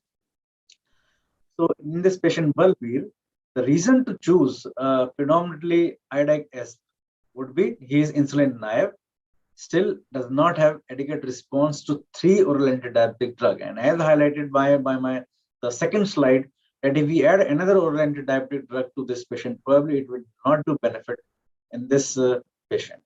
He had complications and comorbidities. He is on a high carbohydrate diet and he was not ready to, definitely we cannot ask the patient to entirely change his eating practices. And he had a very high postprandial blood glucose. So he also need to be taken care of with a postprandial blood glucose component with maybe some kind of pre-meal, maybe anti-diabetic drug or insulin. And he needs total and tight glycemic control to improve the overall outcomes in this patient. So once you are planning to start IDAC-S, the first question is what should be the starting dose? His BMI was 27. Second, at what time of the day, if at all, the insulin need to be started, it should be administered. It should take care of the patient's lifestyle and also the patient meal pattern once you are pinpointing that at what time it should be started. What does the major meal means whenever you are planning insulin, especially at IDAC-S? Which device to choose for injecting insulins, whether it may be just by a needle or a simple syringes or by a pen needle, how to inject and how to adjust the dose. Let's see. So IDAC-S starting dose, usually it is recommended to start with a dose of around 0.1 to 0.15 units per kg per day. So it was started with the unit dose of 10 units per day and predominantly started with once daily dose just before the major meals or the main meals. I'll describe in the next slide what should be the major meal. And then subsequently, we can do the dosage adjustment based upon the fasting glucose because it has predominantly the basal component also and the bolus component. So the major meal is an important concern. Again, we need to talk to the patient. Patient might say that I eat a lot, maybe in lunch, but we have to take care not only about the quantity, but also the quality of carbohydrates the patient is consuming through the food matter. So suppose a patient has a pizza, has a chicken biryani in maybe evening and a fish curry at the night. So he might say, I take a lot of fish curry, but do you want to give insulin probably at the night or meal C? We'll just see in this. So if a patient is having a fish curry, the overall carbohydrate content is only 6 grams hardly, as compared to in per 210 gram of this fish curry. If he eats a biryani, again, the weight of the biryani is 200 gram. The carbohydrate content is 31 gram. But suppose he eats a similar weight of pizza, the carbohydrate content is very high. So I will always choose the major meal on the basis of the carbohydrate content. So I like to give this iodine before the pizza and not the fish curry. So look always at the plate. Largest meal would be largest amount of carbohydrate which is in the meal. Maybe the bread, the rice, the potato, or the sweets. And therefore, the understanding the patient meal pattern is very important before giving insulin prior to the meal. So what kind of device you would like to choose? It can be a flex touch or even the pen device. And both of these devices are quite good. This flex touch is basically a pre-filled insulin pen with no push button extension. And it has a very good accuracy of even 1 units with very low dose force, and it is accurate and consistent dosing is there. And this Novo pen can be used for many years. It has a cartridge which can be definitely changed, and it has a very easy dose adjustment, and it can even be visualized by a patient who is having NPDR. And because the letters or these numbers are quite easy to read the dosing scale. So this is how we just dial and turn the dose selector.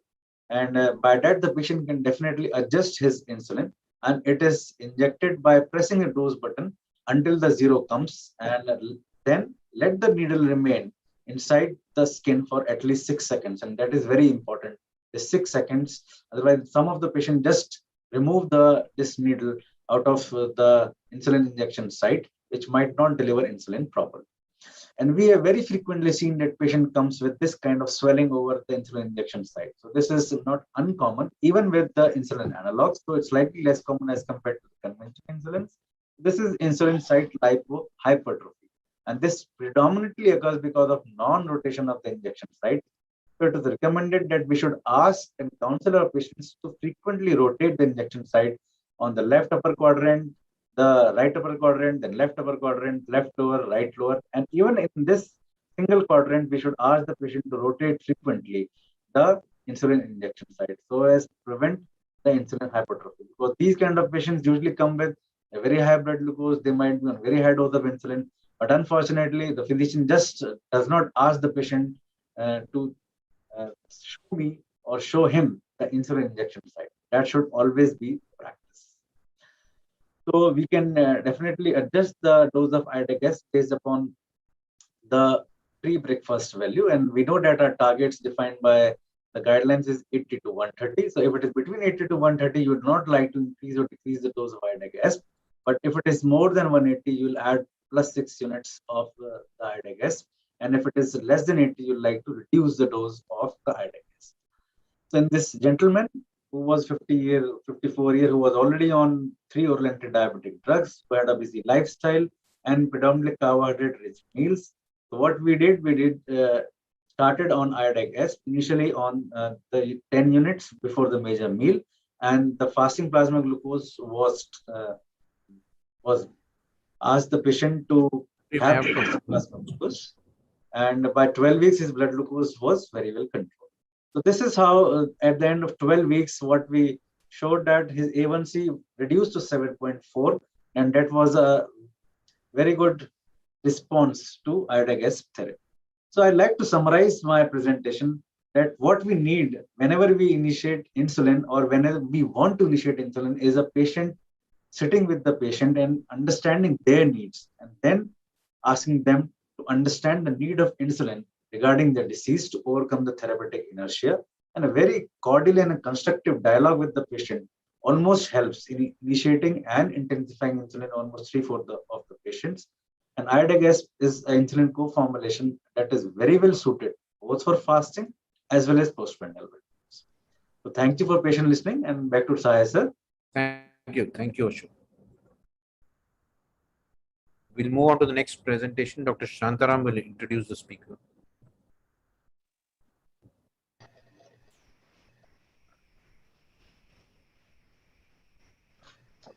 Very good morning to all of you. It's a pleasure to be a part of Dr. Morgan's International Diabetes Update, and thank Dr. Morgan and the organizing team for this opportunity. We are in the midst of an interesting session on taking cues from the Indian perspective on the insulin initiation. And we have listened to the amazing journey of insulin in the last 100 years from R.K. Sagai and the discordance between innovation and adoption from Ashok. Now we move on to the next speaker, Sachin Chitawar, who will tell us how Indians are different from others when it comes to insulin initiation and the reasons for it. Dr. Sachin Chitawar is a director and endocrinologist, Harmony Super Speciality Clinic, formerly associate professor of medicine at Gandhi Medical College. His areas of interest include diabetes, obesity, and thyroid. He is a recipient of various prestigious awards like A.V. Gandhi Award, Rising Star Award, and has published over 30 articles in the peer-reviewed journals. He has been a course coordinator for various PHF educational programs and a faculty in various.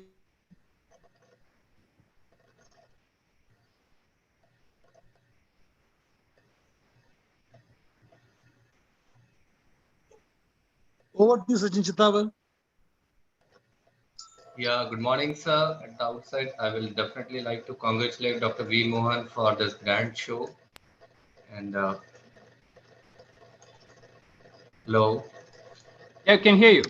We can hear you. We can't see you, but There's a little bit some. Sir, your video, please. Can you switch on your video? Yeah. And share this. Yeah, let me share the slides first.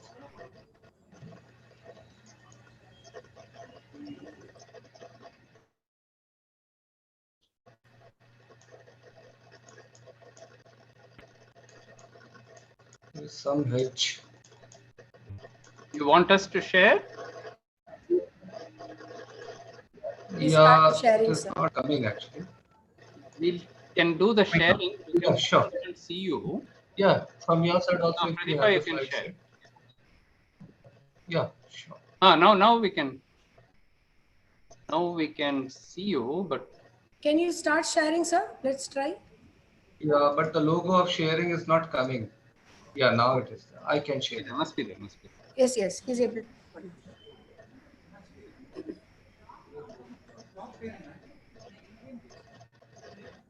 Yeah. it's coming up.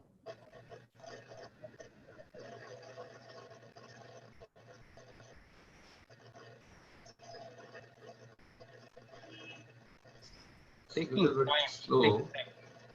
Yeah. Yeah, it's come. It's come. There now. Full screen. Yeah. Sorry for the little bit initial hitches. First of all, I would like to congratulate Dr. V. Mohan sir for a grand show.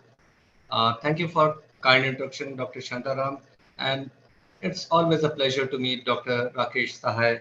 I think we are meeting after 2 years, 2 long years. This COVID has actually led to this kind of late meetings. And Ashu has given us a very good lecture, and both of us are contemporary. We joined together at PGH Chandigarh. Later on, I went to AIMS. So he went for a very good way, the way he presented with respect to the initiation part. So I've been given the task to talk about the Indian patient-centric approach to insulin initiation and taking cues from the realities. So to disclose, I've was commercially supported by Novo Nordics for this promotional meeting in turn for providing a service. So my disclosures are there. So the burden of diabetes, should we be worried during current times? Because this current times, we again, during the COVID time, diabetes is like one of the major issues which we are struggling. And this slide is little bit different what we always used to have in all conferences. 1 out of 18 adults have diabetes, and greater than 57% of people with diabetes are undiagnosed. That is amounting to 44 million. And 2,768 deaths every day. This is something alarming. If they have, I will definitely say that the way they have separated in this paper, it is really making it very clear. So all this in a population that has relatively earlier type 2 diabetes for onset and higher insulin resistance, greater insulin secretory defect, and compared to their Western counterparts. This is the way Indian diabetics are different, and see the morbidity. And so the burden of diabetes in India, 4 in 5 people with diabetes are uncontrolled. 19.7% people, they hardly achieve HbA1c less than 7%. So that is something alarming. The rest of the 80%. And the other way paper is talking about the data is 23.4%. So this IDCI slide is making it very clear. HbA1c around 8.48%, fasting around 176, PP on 251. So only 22% of people with diabetes have HbA1c less than 7%. That is something quite alarming in this modern era, and over the top of it when we are having this epidemic of COVID-19. So this paper is talking about the prevalence of diabetes and hypertension and their associated risk factors for poor outcome in COVID-19 patients. So persons with diabetes have 50% as likely to have severe COVID-19 infection, we all know, nearly twice as likely to end up with ICU admissions, and almost thrice as likely to succumb to the disease. So that is something which needs to be addressed, and we are the ones as diabetologists to take care of it nicely. For even if there is a third wave, then this is the right time to get prepared for it. Worst pre-COVID-19 glucose control indicates, this is just talking about having diabetes before COVID-19, and that too an uncontrolled diabetes. And it's talking about the higher risk of severe course of infection. See, the risk of severe COVID-19 was higher in people with high pre-infected HbA1c, and this is making it very clear. And relative risk of developing severe COVID-19, which HbA1c targets as compared to baseline. See, this is the difference. And when the HbA1c is reduced by 1%, the risk of developing severe COVID-19 is reduced by 21%. So this is something quite alarming also, or rather to say, it is something which is towards the positive side. If we control HbA1c, this will reduce the mortality, and that too to a significant extent. So this is the slide is clearly mentioning regarding the reduction in HbA1c when you start a molecule like GNP, DP4, or the rest of the molecules in the armamentarium as compared to insulin. And definitely the most powerful tool to reduce HbA1c and to bring down the sugars to normal is insulin. And insulin offers maximum glycemic efficacy. This is something which cannot be challenged. So the conundrum of type 2 diabetes management in India, how is it different? In what way we are facing this problem over the top of an epidemic or pandemic? So let's see, the key realities of managing diabetes in India is factors that can impact the choice of therapy for insulinization. Because as Ashu has rightly was mentioning about the high carbohydrate diet, and he nicely showed out about sequencing how to select the largest meal, and that too with the carbohydrate content. That is very important. And high PPG levels are again an issue in India, and patients are uncontrolled on multiple OADs because they don't want prick, and that is the major barrier. And he has nicely told us how to initiate it, and need for the simplicity and convenience. So these are the issues which are to be dealt with. So this high carbohydrate diet is common Indian reality, and we cannot say this is something. See the east, west, north, south, and central India, and the carbohydrate, proteins, and fat content predominantly. The factor which is topping all chart is carbohydrate, and 61 to 70% of energy intake in Indians is through carbohydrate present in the diet. So unlike Western population, postprandial should be controlled at all levels of HbA1c in Asians. This is little bit deviation from the Monier et al. Basically the famous trial which were actually pointed out towards the postprandial control, and which said that as the lower HbA1c level, the portion of HbA1c which is determined is more by the postprandial glucose. But the Indian data, the Asian picture is altogether different. We have a higher contribution of PPG at lower HbA1c levels, severe to Caucasian, but significant contribution from PPG even at higher HbA1c level. This is where the difference between the Monier's data and the Asian data is. So we need to hit both at a very start of treatment. Does initiating with basal insulin serve the purpose for total control? See the Asian data. Can once daily basal insulin will help be suitable in case of high carbohydrate diet? As Ashu was rightly talking about the postprandial excursion and the basal plus concept. Definitely, we are the ones who have a high carbohydrate diet. So we need to have a prandial support also. And does it offer direct control of postprandial blood glucose? No, to some extent it does.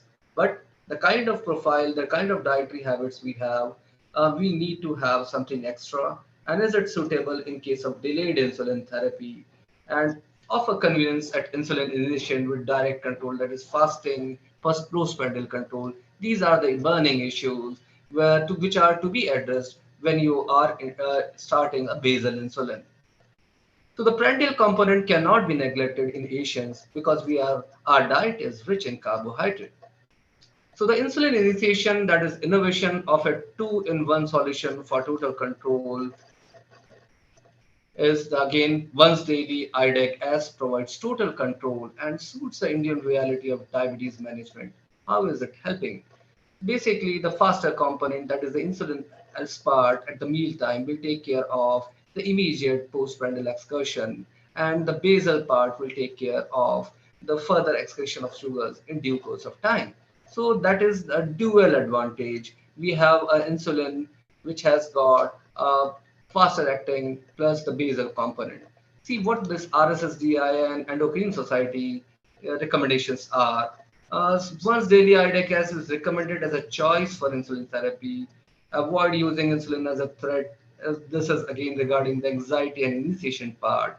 So insulin therapy should be considered in all patients failing to achieve glycemic targets on 3 oral agents. These days, we go for one agent, second agent, third, fourth, fifth. So there are so many things. Multiple OAD therapy is something which is in a fashion today. And we need to give prime importance to glycemic control. And that is something where the role of once daily IDEC-S comes in. So comparison of once daily IDEC-S with once daily iGLAR U100. So Glagin 100, which insulin to choose when patients are uncontrolled on OADs? This is again a beautiful trial of 26 weeks involving around 300 patients. And one arm had IDEC-S plus OAD, and the other arm had Glagin plus, that is U100 plus OAD. So see the difference between the HbA1c as so the superiority of IDEC-S as compared to once daily Glagin, because it has got one prandial shorter acting insulin also. So that is clearly visible. When it comes to fasting control, it is comparable. That was something which was expected. So similar fasting control with 70% basal component and superior HbA1c reduction. This is the additional advantage. This molecule 1+2, that is having the 2 insulin in one molecule, that is something is beneficial. And once daily IDEC-S persuades this Glagin and this self-monitoring of blood glucose data shows significantly better PPG control after major meal. So that is something which is expected because of the shorter acting molecule, and it is by 57 milligram per deciliter. And when it comes to hypoglycemia, we are all worried about hypoglycemia because of its adverse outcome, lower risk of hypos, that is it is lowered by 27%. So evidence from IDEC-S, this is the real world data, insulin initiation in OAD failure patients with type 2 diabetes. Can IDEC-S write a new script for the subcontinent? Let's see. So the insulin initiation in OAD failure patients with type 2 diabetes, see this, what the data is showing, the change in HbA1c levels and the percentage change in HbA1c.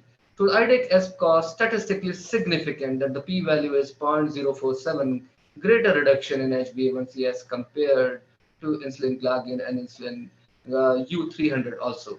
So that is the advantage which this molecule is offering us in clinical practice also. It's a real world data. So I'm talking about the clinical practice, and significantly better fasting reduction with IDEC-S and iGLAR U100 compared to iGLAR U300. This is something which may generate some controversies, but as per the study, it is coming like that. and significantly better PPG reduction with IDEC as compared to IGLAR, U100 and U300. So this is clearly the molecule scores NIS over the rest of the two molecules when it comes to fasting and postprandial control.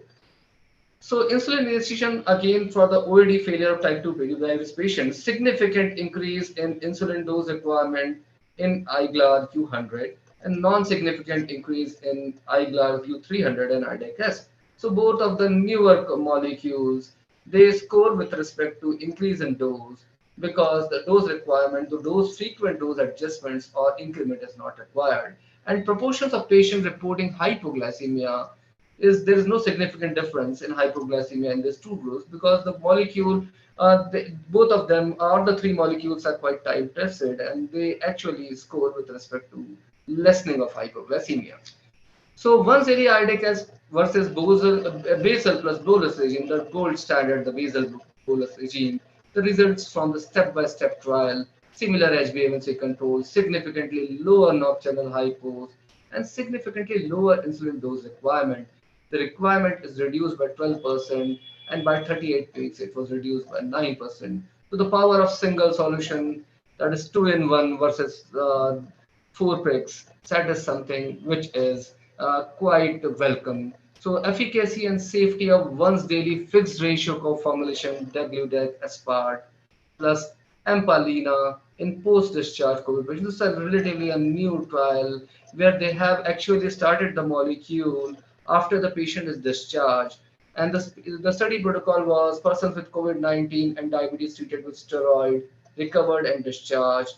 And these were somewhere around about 70 patients. And 14 days post-discharge, majority of the patients were discharged on basal bolus and had poor glycemic control. 100% of the patients failed to achieve glycemic target on day 14 post-discharge. They were switched to once daily IDEC with empal-bina combination plus 1 gram of metformin. And at the end of 13 weeks, HbA1c reduction, that is C6.85 plus minus 0.54, that is quite promising. FBG reduction was there, and PPG reduction was also there, and it was 154 plus minus 27. So in all respects, fasting, postprandial, and HbA1c, the initiation of once daily IDEC over the top of empalina combination and 1 gram of metformin did good for the post-COVID patients who were discharged. To sort of summarize, uncontrolled diabetes leads to severe COVID-19 resulting in higher ICU admissions, increased morbidity and mortality. Hence, it's important to ensure good glycemic control in people with type 2 diabetes. In tune with the Indian reality of diabetes management, IDEC is a prudent choice for insulin initiation as it offers total control and can help achieve glycemic goals with safety. And post-discharge after COVID-19 management, this was a new trial.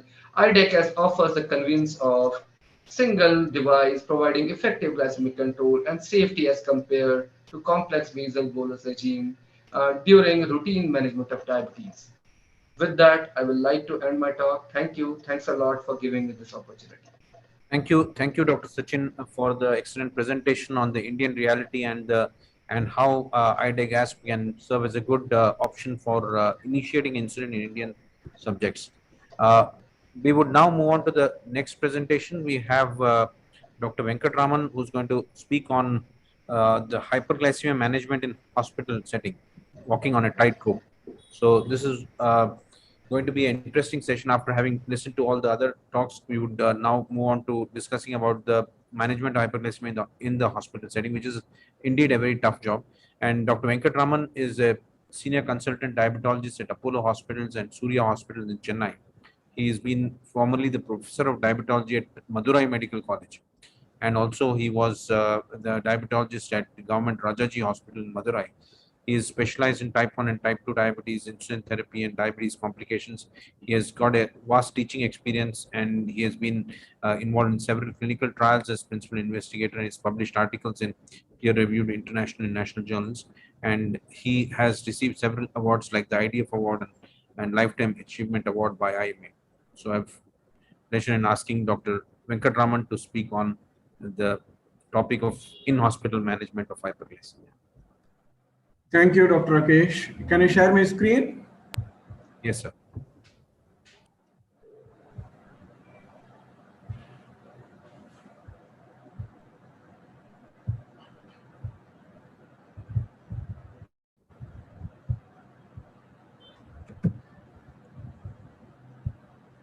Are the slides visible? Slideshow? Yes, sir. So good afternoon, respected chairpersons, Rakesh, Dr. Shantaram, and my fellow speakers, Dr. Sachin and Rastogi. Mohan, thanks a lot. Thank you. In fact, you have always been talking of late, focusing more your research and talks on precision in diagnosis and management. I think participating in your programs, you have yet another profile, precision in planning and execution of scientific agenda. I'm not just flattering you, and it makes me so proud to realize, as you just mentioned, that way back in 69, 70, if I remember right, we were classmates in Loyola College in our pre-university. So 5 decades, I have seen you, how you have grown, and with the blessings of your parents and Baba, the way you have reached quite justifiably the pinnacle of success in academics as well as the clinical care. Thank you, and thanks for the opportunity. Thank you so much. So today, I think it's an interesting topic that we are going to be on. And quite often, we engage ourselves in meaningful discussions about the management of diabetes in the outpatient setting, which of course is absolutely relevant given the vast number of diabetic subjects. But a good number of diabetic subjects are candidates for hospitalization for reasons obvious to us. So it is always worthwhile to have a discussion, to have some sort of a semblance of commonality, or should I say uniformity in approach as well as the positioning of the molecules and the target in the inpatient setting as well. I think with this purpose, I think we are going to talk about the hyperglycemia management of the hospitals. I'm sure all of us who have been connected today and our own friends who have been listening to us, they have they do have vast experience in the hyperglycemic management of the hospitals. Let us see whether there is certain amount of, as I keep repeating, a uniformity in approach with respect to the perception, the goals that are achieved, and the molecules that are being used, and how you transit from the outpatient treatment to the inpatient hospitalization treatment, and vice versa. I think these are some of the things that we are going to discuss in the next few minutes. I have about 18 minutes, I guess. I'll try to finish in that time. So I have been contracted by Novo to do this lecture, and thanks Novo in addition to Dr. Mohan and the team, Anjana, Ranjit, and Dr. Guha Pratibha.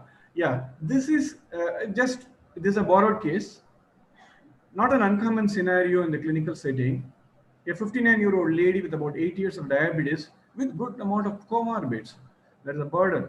CKD3 probably contributed by a certain amount of azotemia because of the underlying infection, CHF, and look at the prescription. I think we are going to focus more or exclusively on the glycemic component of this patient profile, and we'll just leave it to other specialists to talk about the management of the chest condition, the cardiac condition, etc., and the renal part of it.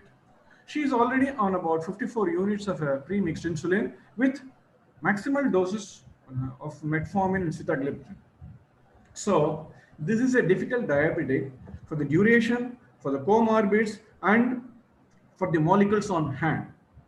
These are some of the relevant parameters which will help us to continue our discussion with respect to the management. A random blood sugar of 402, as I told you, create of 1.46, some amount of contribution by this comorbid condition, an azotemia, which is probably an AKA on top of CKD, a A1C of 8.2, and she has got anemia and some changes in the ECG. Now, besides a poor control that this patient is on, besides the huge requirement of anti-diabetic medication, still the HbA1c is very, very high. Besides the comorbid condition, the therapeutic armamentarium, for obvious reasons which you have highlighted, an acute exacerbation of asthma, warrants an introduction of a stiff dose of steroids.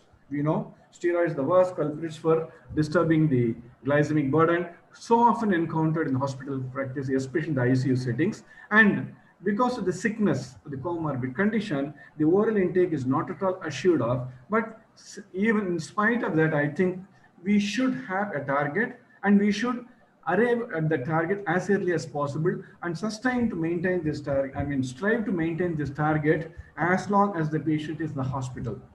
Now, since the patient is on, for obvious reasons, the patient is sick, blood sugar is very high, poor control, steroids are on board, you anticipate further accentuation of hyperglycemia, so the patient has to be on insulin. I think before we proceed further, I think one of the aspects we need to have a consensus are insulin and insulin alone should be major, if not the only therapeutic molecule to be advocated in the in-hospital management. Of course, save some situations wherein the patient is absolutely stable in the non-ICU situation, maybe you can always have the participation of certain amount of permissible OHAs in the recommended dose, which is appropriate for that situation, which is appropriate for that patient in question.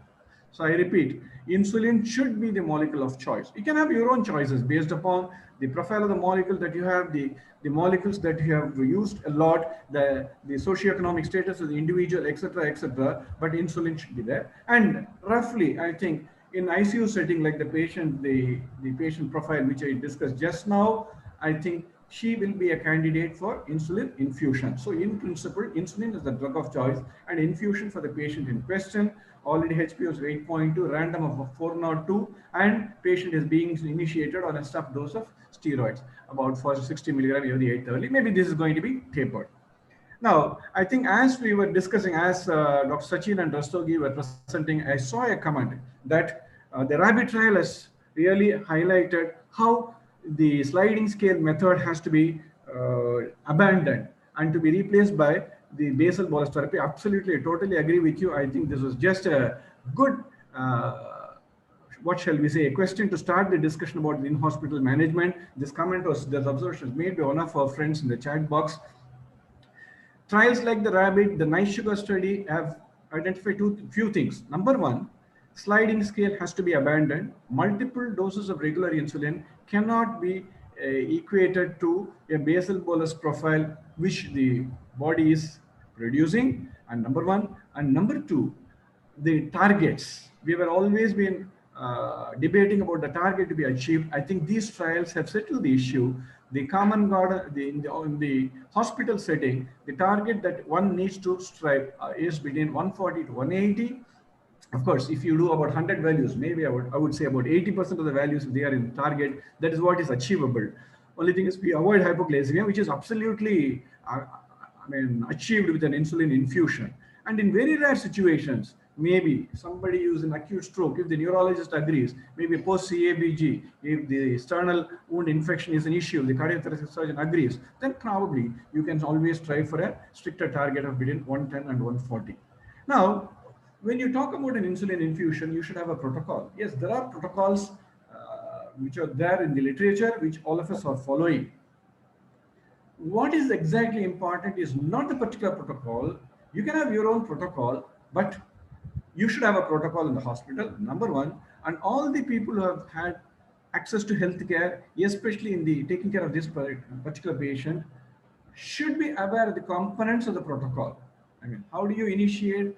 Why do you give or what do you give as a bolus dose? How do you titrate? How frequently you monitor? Of course, we always give it as a instructions in the case sheet and follow it up with our phone calls, etc., etc. But it is always better to have a documented protocol, and then how some variations might be there to suit the individual patient. Now, the standard recommendation is the steps in the protocol. What I'm going to say, probably unusually, is just going to touch upon only the fundamental aspects of the taking care of the patients in the inpatient setting. So it's going to be very, very fundamental. If senior clinicians are there, please excuse me, because it's just to, as I told you, to strive a semblance of uniformity in our approach to the appreciation of hyperglycemia. And before I proceed further, I would like to emphasize that in the in-hospital treatment of patients, we treat hyperglycemia and not diabetes, which is exactly different from what you do in the outpatient setting. There you treat diabetes. What I'm trying to say is, besides the sugar, you take care of the comorbid. Of course, here also you take care of the comorbid. You address the insulin resistance. You address molecules on board in the outpatient setting. Whereas here, insulin and insulin only the drug of choice to achieve a target, so that even if somebody is a non-diabetic, still if the blood sugar is going to exceed, which you call it a stress hyperglycemia, they need to be treated. So you treat hyperglycemia rather than diabetes, to put it in a very, very crude manner. And to do that, have an insulin infusion, which will give you 1 unit per hour. If it is going to be a bottle 100 ml of NaCl, maybe 1 ml you can take it off, replace it with 100 units of per ml of insulin. Now, do you use regular insulin or an analog? I would say I prefer an analog, not for any tangible benefits of the infusion, even though some studies might have suggested. But when you switch over to the basal bolus subsequently, which is going to happen in a 2 or 3 days time, the same insulin can be used for the bolus support as well. And as you are titrating, if the requirement is less than 1 unit per hour, you can discontinue the insulin and accentuate the introduction of the basal bolus. Now, how do you start the insulin infusion? What is the dose that you arrive at? A rough formula. You can have your own criteria. The one that simple advocated is divide the blood sugar level by 100 and then round it off to the next level, and then that you give it as IV bolus.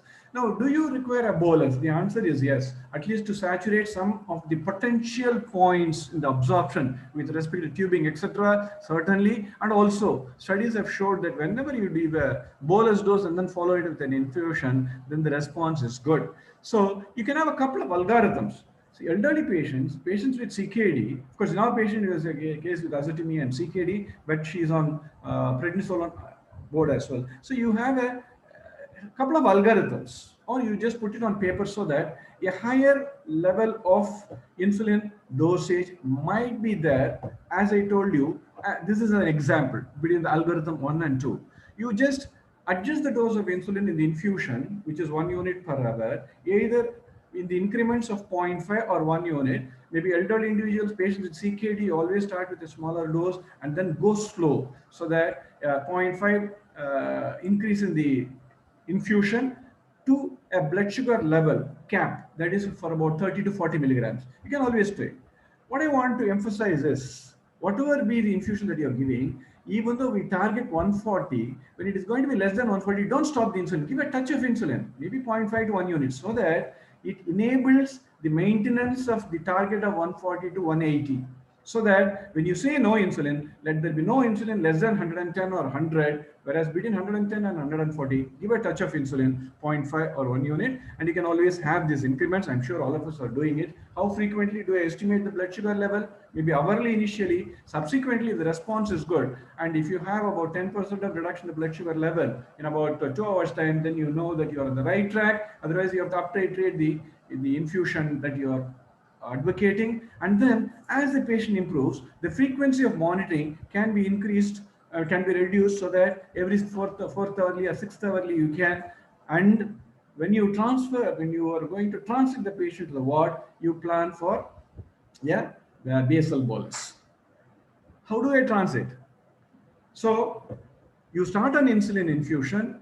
The infusion protocol is here. If you're going to use an insulin pump, which is about 40 ml syringe that you have, most of the smaller hospitals do have, then 39 cc of normal saline and 1 cc of 40 units per ml of insulin. That will again give you 1 unit. So if you have 1 unit per ml, that doesn't have much of a confusion for the paramedical staff who are going to handle. Now, having said that, how do you switch over? After 2 or 3 days, if the patient is better, the steroid dose is tapered, the patient in a position to eat, there is no hemodynamic compromise, then switch over to basal bolus. Now, to calculate the daily dose, the previous 24 hours of the infusion, about 75 to 80% or 20 hours of that. Now, half of that you give it as a basal insulin, and the remaining half you give as a rapid acting insulin, three divided doses. You always give a bridging dose. Why this bridging dose? I'll give an example. See, the patient has been on infusion for the past 3 days. At 10 o'clock in the morning, you go for rounds, the patient is good, he has had his breakfast, then you can stop the insulin infusion, give, supposing he requires about 60 units of insulin, give your basal insulin, about which we will discuss now, and also 10%, for example, 3 or 4 units of your rapid acting analog, because now for the next dose of analog, you have to wait for the lunch. That's about 3 to 4 hours, and you do not want a good control that has been achieved with the insulin infusion to be lost by your delay in exhibiting the prandial component of the insulin. And certainly you cannot give the full dose because the patient is already on infusion for about 2 or 3 hours. So the bridging dose will be about 5 to 10%. Now, a word about the insulin, basal insulin. You can use the basal insulin of your choice. But in the context of today's discussion, I think Degludec is a basal insulin, a molecule which we have patronized to be the perfect basal insulin, as has been depicted by the cartoons in the previous two presentations as well. And it is so flat an insulin that you can adjust the dose of insulin in such a way, and the risk of hypoglycemia is less. Having said that, yes, we are comfortable in positioning this insulin in the outpatient setting. Can I use it in the inpatient setting? Because the basic teaching was, we only taught everybody, and we have learned from others as well, that it requires about 2 or 3 cycles or 2 or 3 half-lives to be witnessed before the steady state level is reached. Such an insulin can you use in the inpatient setting? The answer is yes. You see 70% of the effect or more than that on day 1 also. So even though the kinetic studies have showed that it takes about 3 half-lives to achieve the steady state basal level, Degludec works. So it is not as if you should use Degludec only for all the patients. You can have your own choice. But if some of us have had the reservation whether this might work, because it might take about 3 or 4 days, the answer is no, it works. Data are there, and it is one of the best basal insulin, giving you more scope to titrate both the basal as well as the parenteral component. And then a word about the TPN, total parenteral nutrient. This is one area which is a headache to us all, because the amount of the carbohydrates, more importantly the lipids that is being used by the intensivist, it always gives you a headache. You have to titrate the dose, and these are some of the guidelines. Of course, whatever we talk about, these are the guidelines. Individual patient has to be taken care of on his or her own merits. In our patient, the 402 blood sugar level, so applying the same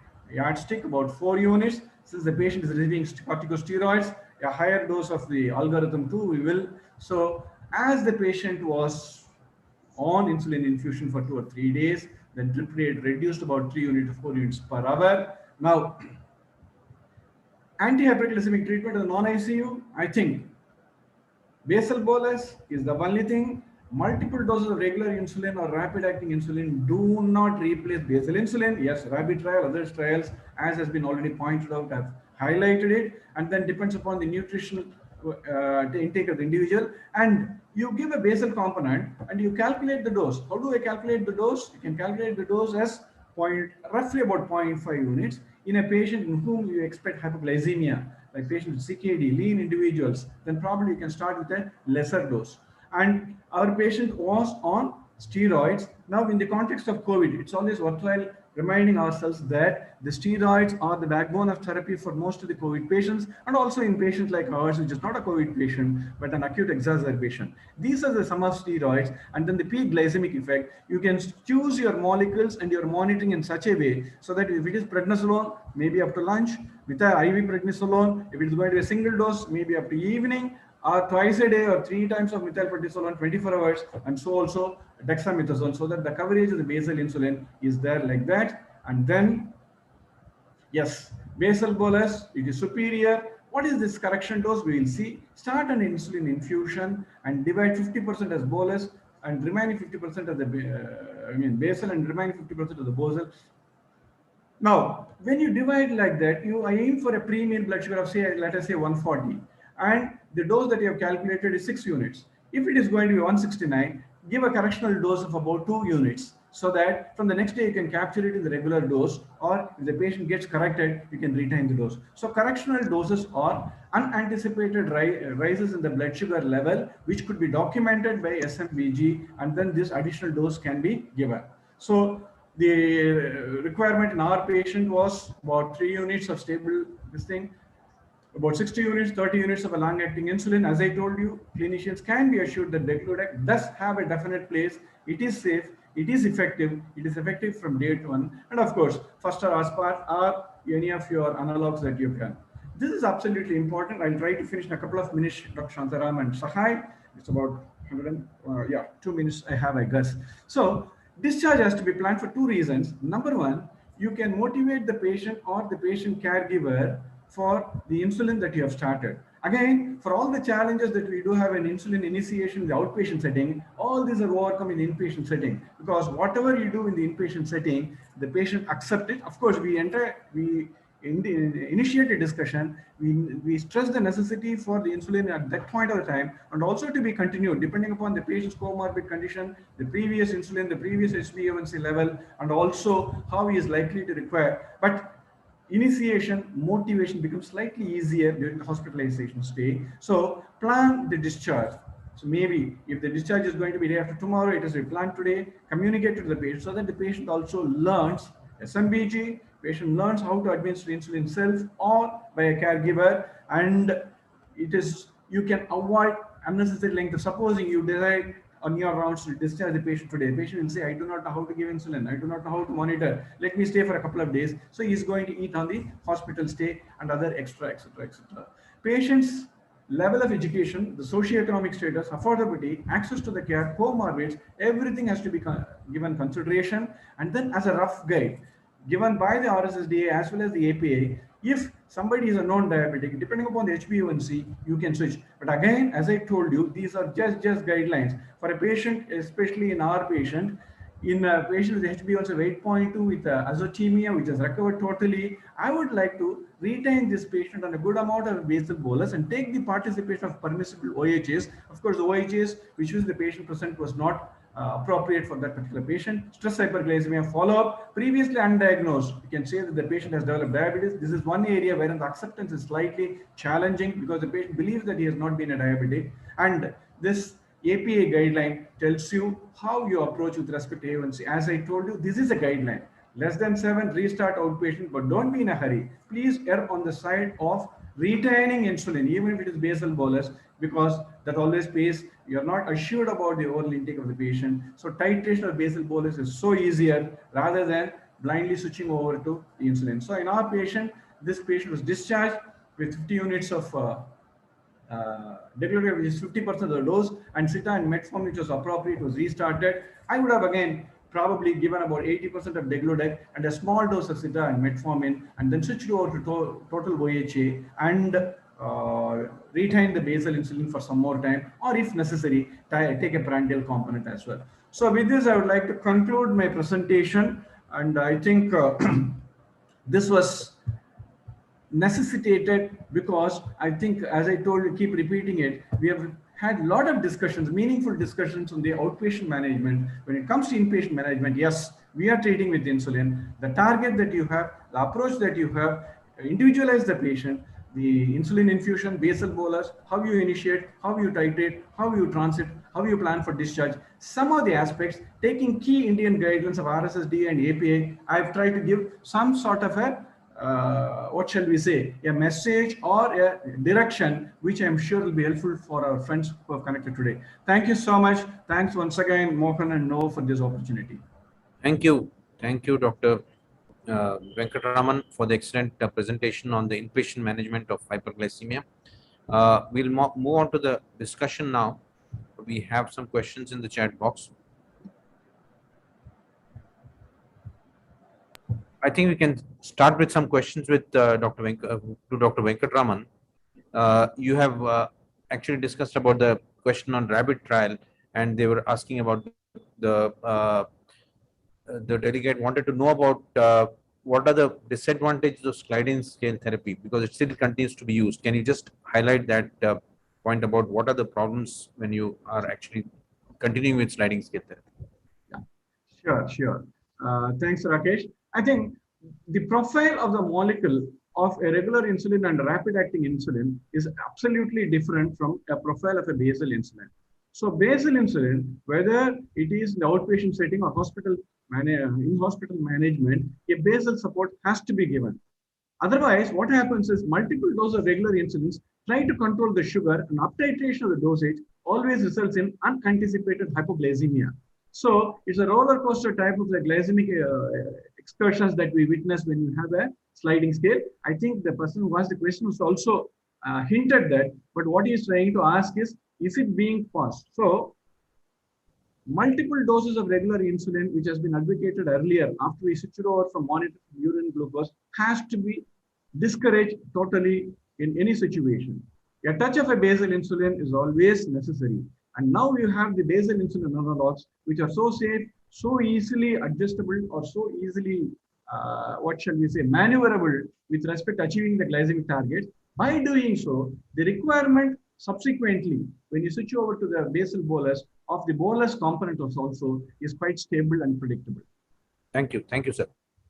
Sir, to your question, in a hospitalized patient who is hemodynamically stable on IV insulin infusion, would you like to supplement with the subcutaneous basal insulin to frequently avoid up titration and down titration of the IV insulin dose?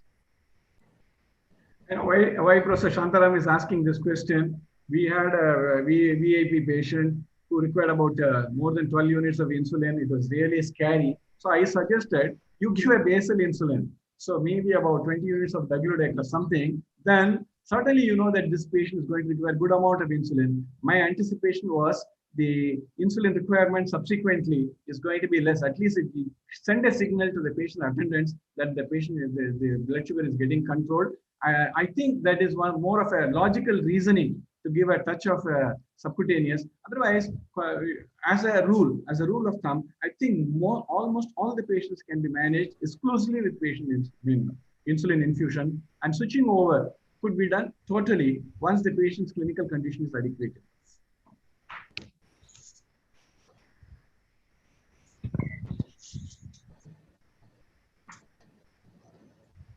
Shanta, I hope I answered your question. If you have anything, please add. Yes, sir. Yes, sir. Yes, sir. I want to know, because we normally see the dose is up titrated, down titrated every 2 hours. Adding a basal insulin will reduce this up titration, down titration. That's what I want to know.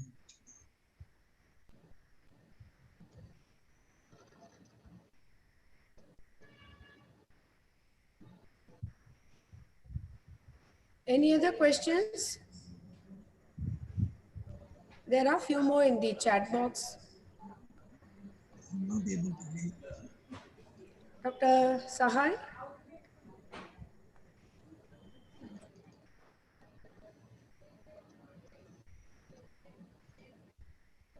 Yeah, there is an interesting question. Somebody has talked about early insulinization. I think Mohan has done a lot of work on reversal of diabetes. That is, I always make a point, even though it's not my topic, I just thought initiate the discussion, and then maybe Sachin and Rastogi will join with the inputs from Shanta and Dr. Rakesh. Now, I feel in the context of type 2 diabetes mellitus, basal insulin initiation is one aspect which comes down the line, maybe after 3 years, 5 years, 7 years, 8 years. Insulin at diagnosis, I think this has got a major stake. Mohan has done a lot of convincing work with respect to the glycemic potential preservation of beta cells because of the anti-inflammatory effect. I think we believe in the concept, but only thing is the inertia, what shall we say, the resistance is from the patient's point of view to initiate insulin. That is my experience. But once you break that, it is always beneficial. I would like to hear from my friends, fellow speakers, as well as Dr. Rakesh and Shanta, the rich experience.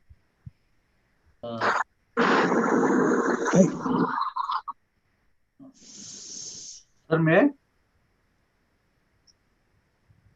I will definitely echo Dr. Venkatraman's comments regarding early insulin initialization, especially in the preservation of the beta cells. But I will also like to highlight one of the important studies regarding the early insulinization. One of the studies was the Origin trial, where they initiated insulin very early, even in the pre-diabetes stage, and there were patients in pre-diabetes and very early, recently diagnosed diabetes. So if we talk about maybe the beta cell preservation or the delaying in the complications of diabetes, probably delay in the complications might not be there, as shown by the Origin trial also, and there was no benefit regarding early insulinization, regarding the macrovascular outcomes, as shown by the Origin trial. And as highlighted, there are not only theoretical concerns, but also the practical concerns regarding early insulinization. So the patients, as expected, have a lot of inertia whenever we initiate very early on the insulin on the very first day. But still, there is a lot of word that this is the last resort therapy. Doctor, why are you giving me on the very first day? So I don't know how much we can justify this early insulinization on the basis of preservation of beta cells, whether on the long run it might prevent microvascular complications or macrovascular complications of diabetes, or it might delay the maybe the addition of the second OADs or third OADs. So that need to be further studied. So, Yeah, at this point, I would like to ask Dr. Mohan to give his comments because. Just I would like to add a point on before we go on to Morgan. This with the concept moving from beta-cell loss to beta-cell dedifferentiation, the initial stages, initiating with insulin is worthwhile since controlling the glucose will reverse the with the altered beta-cell into a beta cell, and that may change the progress of the type 2 diabetes. Can I speak? So my video is not getting on. It's off right now. But I'm audible. Am Yes. I audible? Yes, yes. Yeah. I fully agree with Ashu. I had a very small experience when I was in institute. My professor was very fond of this. And she used to actually, in newly diagnosed type 2 treatment naive patient, and we used to start it with very low doses of insulin, that is 10 and 6, that is 30/70, and we used to cut down at every visit after, the patient used to visit us after 15 days. And to our surprise, there were a good number of patients who were not requiring any kind of treatment. They started with fasting of 300, 400, and later on they turn out to be fasting around 100 and PP less than around 150. And some of them I followed for a good period of time. They were in a state of not requiring any medicine. So this is also true. So the truth is somehow somewhere in between early initiation and the other requirement of preventing those complications and all. Can I respond to that? Yeah. I got into this early insulin initiation quite late. I would say only about 10 years ago or so. Just anecdotally, I tried 1 or 2 patients and got a dramatic response. That's the time when the Wang et al. Paper in Lancet came, the Chinese study, beautiful randomized clinical trial showing the benefits of early insulin treatment. So then I started reading a lot and I found this Dallas study and many other studies. Then we started doing systematically treating especially if the HbA1c is very high. You have to have glucotoxicity or lipotoxicity. Only then it works. Somebody comes 7.5 HbA1c, newly diagnosed, you go and give him insulin, you'll produce hypoglycemia in him, and it's totally the wrong case to give. But the higher the HbA1c, the more that you should consider. Suppose somebody comes with 15 HbA1c, don't even hesitate. Just give the insulin. The dramatic effect that you get, you will never get. Even if you give 4 oral drugs, you will not get it. I can assure you that. As you go down, it comes to 12, it will still be excellent. 10, still it will work very well. Below 9, well, maybe the oral drugs, if you give 2 or 3 drugs, may work as well as giving a shot of insulin. But what we have shown is that, number 1, dramatic relief of symptoms, and those are symptoms. Number 2, if they have lost weight and so on, emaciated diet, that completely improves. Number 3, the dramatic reduction in the A1C. See, I have seen reduction of A1C from 15 to 5.5, 5.6. You may think, oh, the guy had hypos all the time. No, we have done, ambulatory glucose profile, CGM, and we've shown gradually it comes down, down, down, down. After 4 weeks, insulin is stopped, and the effect continues for 2, 3, 4 years. What you're giving for that first 1 month or 2 months, dramatic improvement even after 2 years, 3 years. Most importantly, the C-peptide improves. And that improvement in C-peptide, you have to see it to believe it. If you don't believe me, you do it and see. And now at least 10, 15 people in India have reported on this, saying that the dramatic improvement that you get, almost a kind of reversal of diabetes. People talk about starving people and putting them on reversal. In somebody who comes with severe uncontrolled diabetes, glucotoxicity, lipotoxicity, you give this insulin, and then you'll see a reversal coming. Insulin will go, then the next drug will go. Then sometimes even the metformin will go. And after 6 months, 8 months, they'll be still having HbA1c of 5.8. Then it'll go to 6. After 2 years, it'll be 6.2, 6.4. What will happen if you don't do that and you start somebody on 12 and 13? It'll come down to 8 or it'll come to 7.5. And you're very happy. 4% reduction I got in A1C. You have not normalized the sugar assay. You're not normalized the A1C. And that's the best you're going to get in that person's lifetime. Are you satisfied with that? 2 years later, it'll be again 10. And these are the people who are destined to develop the complications. I would call it as a new paradigm in the treatment, that if there is glucotoxicity, don't hesitate. This symposium has been very good because it talks about the Indian approach and the Indian diet and the high carbohydrate diet. And very well. Heartiest congratulations to all the 4 speakers and also to the chairperson for conducting it. And I wish to thank Novo for putting up this wonderful program. Thank you. Thank you. Thank you, sir. Thank you, Dr. Mohan, for the kind. Thank you, Dr. Mohan. For giving us this opportunity to be here, and thank you, Thank you, Dr. sir. Dr. Sachin and Dr. Venkatraman and my co-chair, Dr. Shantaram, for this session. Thank you Dr. all. Sahej and Dr. Mohan. Thank you, sir. Thank you. Thank you. Thank you. Thank you. Thank you, Dr. Mohan, sir. Once again. We'll go on to the next one. Yes, sir. We will now move on to the symposium on technologies in diabetes. The chairpersons for this session are Dr. Vinod Mittal and Dr. J.P. Vignesh. Dr. Vinod Mittal is a senior consultant diabetologist and head Delhi Heart and Lung Institute Director, Delhi Diabetes Care Center, and senior visiting consultant, Sri Gangaram Hospital, New Delhi. He is a former chairman, RSSDA Delhi chapter, and a member of several professional bodies. He has more than 35 years of experience with a special interest in diabetes care, education, and research. He is the regional faculty of NDEP, CCEBDM courses, course director for Royal College of Physicians for in-hospital management. He's a recipient of several awards at the state and national level, including the Diabetes Survey Initiative Award. We welcome you, Dr. Mittal. Yeah, thank Dr. you. J.P. Vignesh, he is a senior consultant diabetologist and clinical research physician at Dr. Mohan's Diabetes Specialty Center, Chennai.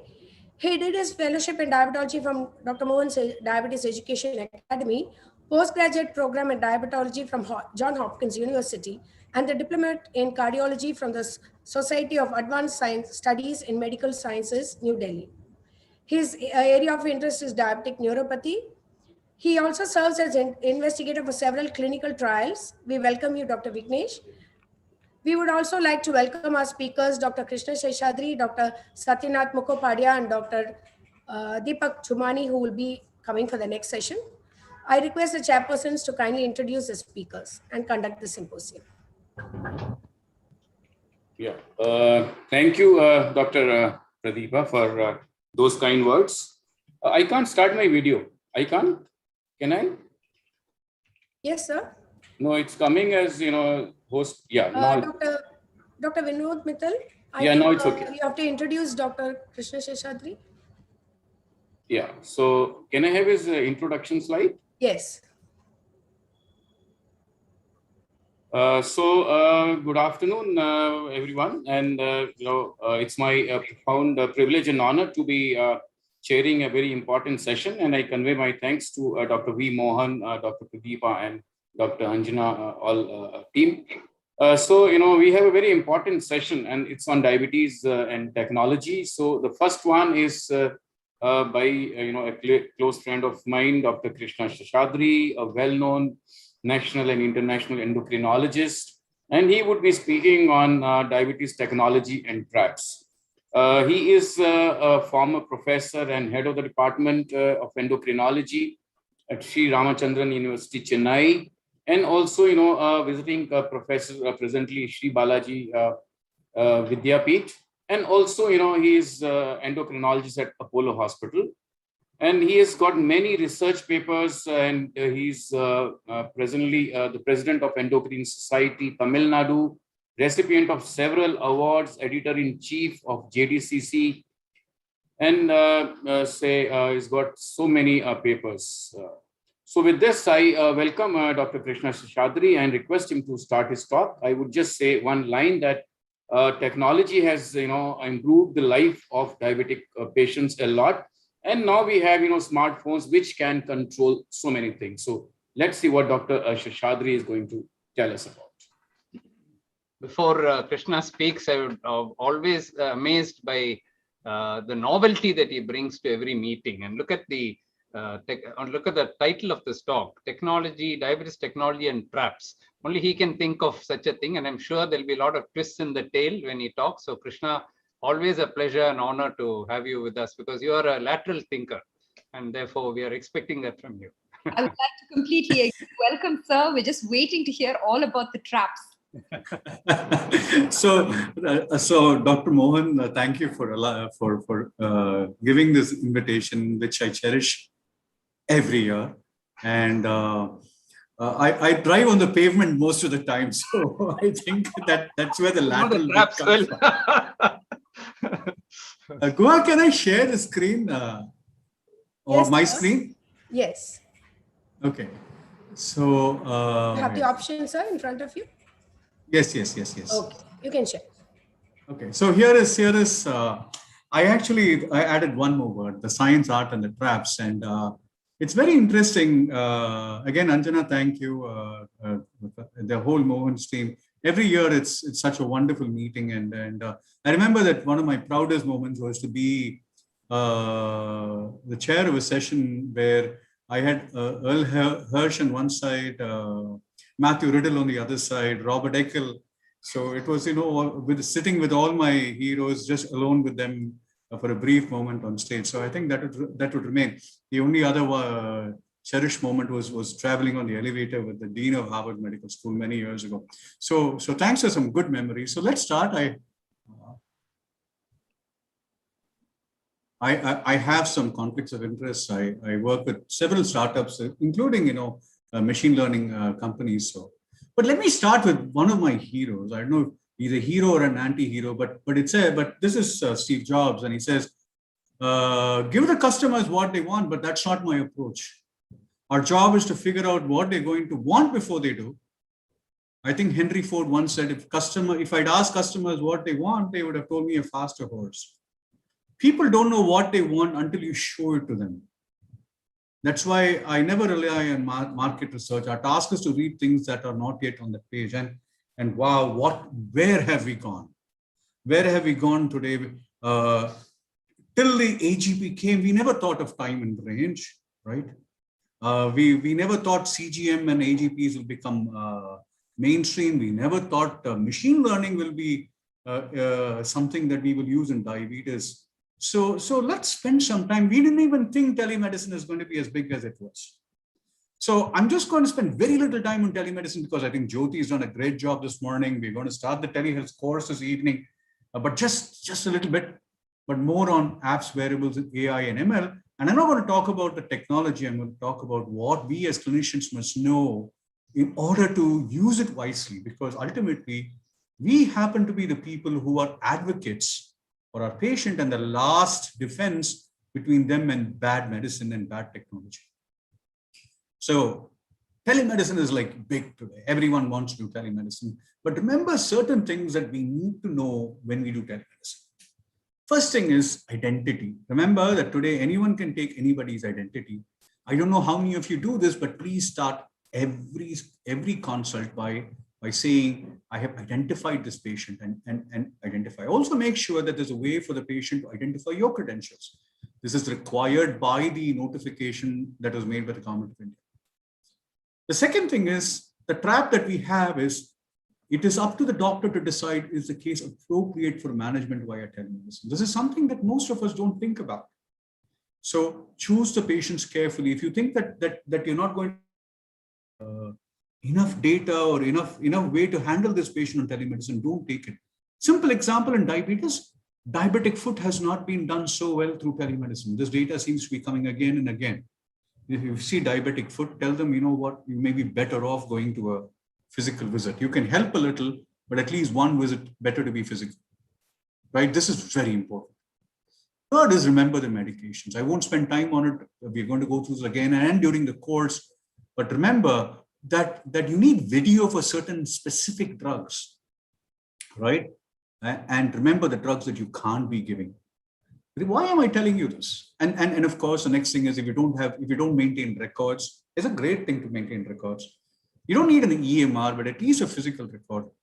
We strongly dissuade sending WhatsApp notes. Remember that it's shared with everybody in Facebook at some point of time. But more importantly, it doesn't have the privacy. Tomorrow, if you breach certain guidelines in terms of patient privacy, you can go to court. Just to summarize, and I'll move away to the others, is that there is a liability. The liability is a duty of care in deciding whether to under the case, a duty of care in deciding what treatment to give, and a duty of care in administration of that treatment. It all belongs to the doctor. Some issues that have never been solved is, for example, let us say you do the consult from home, and you're under the doctor's and you're under the hospital's liability insurance. Does it cover you? Does your malpractice insurance cover you for telemedicine? This is a question we never asked, but I think it's important for each of us to look into this and call our in malpractice insurance companies and say, look, add this to me. I'll pay a higher premium. Many companies do not have policies for including telemedicine under malpractice insurance. Similarly, there is also a movement, that you need to have registration in that state to take care of patients. But telemedicine is nationwide. These notifications are still not there. So be careful. This is a moment of need, and all of us are doing this. But at some point of time, the legal and the liability issues need to come. Even more important is this, and this will keep coming again and again during my talk. Where is the data stored? In India, abroad, in a server somewhere else? Are you using an electronic medical record that is paid for by pharma? Can they access your data? Can they use your data to publish it? Who owns the data? Can it be shared without the patient's knowledge? Can I use research? Can I monetize it? These are ethical issues that will keep evolving. We can discuss it during the discussion, and Dr. Mohan is there. So if there is some time, we will discuss it. But what is important to understand is that there are so many things about technology that are traps, that if we are not careful and we have not thought about it, what we say, what we write, what we do, what we use, technology is a glitter, right? You need to be very careful to separate the glitter from the reality, right? Let's move on to apps. I think this is more fun. And again, I'm not discouraging people about it. What I'm trying to say is like the written word, like evidence, like the medications, like the diagnostic tests we do. Each of these requires a strong, skeptical, and scientific-based analysis to understand if it really helps our patient. We'll talk about this. These is from Fleming and Diabetes Care, and these are the category of apps that are available. There are nutrition apps available that are basically low-end physical activities apps. Some of these are very good. MyFitnessPal or the Nike Running or the Track3 app that allows people to track their activity counts and calories. Many patients claim that they have done so well because of these. The question is it sustained? Then, of course, we have some glucose monitoring apps, some that allow you to check your glucose, some allows you to adjust the glucoses. Then they give fancy apps, but none of them flow into the EMRs where to help control, but these are present. Then, of course, the insulin titration apps, at least after some time, the FDA has actually gotten into the act and they have actually cleared insulin titration apps.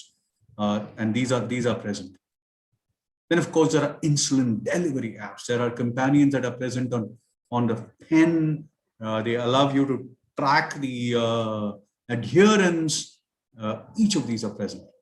And again, there have been much more discussions on this. I won't spend too much time on it. And then, of course, then there are AID systems, which are closed loop systems, which is at the high end of a CGM system that actually controls insulin delivery.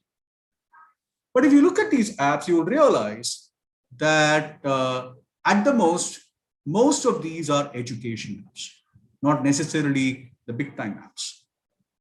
But let's look at this simply. What is the evidence? What is the accuracy? Who regulates them? Who is accountable? And again, what happens to the data? In 2016, there were 500,000 apps that had led to 3,300 articles. We're talking about diabetes only. In 23 only, diabetes was the primary intervention, and some of these seem to be only relevant. Only 2 of these were related to diabetes management. Going down into 2018 and now 19 and 20, we have some more RCTs, very few RCTs. Here, 11 in 2018, there were 11 RCTs. None of these were of high quality. We showed modest improvements in A1C and modest improvement, and that's it. Nothing much more. Remember, using SMBG in type 2 diabetes, while it's a great educational tool, the A1C reduction that you will see just because SMBG is done, remember type 2 diabetes, not type 1 or severe insulin requiring, is 0.2. Just look at this as where we are. When it comes to engagement, when it comes to functionality and aesthetics, these are very good. When it comes to quality of information in the apps, the quality score of these apps and the subjective score, each of these, they're all rated as poor to acceptable. So clearly there's a lot of stuff that is there, but not necessarily accurate ones. So when someone comes and tells you we have an app, this for this, we have an app for this, right? Can you tell me, can you show me data? Just the same question that you ask the drug reps who bring new drugs to you or an extended use for the same drug. Most apps are like, nutritional products. They're not regulated, right? But mostly now we are getting FDA regulation, and and at this point of time we don't have DCGI regulation. If someone can correct me, I've just looked for it. We don't have it, but soon these apps will start getting DCGI regulation. And it's very, very important because these apps are meant to help patients improve their health, reach targets. For example, let's take an app that calculates INR and allows you to adjust the cumulative, right? That needs to be really validated. Who's accountable? Now, let us say you prescribe an app for a patient. Are you accountable? Or is the person who has made the app accountable? Now, if you'll notice that most apps come with a screen where you have to give consent. And I promise you, not one of the 1,000 doctors who have ever prescribed an app have ever hit the consent, because they will scroll to the bottom and say, I agree. But hi, I don't know how many of you read the Pfizer consent data with Serbia, with Albania last week, and you'll realize that that there is completely lack of accountability in terms of app writers.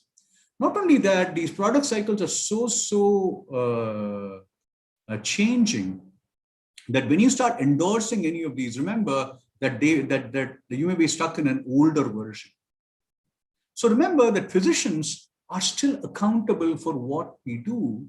And if we prescribe a certain app, the liability at this point of time does not rest with the person who's made the app or the wearable. We come to it.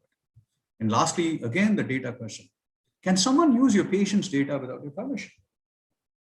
Okay, how does it work? And let's say a pharmaceutical company has paid for it. Can they access your patient's data? Can they make money out of it? Remember, data is a new currency in this world. This is something that we hear again and again. Data is a new currency in this world.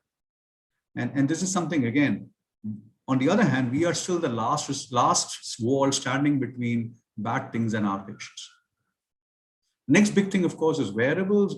Everyone wears watches, implantable sensors. I just 3 days ago, I was in a call with a group of people, and they were discussing a company that gives 4 sensors and then has a coach and tells people this is how you do things, and they promise patients that we'll get you off medications, right? So wearables is a big strategy. This is the amount of wearables. These are the kind of wearables that you can use.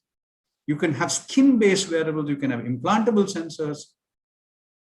What is finally happening is that these wearables are now, these data from wearables are now coming into the electronic medical record. In our own electronic medical record, this is happening.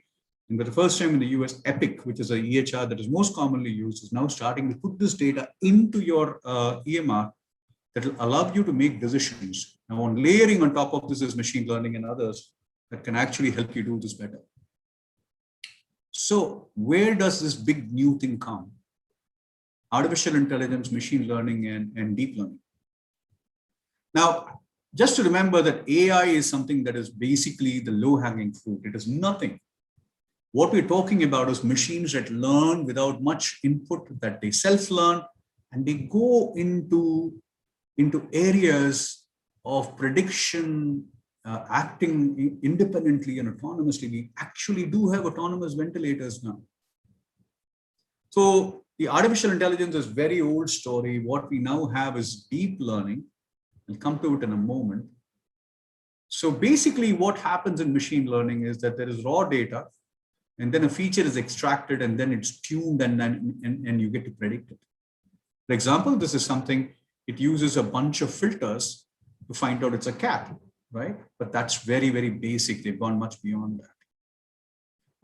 You must understand that what you see and what the computer sees are very, very different. But unfortunately, machine learning and AI depends on data that we have developed.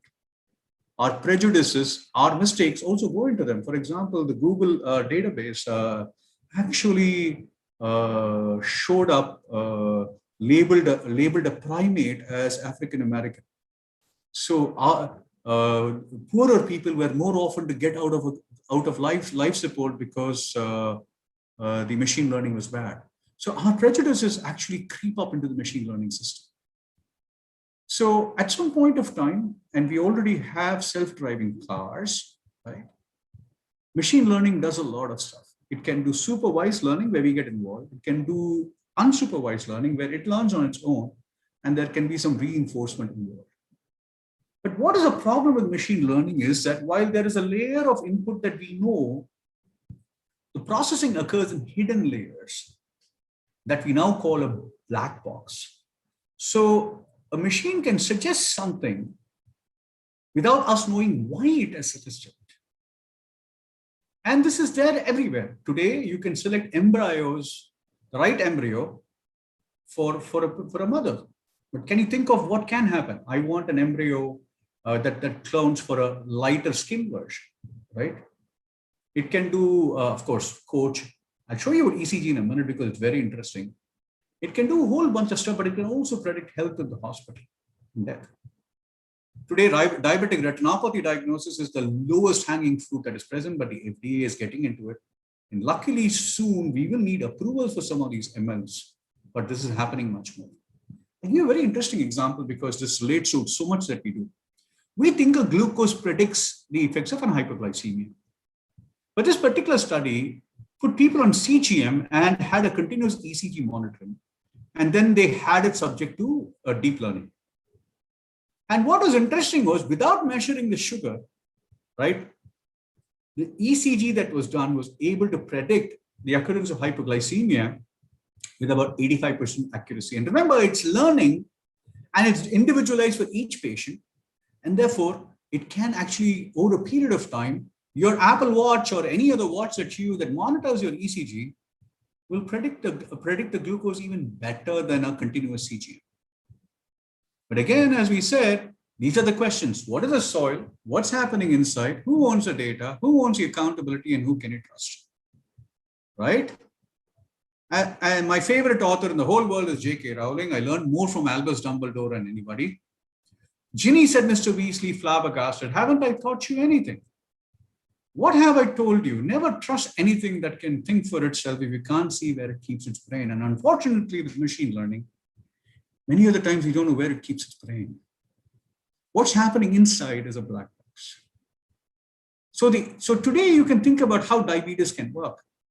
All these inputs, social, behavioral, genomics, clustering, immune system, gut microbiome, sleep, data, devices, family history, your school records, all can go in. And then the computer processes it and tells you whether you need to be on insulin or whether you need to be on DPP-4s or should you have a stem cell transplant. It can happen. So what's happening is we know that there's a lot of volume, there's a lot of variety and huge velocity, but we don't know whether there's veracity, value, and how it is formed. Those of you who remember, a little older people will know that what Space Odyssey 2001 had, are we going to get a singularity? Probably not, and hopefully not.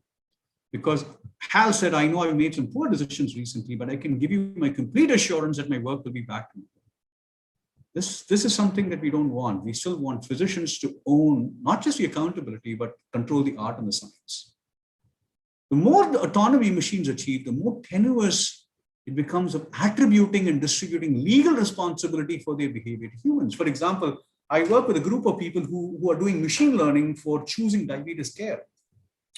The machine pretty much very accurately predicts who doesn't respond to a drug. But let's say you write a prescription that is opposite to what the machine says. Can the patient tell you after some time, look, you made a wrong choice? Or what if you follow the machine and then something happens after a period of time? Who is accountable? The person who wrote the algorithm or you who made the prescription? These are questions that we all need to talk about and understand and discuss in more detail. And there needs to be consensus among the medical community, not just and not just blindly follow the machine learning experts. So there is something called AI personhood that people are talking in. I won't spend time on this, but who can you trust? So at some point of time, this is going to be the big question. Remember, our patients trust us. Whether we should place our trust on somebody else, or we should learn enough about these things to know what is right, what is wrong, how much can we trust these, how much can we use, and whether we should still sit in the driver's seat is a question that we need to ask. So more than answers, I hope I have raised a lot of questions. So this is the science, this is the art, and unfortunately there are these traps. And the more we know about it, and the more we think about it, and the more we reflect on it, and the more we make sure that our own things, the sympathy, the empathy, the human values guide choices of therapy and helping our patients, the more and more we will be able to take care of our patients. I conclude with a quote from Dan Brown: "May our philosophies keep pace with our technologies. May our compassion keep pace with our powers, and may love, not fear, be the engine of change." That lack of fear will come when we start empowering ourselves and our next generation of trainees to learn this more. Thank you so much. Thank you, Dr. Face-to-face meeting, Shadri, for that. Standing ovation, Krishna. Thank you, Dr. Krishna Shishadri, for that enlightening talk. And what I said in the beginning, that technology has made life comfortable, but I think now I'll change it. I'll make it diabetes technology is a glitter, used to be used carefully. Especially we physicians should see to it that whatever technology, whether it is FDA approved, merits and demerits. Okay, thank you. So we move to the next talk. Thank you, Dr. Krishna Shishadri, for an excellent trapping talk. One more comment I just wanted to make. I think, Krishna, you have very rightly, emphasized, because everybody is so much enamored by technology that some of these points that you have raised are very valid. Very rarely are they discussed in meetings. For example, who owns the data is a very important thing, and what to do with that data. And you raised the question about who is responsible.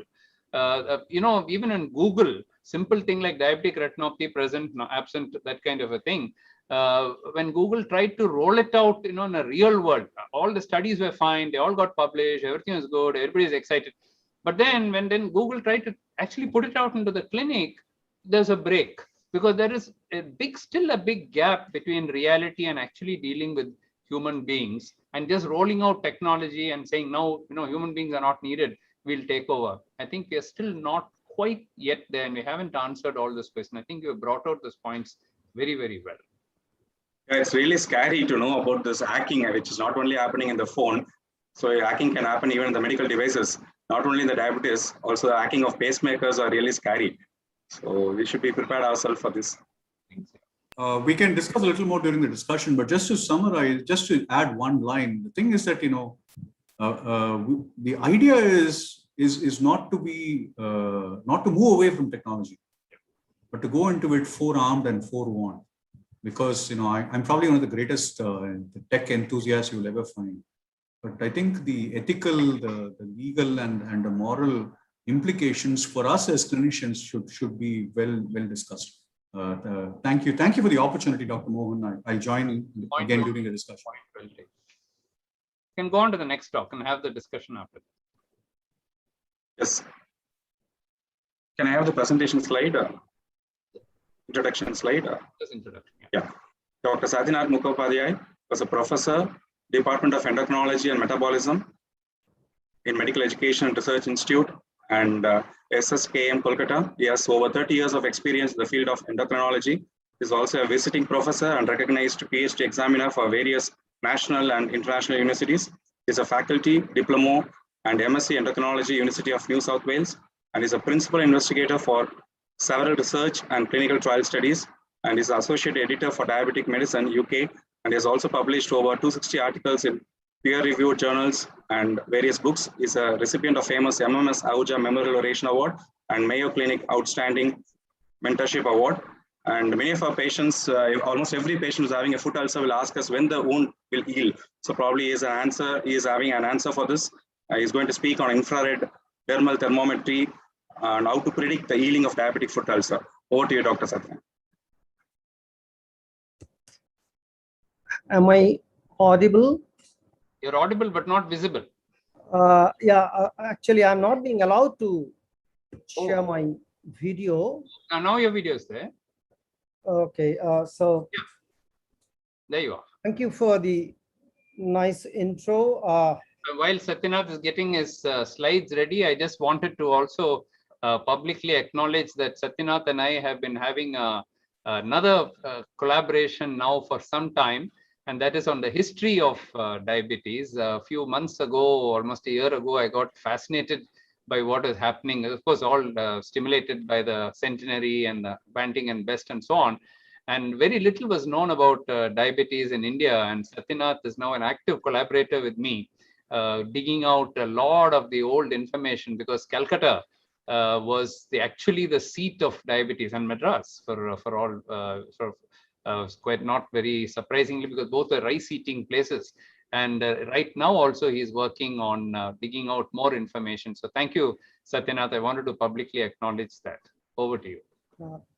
Thank you, Dr. Mohan. At the outset, I would like to thank you again for having me here. And let me now see if I can share my slide set. Yes, you can make it full screen. Yeah. So that hourglass, yes. Right. That's it. That's it. Okay. Good. So it's not easy to take the platform or the podium after Dr. Seshadri. I think there are very few people in the field who can match his eloquence, and certainly I'm not the one. Now, talking about technology, I always get a butterfly in my stomach when uploading the presentation and going online. And it makes me think that technology helps us solve only those problems that did not exist when we did not have technology. While Dr.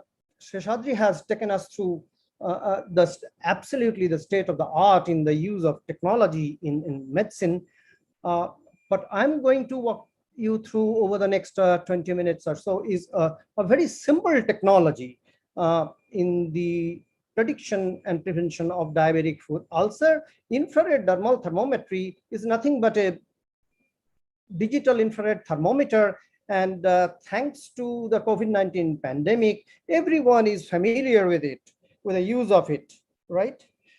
So diabetic foot ulcers are common and significant complications associated with diabetes, with an annual incidence of 2% and a lifetime risk of 15 to 25%.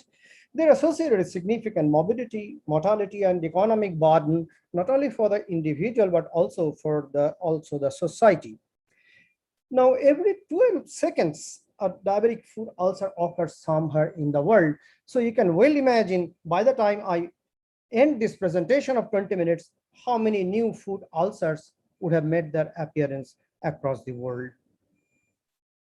So inflammation plays a central role in neuropathic diabetic foot ulcer, and there is a positive correlation between inflammation and tissue breakdown on the one hand, and an increase in skin temperature at the ulcer site on the other. So non-contact infrared dermal thermometry detects temperature at a particular point on the body surface. Like I said before, it detects whether you are febrile or not in the context of this COVID-19 pandemic. Now, infrared dermal thermometer in the context of diabetic foot ulceration has also been fancifully called the glucometer of the foot. So this glucometer of the foot provides an inexpensive means of measuring local skin temperatures. Temperature monitoring is an effective way to predict and prevent diabetic neuropathic foot ulceration. A temperature gradient of greater than or equal to 2.2 degrees centigrade between the feet is usually considered a significant evidence of underlying inflammation beneath the foot ulcer. But then very few studies have looked into the role of infrared thermometry in the evaluation, monitoring, and follow-up of neuropathic diabetic foot ulceration. So this gave us the impetus to design this study with the aims and objectives of estimating the temperature gradient between affected and unaffected feet in participants with neuropathic foot ulcers, to monitor temperature gradient trends during healing and follow-up, and to assess the effectiveness of temperature gradient between the feet as a clinical parameter influencing outcome. And finally, we have also observed something very interesting, which I would share with you in a moment from now, is that you can also take the help of this infrared thermometry in predicting recurrence of foot ulcers in a high-risk individual. So 30 participants with solitary unilateral neuropathic diabetic foot ulcer, Texas grades 1 and 2, and stage A were included for this study. So obviously, people with ulcers having higher Texas grades and stages B, C, and D were excluded, as were people with bilateral foot ulcers, acute sarconeuropathy, and other causes of neuropathy. So subjects were allowed to rest for 15 minutes before temperature recording. Ambient air temperature was maintained at 21 ± 1 degree centigrade, and a distance of 0.5 centimeter was maintained between the skin surface and the tip of the thermometer to avoid any interference with the by the ambient room temperature. So these are the 10 points where temperatures were recorded and an average was met. And in addition, the temperature at the site of the foot ulcer was obviously recorded and then at the presentation and serially at follow-up. So if you look at the baseline characteristics of the patients, you would appreciate that around 60% of the study population had retinopathy and around 70% had diabetic kidney disease. This comes as little surprise, as all the three complications, i.e. retinopathy, nephropathy, and neuropathy, happen to share a common pathogenetic mechanism, all of them being microangiopathies. So coming to the baseline foot ulcer characteristics, the median ulcer age at presentation was 9 weeks.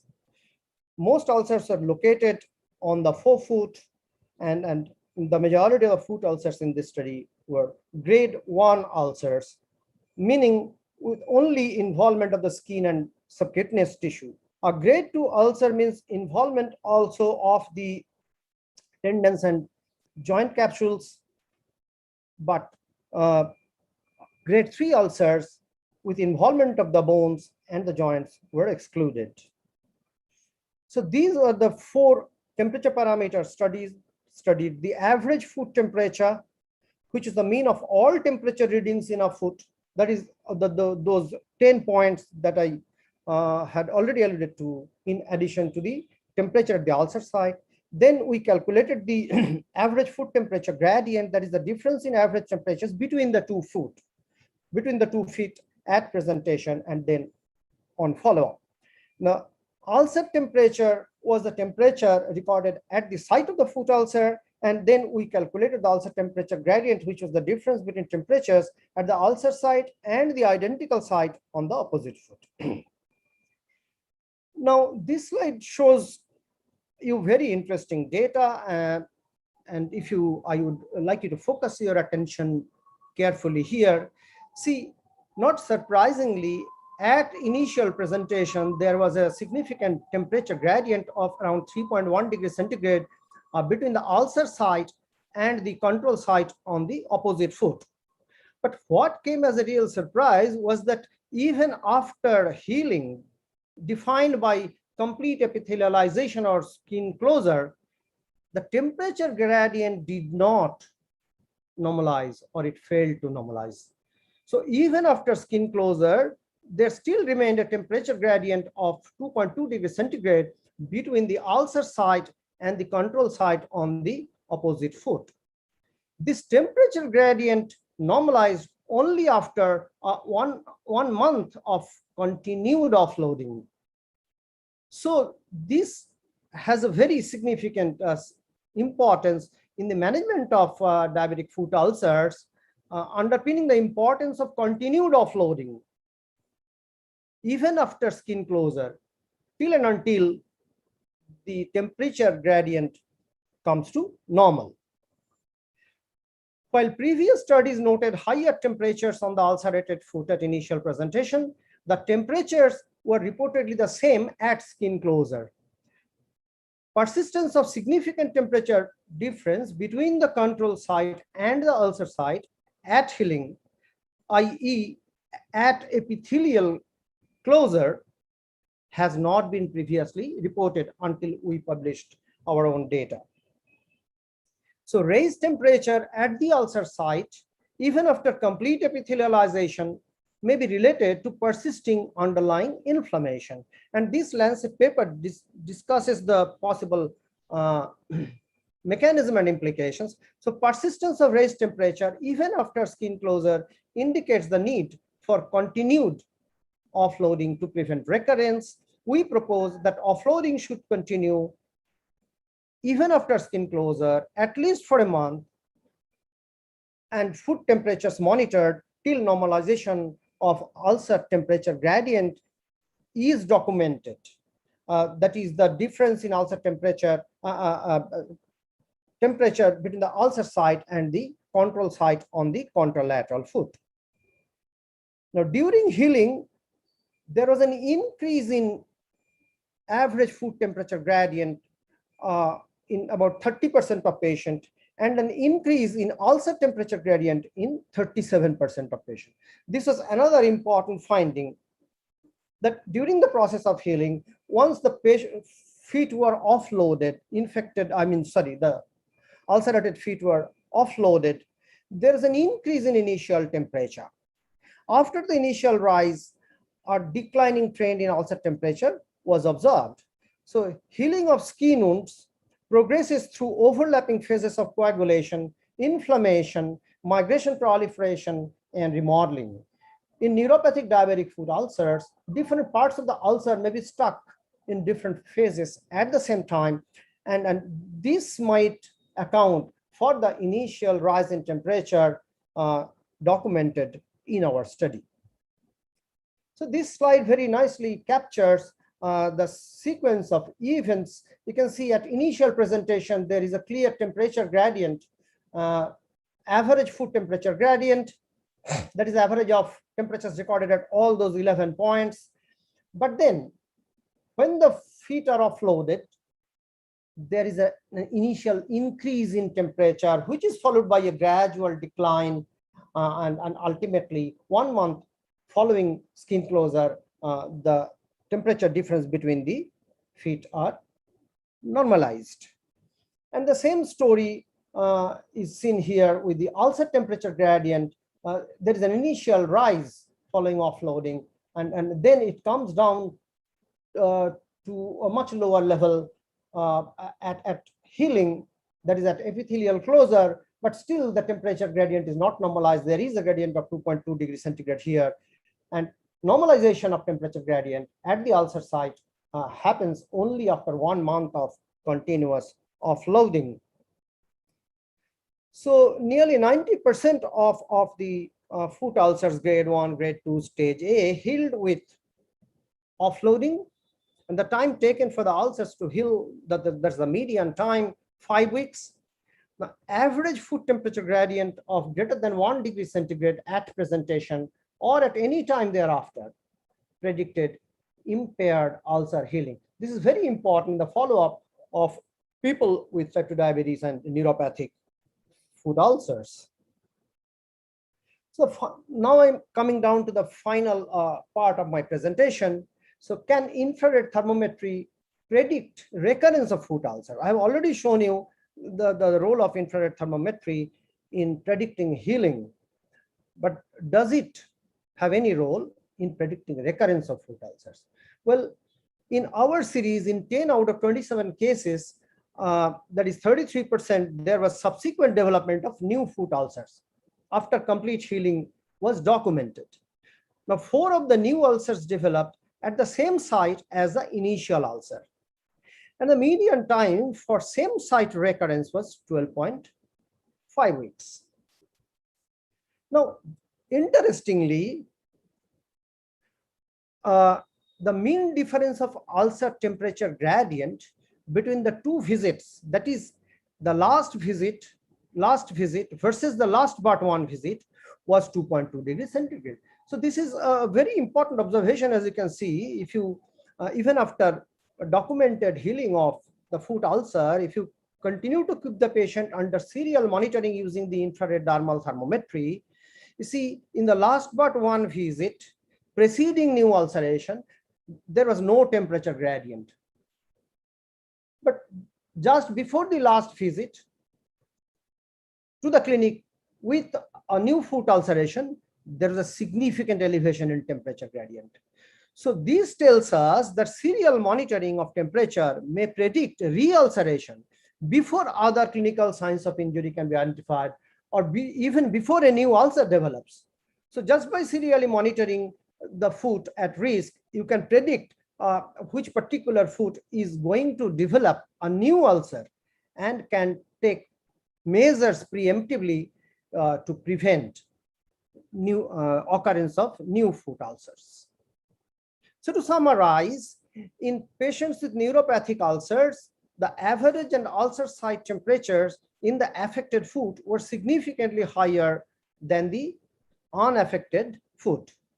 While the average temperature gradient normalized at the time of skin closure, the ulcer temperature gradient did not, underpinning the importance of continued offloading for a period of around 1 month, even after complete skin closure, to allow the underlying inflammation to subside so that there is no recurrence of new ulcers.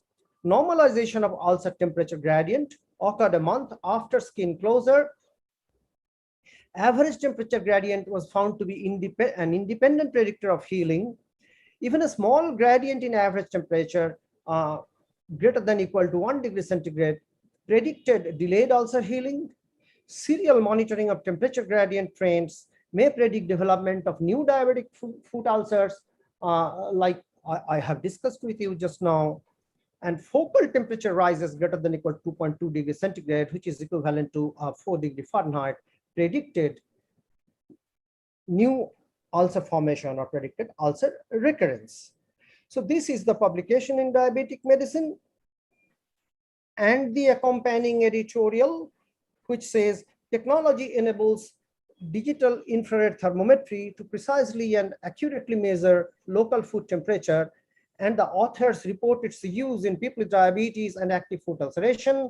Over a period of 1 year, the authors elegantly show that even in feet affected by neuropathy, where autonomic changes to local blood flow may be attenuated, a temperature change of greater than or equal to 1 degree Celsius predicts impaired healing, and a greater temperature difference between areas of the foot is predictive of recurrence. The present study highlights the effectiveness of infrared thermometry in predicting the healing of neuropathic diabetic foot ulcers. Assessment of both average temperature gradient and ulcer temperature gradient are important. A temperature gradient greater than equal to 4 degrees Fahrenheit between the feet is usually considered significant. The present study shows that even a smaller temperature gradient, i.e. greater than equal to 1 degree centigrade, noticed at any time during ulcer healing, can predict delayed ulcer healing. So to conclude, monitoring and follow-up of neuropathic diabetic foot ulcers with infrared dermal thermometry may be useful in A, predicting the time taken for the ulcer to heal, B, deciding on the duration of offloading, and C, predicting the development of recurrent ulcers or new ulcers in high-risk foot. So with this, I end my presentation, and thank you for listening.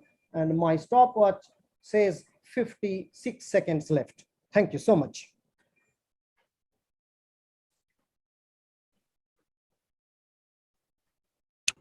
So now we'll have the question answers. Yeah. Maybe the two different topics. So maybe if there are any questions to Dr. Krishna Seshadri first and then to Dr. Satyanath. Yeah, I have a question, sir. Yeah, go ahead. What happens if a patient undergo a limb revascularization procedure? How it's going to affect this thermometer? Okay, that's to Satyanath. Okay. Yeah, but then in this particular study, we excluded people with significant vascular disease. We only studied people with stage 8 excess ulceration, which excluded people with either infection or ischemia. Hope that answers your question. Yes. There are questions in the chat box, but before that, I'm just stunned by both the lectures that I've just heard. Technology updates, yeah. New and completely great, and I had so many questions when KS sir was talking, but I don't know if we start that, we'll probably open a Pandora's box, so maybe we should take some questions from delegates first. So if the chairpersons would like to read some of, there was a question to KS sir I did see in the chat box. Okay. Yes. More and more companies want doctors to bring patients on a particular app or upload the prescription. Isn't it intrusion, sir? You can unmute. So you do want me to open the Pandora's box? Okay. I saw that there. So the first two statements, right? First is there's no such thing as a free lunch. If you choose if you think that your patient should be taken care of free, or somebody should pay for the services that should be part of your clinic, then they will expect something in return. And I've seen several my conflict of interest is that I've helped develop an EMR myself, so remember that. But the important thing to remember is that at some point of time, I've seen that there has been a difficulty in retrieving the data or transferring it. But the smart thing is is the second statement, which I learned from a finance expert some time ago. We were talking about stocks and things like that, and then he told me, doctor, it's funny that you doctors think about investing in stocks, bonds, and mutual funds, but don't spend enough time thinking about investing in your own profession. Right? So if you invest in an electronic medical record or technology or anything else, that is something that is going to help you enhance your status in your own profession. I think linking this together is one, never outsource your core competency to someone else who can use it for some other purpose, especially if they have a conflict of interest. The second thing is adapt technology wisely. Remember that there is going to be an investment, but there is also going to be a return. Money is not a bad word, but doing it ethically and doing it with values and remembering why we are there in the first place, which is to provide outstanding patient care, and things like electronic medical records help you reduce errors, they help you track data, they help you with making decisions, and soon they will help you with clinical decision support. So invest wisely in your own profession. I'm sure Dr. Mohan knows more about this because he's done exactly that for so many years very wisely. No, but Krishna, just to respond to that, see, these companies, many of these companies who come to us, free lunch, not paid lunch, I don't know whether just because you give it free, you get cheated, or even if you paid for it, you'll get cheated. I don't know about that. But the big thing which Anjana and I always worried about, especially when you have large data, they'll come in and say, we'll do this, we'll do that. Secretly, there is a way for them to take out the data, and data has a lot of value, which we don't know. What you rightly said, how many $1 million it is worth. We'll think, it's worth 2 lakhs or 3 lakhs or something. Our brain will only work that way. But for them, they will build a company out of it, or they'll do something else out of it. And so, our own data and they will not tell us at all. There are people who will simply cheat you. I trust most people. And yet, I know I have been bitten a couple of times quite badly by these people. And so this is one of the things that you're afraid about. That another thing which somebody came and told me was, Dr. Mohan, we have a software which after your 50th prescription, which it says, it will print out the prescription for you without you, So we know your pattern, what you will do. And then after that, you're not needed anymore, Now, this again worries you, They know Krishna is not needed, Mohan is not needed, Satyanath not needed, Deepak Jumani is not needed. you know. Yeah. The computer will do everything, you know. So this is, you know, kind of a perceptible threat, which they openly tell you also. The machine learning will do the job so well that it'll do it better than you. You might make a mistake in the prescription after that, but the machine will not make, you know. So yeah, we accept that we use machine and then use it to your thing, reading a CT scan. If you've got somebody who can read it for you, which you can then go and, you know, supervise, it's good. But these are kind of fears which doctors naturally have. Would like to respond to that. Yes, absolutely. So not even talking at your level where, you know, data is big, and remember, data is the new currency, as we talked about. But I think at a practitioner level, somebody is holding a clinic or somebody is saying, at least, you know, we need to know enough to guard our patients from what if the data is hacked? What if your patients are tracked or stalked, or, you know, other bad things happen to them? We must be very careful about where the data is stored, who owns the data. And also, you know, I think it is important for us to, you know, again and again, I bring this up, that we are the last stand between our patients and bad things. So if you're not comfortable, don't use it. Yeah. If you're comfortable, learn to use it. But at no time, outsource it to someone who can do harm with it. I think that is a simple way to look at this whole thing. Yeah. I also. And there is an absolute lot they can do with it. So it's there if you have a set of patients, and a simple thing like if they swipe a credit card, so they're able to tell you which are the retail outlets they're using, where they're shopping for groceries, it's scary the amount of information they can trace just through the swipe of your card, you know. So things like that. And so there are people who have come to us and said, we can give you this information, so you can then know where to market and things like that. So crazy stuff like that goes on. So like you very correctly said, it's so important, and it's so easy for a doctor when someone comes and says, sir, we'll give you a platform, all you have to do is fill this and then everything comes for you. It's easy for patients, so easy. And you think that, oh, you know, so it makes my life easier. But actually, there's a lot that we're giving away. And I'm so happy that we brought that out. And the question that you asked, who's accountable? I think that is the most important question. It's so nice the way you said that we are the last thing that stands between, you know, our patients and something bad happening. Unfortunately, our patients don't know that. That's the sad part, right? Yeah. Maybe not, Anjana. You know, I think I have lost most hair, and your father has a little more gray than any of us. You know that, you know, that one of the nicest things is that despite all the bad things that are happening, our patients actually trust us, right? That is the one thing. I mean, yes, when you look at social media, it looks very differently. Changing world. Right, but you know, still, this is one of the most wonderful professions to ever be in, and the kind of patients we have are the most wonderful we've had ever in the world. No doubt. Vinod, you're saying something. Yeah. So I just wanted to say we're running a little, you know, behind schedule now. So one thing. For some time. Okay, because I think Dr. Pradeepa has mentioned to move to the next talk. Okay. No, but I think there's one question for Dr. Satyanath about but exactly, I was, saying that one, I agree with Dr. Mohan that, sir, even we won't come to know whether our data has been leaked or not.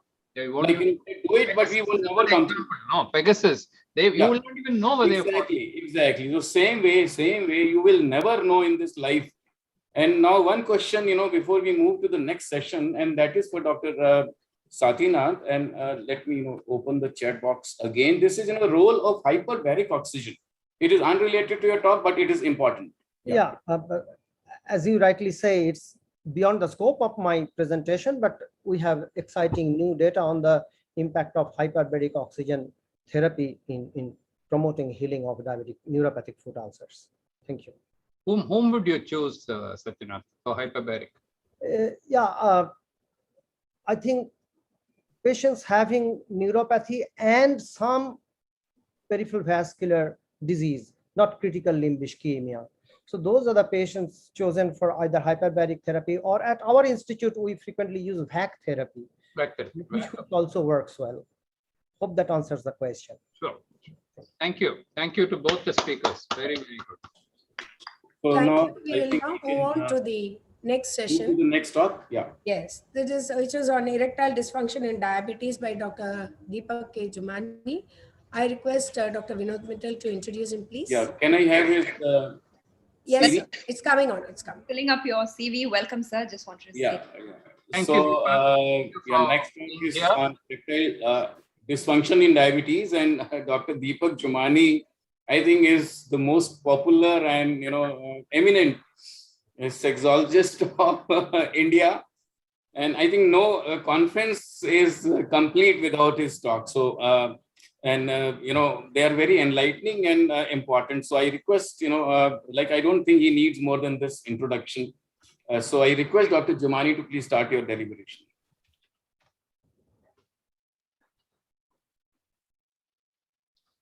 I'm not able to share my screen. There is somebody else who's already sharing. This one has to go. Yeah, now you can share, sir. Because your CV was up. That's right. Yes. So you can put it on slideshow. Yeah. Thank you. Good. Fine. Yeah. Fine. I have seen almost every wonder of the world. There are 7 wonders of the world, which I have seen almost. And today I'm witnessing the 8th wonder of the world in the form of 8th International Diabetes Update to 2021 of Dr. V. Mohan. And this is my ingredient of one of my contribution to this new wonder of the 2021 to Dr. V. Mohan. This is my book on erectile dysfunction in diabetes, which I'm going to present in this presentation to you, sir. With pranams to God and thanks to my teachers, Dr. Kothari, Dr. O.P. Kapoor and Dr. Sashank, I beseech them to bless me always. I have some breaking news. Did you know that men have higher death rate for most leading causes of death, which include cancer, heart disease, diabetes? Men live about 5 years less than women. COVID-19 today has now been proven to be beyond doubt an endothelial disease. And we know erectile dysfunction is also an endothelial disease. And during COVID, we found a lot of patients who suffered from COVID also are still, after getting cured, having erectile dysfunctions. 62% of women across the globe are not satisfied with their sex life. This is a survey which is published. This is a beautiful study. Look at the mnemonic. Female study. Female is, FE is female experience of men's attitudes to life events and sexuality. This is a study about female partners of men with erectile dysfunction. What did they say? Women felt that they cannot obtain sexual gratification even without good erections if they had deep level of non-sexual intimacies. Some women questioned about their attractiveness. Some women felt the partners had infidelity and that's why they were not happy. And some questioned the worth of relationship. Some women felt the sex was something to be avoided, but all agreed that their quality of life was definitely affected. They had frustration, sense of inadequacy, self-blame and insecurity. Impotence has been the common cause of divorces in the high courts of India. 45% men today across the globe are dissatisfied with their sex life. 50% of married couples across the globe, across Japan, the most developed countries, are living sexless. When I Googled, I found 50% of male population above the age of 40 having erectile dysfunction. And when I Googled, I found Viagra had 196 million web pages and aspirin had only 53 million web pages. Endothelial dysfunction causes erectile dysfunctions and both lead to emotional dysfunction, but that's not here. It's not a triple ED, but I call it a sextuple ED because after having erectile dysfunction, and if we diagnose early, we can prevent early death, and education is the key. Patients who have ED avoid having sex. There is a definitely affecting him, his partner, and the relationships, definitely. Leo Tolstoy, 120 years back, said, men survive earthquakes, epidemics, horrors of disease, and all the agonies of the soul. But for the all time, the tormenting tragedy is and will be and shall be the tragedy in the bedroom. The flaccid truth is endothelial dysfunction causes erectile dysfunction. Erectile dysfunction causes emotional dysfunctions, And the bitter truth is that all these are manifestations of aging and age-related complications, which include diabetes. Aging, as we know, hampers antioxidative system, angiotensin 2, TNF-alpha, mechanical, and also hampers endothelial nitric oxide synthase, which ultimately leads to production of reactive oxygen species. There is decreased nitric oxide production, decreased nitric oxide activation, ultimately leading to endothelial dysfunction, which manifests as vascular-smooth muscle contraction, growth, inflammation, remodeling, apoptosis, and all the vascular complications. So if aging is a disease, life itself is also a disease. But what my friend Strelach said, that the main feature of aging across is a chronic progressive increase in the pro-inflammatory status, which is controlled by a network of cellular and molecular defense mechanisms. And immunosenescence is an adaptive net result of our body's defense mechanism, which is a dynamic process. And I call, hence, aging is nothing today but inflammaging. And how does it set?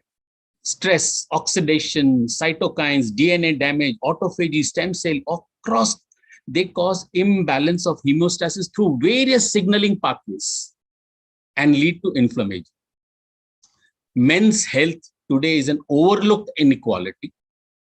And if we need to improve the future, we need to change the Men's Health Act. And there is increased urbanization, because of which we see 4 deadly quadrants: diabetes, obesity, dyslipidemia, hypertension. These are the diseases of our civilization. And friends, diabetes is the sexual health tsunami of our century. For defining erectile dysfunction, the symptom has to be there for at least 6 months with significant clinical distress. And this is the schematic diagram of a corpora cavernosa, smooth muscle cell, and an endothelium.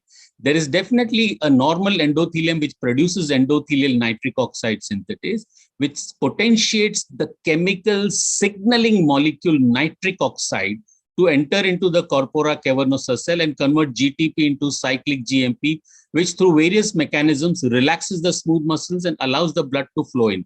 But sadly, this cyclic GMP hydrolyzes into 5-GMP with the help of an enzyme called phosphodiesterase 5. And if you look at the therapy of it, all we have today is blocking of this PD5 inhibitor. We have PD5 enzyme, we have PD5 inhibitors in the form of sildenafil, tadalafil, sildenafil. We don't have anything about that. So erectile and endothelial dysfunction in type 2 diabetes is definitely a link. Enough studies to prove that endothelium-derived nitric oxide is anti-atherosclerotic and anti-thrombotic. And the prevalence of diabetes-induced erectile dysfunction is through various mechanisms: advanced glycated end products, increased level of oxygen-free radicals. And when we look at diabetes, it's an inflammatory condition which activates the PKC mechanism, reduces endothelial nitric oxide. And there is uncoupling of eNOS, which results in Rho-A activation, increases the permeability, reduces the vasorelaxation with the increase of arginase, ultimately leading to endothelial dysfunction, and there is decreased L-arginine. Now it has been proven that the presence of erectile dysfunction is nothing but subclinical cardiovascular disease. So what are the lessons learned till now? One, the endothelial dysfunction is a precursor of most cardiovascular disease risk factors. Erectile dysfunction is the earliest marker of endothelial dysfunction. Methods to alter endothelial dysfunctions can help modify incidence of risk factors. In vitro, endothelial progenitor cells modification and injections of potent EPCs into coronary arteries is the way forward. And erectile dysfunction, we all know, is one of the commonest complications of diabetic, type 2 diabetic men. It's very prevalent in India and China. So I call it Chindia are the erectile dysfunction capital of the world. Both type 1 and type 2 have increased risk of ED. In MASH male aging study, diabetic men showed 3-fold probability of having ED when compared to non. Erectile dysfunction can be psychogenic, vasculogenic, neurogenic, hormonogenic, drug-induced, and add salt to our wounds, it is even genetic. Now they have found that a single loci on chromosome 6 near single-minded family basic helix loop helix transcription factor 1 symbol that was significantly associated with the risk of erectile dysfunction. They studied 37,000 men. And the molecular basis of diabetes-associated erectile dysfunction is that there is a signaling pathway which is involved in calcium channeling called a Rho-A Rho kinase, which is turned on. And therefore, there is definitely vasoconstriction in the microvasculature of penis and chronic detumescence. So thinking that diabetics do not get erection is wrong, but they have persistent or flaccid state. And the molecular basis of diabetes, another is that there is a gene BCL2, which is called as anti-apoptosis gene 2, which is decreased and hence results in diminished cellular homeostasis, which shifts the cells toward death and organ degenerations. How do we manage? We need to rule out psychogenic from organic. If it is a gradual onset, and if it is a sudden onset, it is definitely psychogenic. If a man has morning erections, if we ask him that in last 8 to 10 days, did he have morning erections? If he says yes, he does not have any organic erectile dysfunction. He doesn't need any medications. He just needs pure counseling. There are 2 validated questionnaires which we use, IIEF and SHIM5. And the strategies to manage, you all know, it's about smoking, diet, exercise, blood pressure, lipids to be under control, HbA1c to be less than 7, eye, feet, and oral hygiene to be checked every time when the patients come to you. Cremastic reflex and bulbocavernous reflex can rule out neurogenic causes of test day-to-day practice. Additional tests we do are hormones, estradiol, FSH, thyroid, testosterone, vitamin D, uric acid, phosphorus, sonography of the scrotum, serum PSA free total, digital rectal examination, and Regiscan. A new study showed that salivary tumor necrosis factor alpha was used to detect the severity of erectile. See, looking at the gums, you can make out that this patient has erectile dysfunction and that can be treated today. A beautiful study said that a simple CBC, and if you do platelet lymphocyte ratio, can give you, that can be a new marker and the risk factor identification for erectile dysfunction. If the platelet lymphocyte ratio is more than 105, he definitely has erectile dysfunction. It's a very simple CBC without looking at the patient, without looking at his, without examining him, just looking at a plain CBC, you can identify that his patient has got erectile dysfunction. Another study showed that skin autofluorescence. We know that diabetes, uncontrolled diabetes, there is advanced glycated end product. And just keeping a hand on this gadget and through skin autofluorescence, we can diagnose erectile dysfunction in diabetes. So how do we treat? The best treatment is, the first line is oral drugs, along with counseling and lifestyle measures. The second is injection of papaverine and other drugs, vacuum therapy, intraurethral prostaglandins, counseling, and lifestyle measures. And the last is, if this fail, we send our patients for getting implants inserted. But counseling and lifestyle measures will always remain the mainstay of treatment for erectile. We have 4 PDE5 inhibitors, but all of them have side effects of headache, congestion, visual disturbance, and there is definite nitrates, which are the which is a contraindication to giving PDE5 inhibitors. Beautiful studies say that 12 weeks of treatment with tadalafil to every diabetic, irrespective of whatever his HbA1c is, even if he has hypertension, even if he has prostatic hypertrophy, even dyslipidemia, showed improvement in sexual functions. And many patients who take PDE5 inhibitors, they do not respond because they don't take it in adequate doses. They take it on full stomach, they take it just before the activity, and they do not stimulate themselves. And these are the reasons why they fail. My friend Dr. Jyoti Dev used insulin pumps, and he found 83% patients improved in their sexual functions and their quality of life improved much better. And we have now metformin, which has been studied and proven to be improving the endothelial functions in diabetic. So it can be given to patients who are diabetic, having ED, as a drug, even which can help in ED. Another drug is SGLT2 inhibitors because of its class effects. reduces all the vasculogenic causes of erectile dysfunctions. So if at all you have a diabetic patient and put them on SGLT2 inhibitors and metformin, you don't need to give them PDE5 inhibitors. You save them from the side effects and complications of taking PDE5 inhibitors. Buried penis syndrome can be treated with 1 gram of metformin, sesame seed oil, and arginine gel. It's been very, very commonly seen in diabetics who have suprapubic fat and their penises are almost buried itself. New novel treatments include low-intensity shock wave therapy. Beautiful studies are there, but amongst all the new therapies, stem cell therapy is a promise. Gene therapy is again a promise. These are all regenerative therapies, which will be definitely be a boon to our patients. L-arginine modulates glucose and lipid metabolism in diabetics, has been studied, and even postgrandial hypoglycemic activity of fenugreeks have been studied. So nutraceuticals combining L-arginine with fenugreek can be given to a patient very safely whom we do not want to give hormones or any other things. What's new in medical line of treatment? We have Avanafil, which is now available.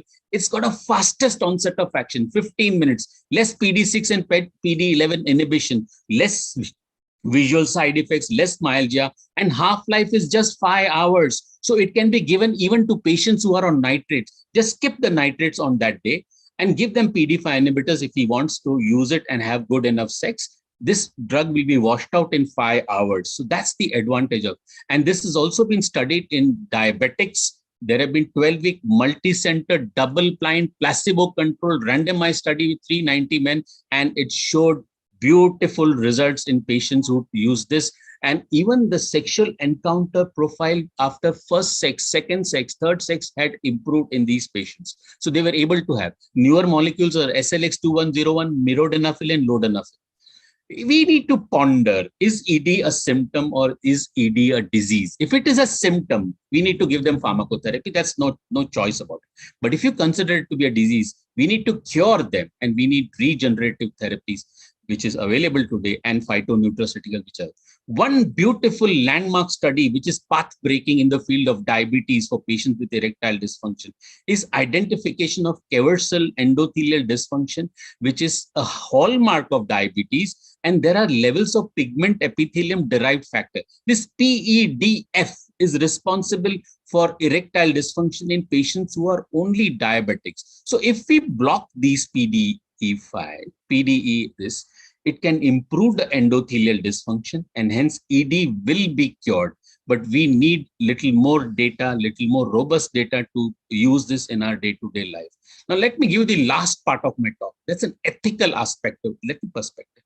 PDE5 inhibitors are the boons for us because PKG, PKG activates AMPK and SIR1, which increases the antioxidant enzymes and reduces the reactive oxygen species in the mitochondria, improves the mitochondrial functions, and act as cardioprotective by increasing the cardiac contractility and reducing the cell. This was proven that restoration of the mitochondrial function in diabetic heart improves cardiac function and subsequently leads to cardioprotection. Louis Ignarro, who won the Nobel Prize in Physiology in 1998, has proven this without doubt. And we know the favorable effect of empagliflozin. A study showed that they may benefit type 2 diabetic patients with ED, and metformin I've already mentioned about it. So even direct trial has shown that diabetes can be reversed. Even Dr. Mohan beautifully in his several talks have explained to us that there is a possibility of reversal of diabetes today. My friend Dr. Paresh Dondona tried testosterone treatment more than 1 year and showed improvement in hypogonadism and related metabolic, vascular, diabetic, obesity parameters. He did this for 2 years.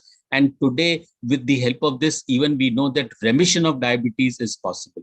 Dean Ornish proved that intensive lifestyle changes can reverse the coronary artery disease. And genes, we know 20% of what happens to is all dictated by our genes and 80% is by our lifestyle. And most of the risk factors which we see today are all modifiable risk factors.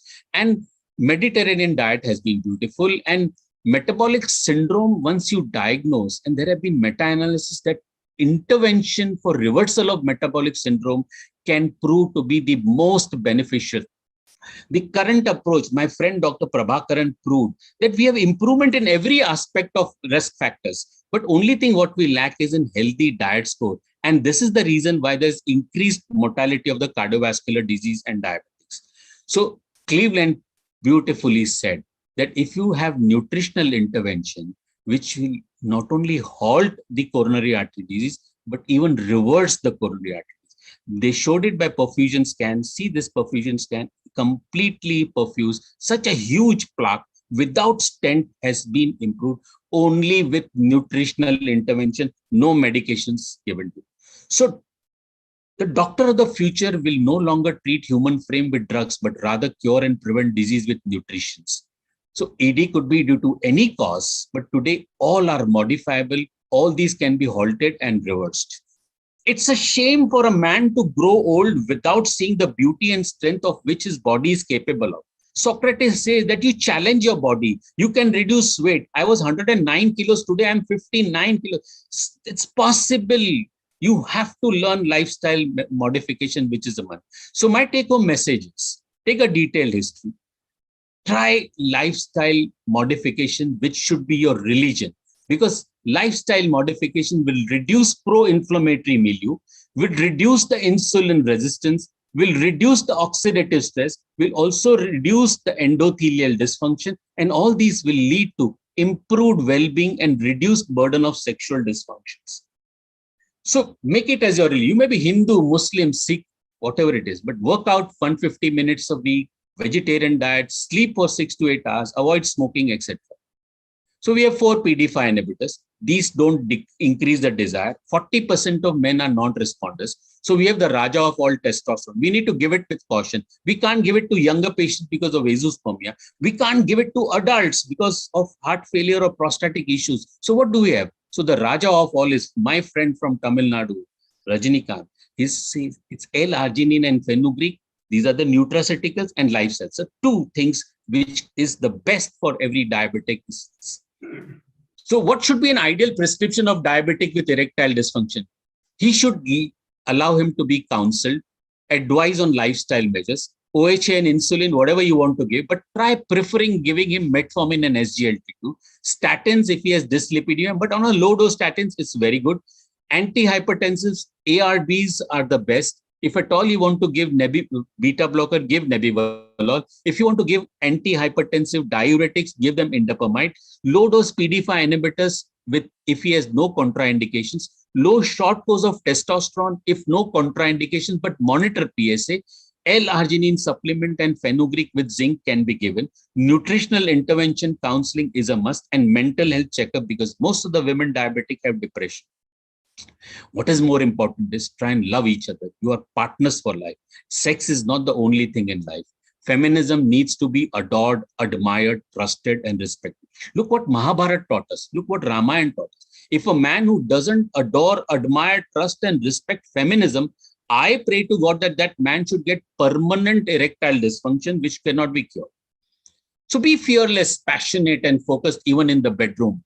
Be confident. It's not just sex your partner wants it. She needs to be cuddled. She needs to be felt important. She needs to be touched, etc. So friends, erectile dysfunction in diabetes is not an option, not for anyone, but it is how gracefully we handle the process and how the process handles us. For ED, we have so many things that this is a symptom which can be managed and cured. My last slide. It's really nice to know that it's a blessing in disguise because reversal of metabolic syndrome is known. Lifestyle modification is our choice. It's our choice. And L-arginine is available. So erectile dysfunction, friends, is a correctile dysfunction. So this is my book, Sex Has No Expiry Date. My last slide, ED is one of the common things which happen to diabetics. It's a tip of an iceberg. Is the earliest marker of coronary artery disease, is an endothelial dysfunction. I call it diabetes type 5, which I'm working on it and I will be publishing it soon. PDE5 inhibitors, short course of testosterone are ideal. L-arginine supplement with fenugreek is a boon. A heart that loves is always young. Age, weight, height are just numbers. Lifestyle measures can reverse metabolic syndrome. And erectile dysfunction, hence, is a correctile dysfunction. And if this happens, friends, trust me, sex will have no expiry date. Thank you all for your love. And this is my book, back to Dr. V. Mohan. Thank you, Dr. Mohan, Dr. Anjana, Dr. Ranjit, Dr. Pradeepa, and all your team for this memorable 8th wonder of the world, 8th Dr. Mohan's International Diabetes Update 2021. I'll be very happy to answer any questions you all have. Thank you, Dr. Jumani, for that wonderful talk. Very, full of insights and very scientific, clinically relevant. Really, excellent, superb. Thank you, sir. I just want to ask one question to you. Sure, we sure. Have, as you said, 4 PD, inhibitors available. 5. So, we have 5. 5. Okay. So, which is the best, among these, and how you treat your patients? Like how long and what dose? See, the dynamics of giving PD5 inhibitors to every patient is to be customized. It depends upon his needs, and it depends upon his predictability of when is he going to get an opportunity to have sex. Suppose he is going to have sex in next few hours. Okay, so then we can give him avanafil, which is the fastest onset of action and having less side effects, and the action is going to last for 5 hours, and then it's going to be. And if he has got any other comorbid conditions like heart disease, etc., even avanafil can be given to him if he's not on nitrates. Okay. But if he's going on a honeymoon, if he's going on a weekend with his girlfriend or with his wife, tadalafil is the best because it's got a very long action, 17.5 hours. So that time you can give him those things. But we need to see, and if he wants a very, very hard erection, you can give him sildenafil in the dose of 100 mg, because that is, in our experience, found to have a very, very hard erection in patients. So this is how we manage, depending upon the predictability, depending upon the timings, what he wants to have sex, and depending upon his conditions. But if he's a diabetic, I don't even tell my diabetics that I've given him tadalafil. I just put 5 mg on a long-term basis. He takes it normally like the other medications. And he finds one fine day he gets a morning erection. So he's so happy. Because if you tell them, then it goes in his mind that he has to take a tablet to get an erection or to have sex. He has to plan his sex, etc. But long-term PD5 inhibitors have been a boon in diabetic patients.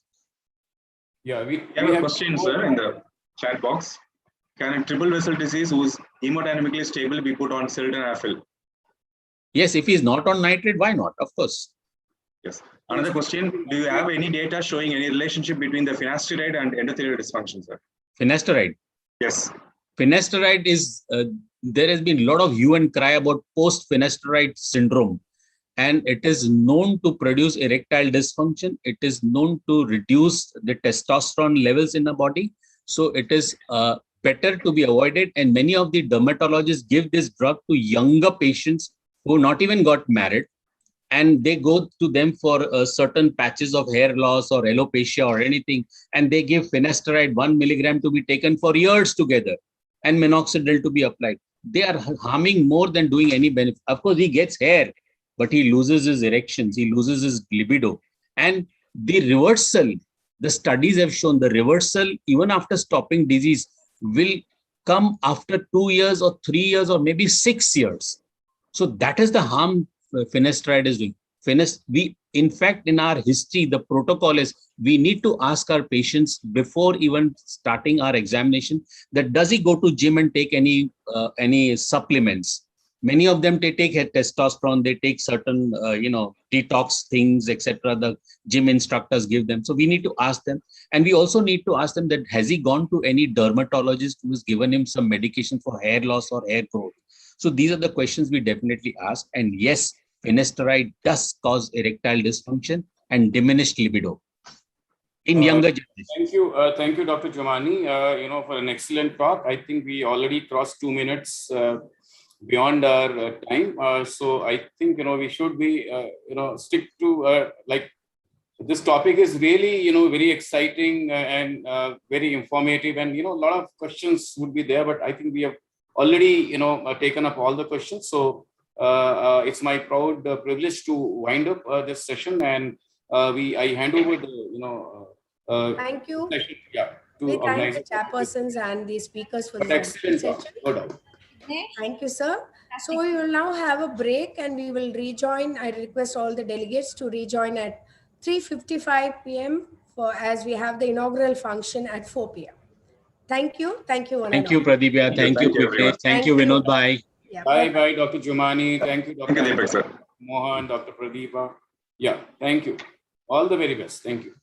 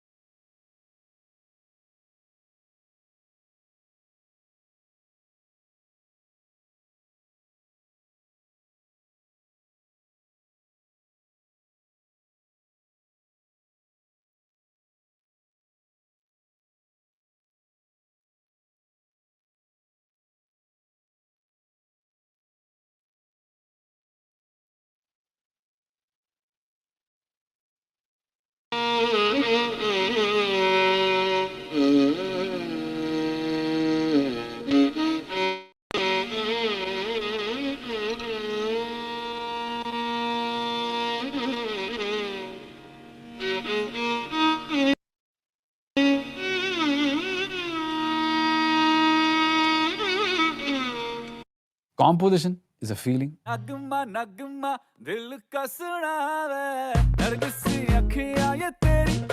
And music.